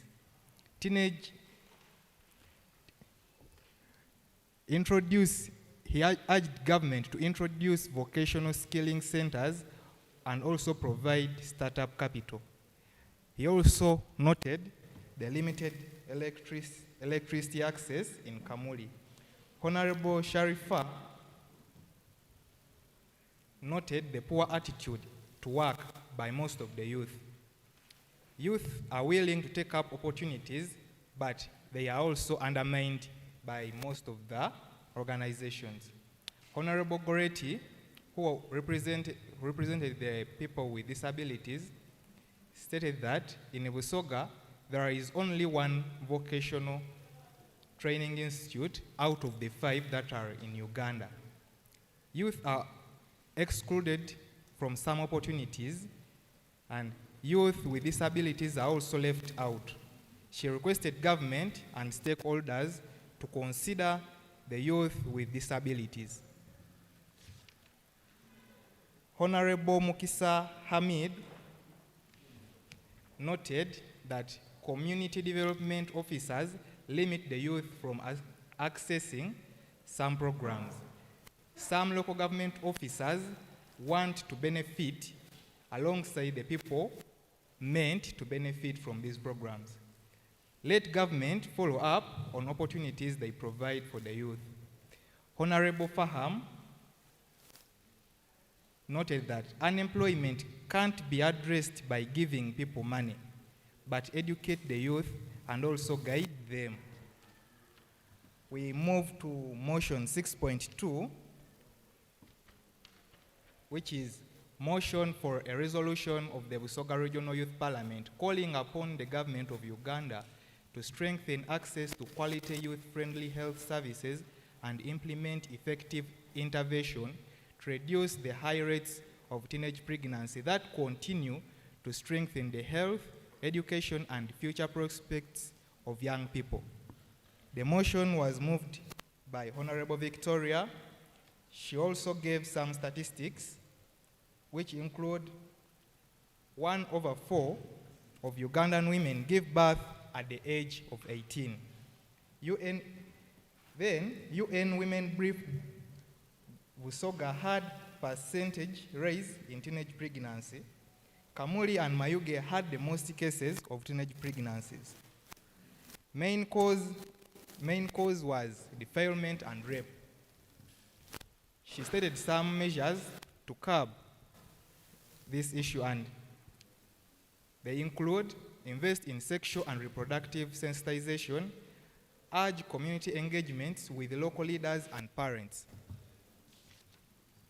Honorable Sylvia Kisa seconded the motion. Honorable Halima Ngobi submitted to the motion as follows. Busoga has the highest rate of teenage pregnancy in Uganda. Teenage pregnancies are lagging behind the education system and teenage pregnancies are lagging behind the education system of Busoga region. Honorable Muid Ansley Machika submitted as follows. Poverty faced by some parents forced them to exchange their daughters for bride price. Cultural attachments of forcing girls to get married so that they can be a source of wealth and last in marriage. Too much love for money by school-going girls, especially by teenagers, is also one of the causes of teenage pregnancy. Then, limited ability by some parents to provide enough basic needs to their daughters. Government policy of providing free condoms everywhere, which is not the case for sanitary towels. Parliamentary sittings should not only be at region level, but also to the district level. This can improve sensitization. That information was from Honorable Kiduma. Honorable Sylvia Kisa submitted, if government brings youth-friendly services, it will reduce teenage pregnancies. Government should add secondary schools to reduce long distances traveled by students. The deaf community must be reached so that they are part. However, the speaker said they were invited but probably were caught up with something else. Skill the young girls who have given birth. Then Honorable Ngobi Halima commented as follows. Ministry of Health has a policy of skilling the young mothers. However, this program has not reached the Busoga region due to the stigma. Government should create spaces for the youth that are youth-friendly. Conservativeness of some leaders has prevented access to these opportunities. Public provision of condoms is mainly due to public concern about the spread of HIV, unlike sanitary towels that are personal requirements. Honorable Gulale Isaac submitted. He started by asking a question. Are we focusing on teenagers leaving their mothers or all the teenagers? Limited time from parents given to their children due to much time spent looking for money. Parental struggle to earn money. Child neglect by their parents. Then we need to bond with the religious leaders to guide the children. Honorable Senyondo Ambrose submitted. Some mothers are also victims of teenage pregnancies and therefore cannot easily address this issue. Some local leaders are also getting married to teenagers. Therefore, it becomes difficult to discourage it. Some mothers do not have confidence to address this issue to their children. Different strategies have to be laid to address teenage pregnancies for various people, that is to say in islands, rural areas, and urban areas. In case, increase sensitization in islands. Honorable Sharifa submitted, government should prioritize sexual education in schools.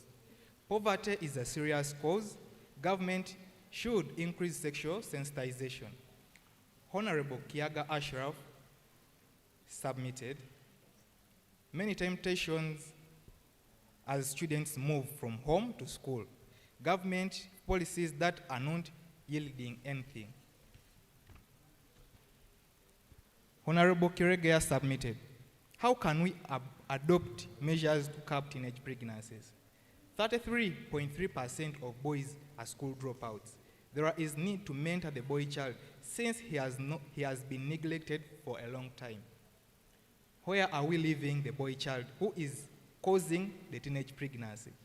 Honorable Nabatanzi added, most of the male leaders have not done enough to help control teenage pregnancies. Honorable Nabatanzi added, empower yourself before you give out your money. Honorable Shamim Lukoya,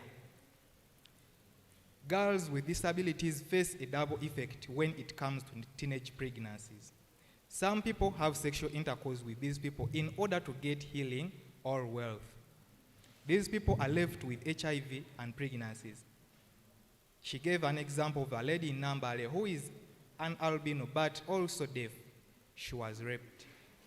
Government should provide sign language interpreters in police, health centers, and all other areas that provide social services. Honorable Bandi submitted. He gave these statistics. Uganda has 24%, Tanzania 24.5%, Kenya 17%, Rwanda 7%. However, 26% is in Busoga.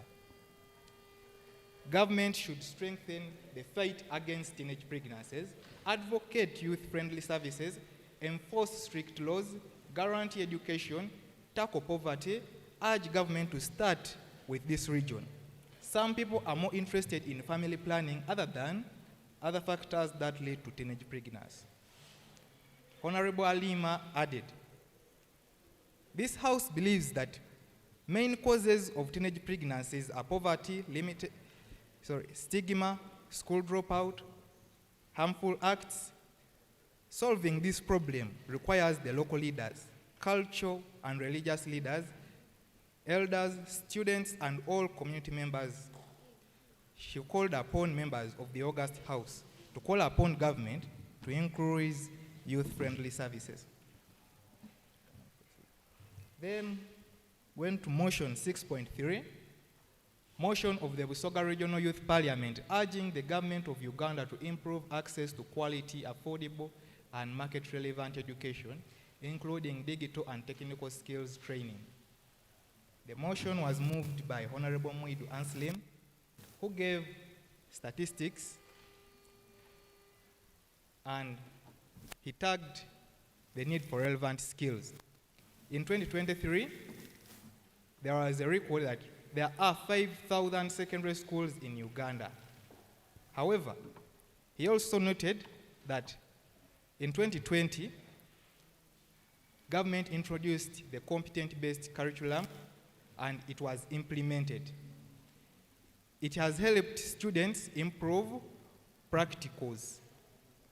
And according to the World Economic Forum, 6 out of 10 workers require training. The job report interprets all this. We do not have computers that are paid for. Youth unemployment rate of 13.3% is caused by education mismatch or limited access to education. Do we have the capacity? He asked, do we have the capacity of people who will operate at the Hoima Kabalega International Airport, which is at 99.1% completion. If we fail to have internship opportunities, then students will end up with theories. He urged government to improve access to education and relevant skills. Honorable Nakai Sharifa seconded the motion. Honorable Ben Nicholas submitted. He urged government of Uganda to train teachers and equip them with knowledge on how to handle people with disabilities. Training and equipping people with computers in Busoga region. Honorable Simon Peter Tusubira submitted.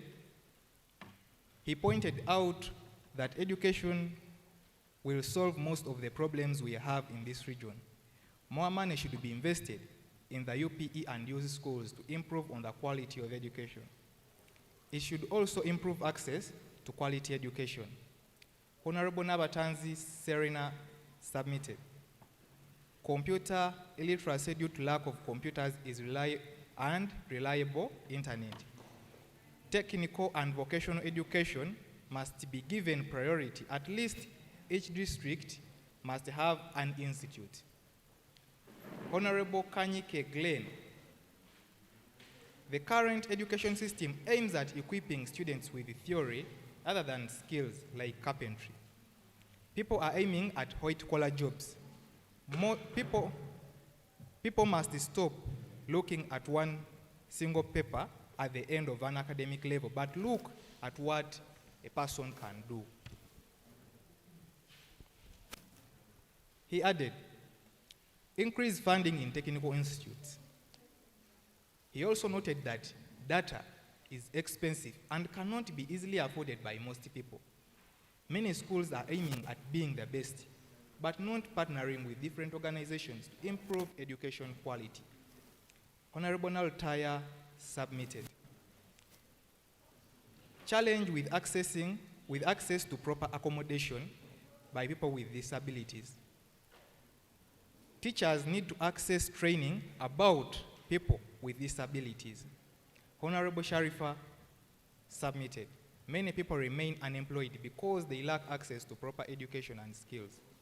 She called upon all stakeholders to extend training hubs to all parts of the region. Honorable Agnes Namwebia submitted. People with disabilities are always left behind. They are judged even before they speak. She called upon government to put up at least a project specifically for people with disabilities to participate in and get some money.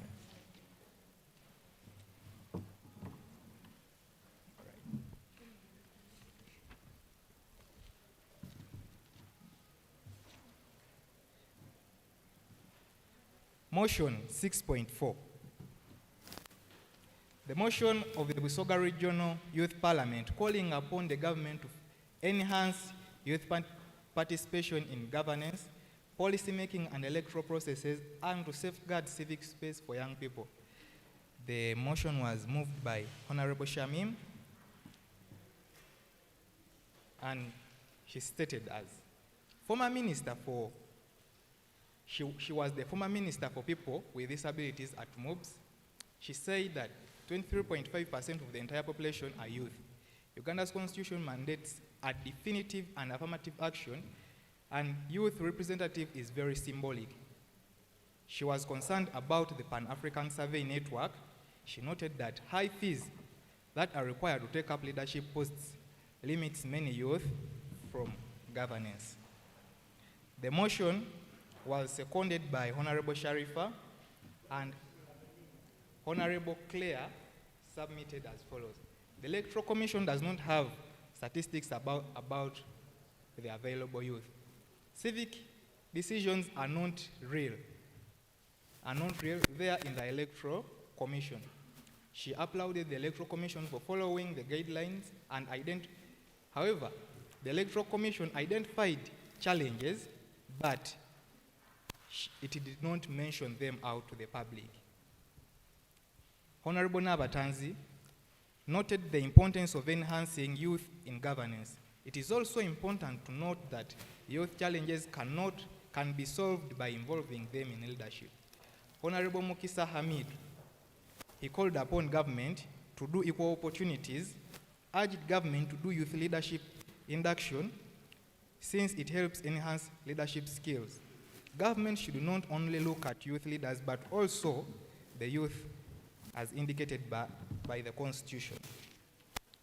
Honorable Kiaga Ashraf submitted the recently youth elections were not taken up by the youth. People who are not youth voted.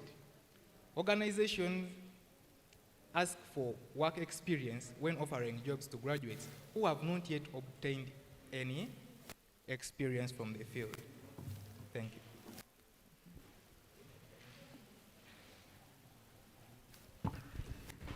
Okay. Thank you, the Clerk of the Parliament. I want to take this opportunity to thank you all for participating actively.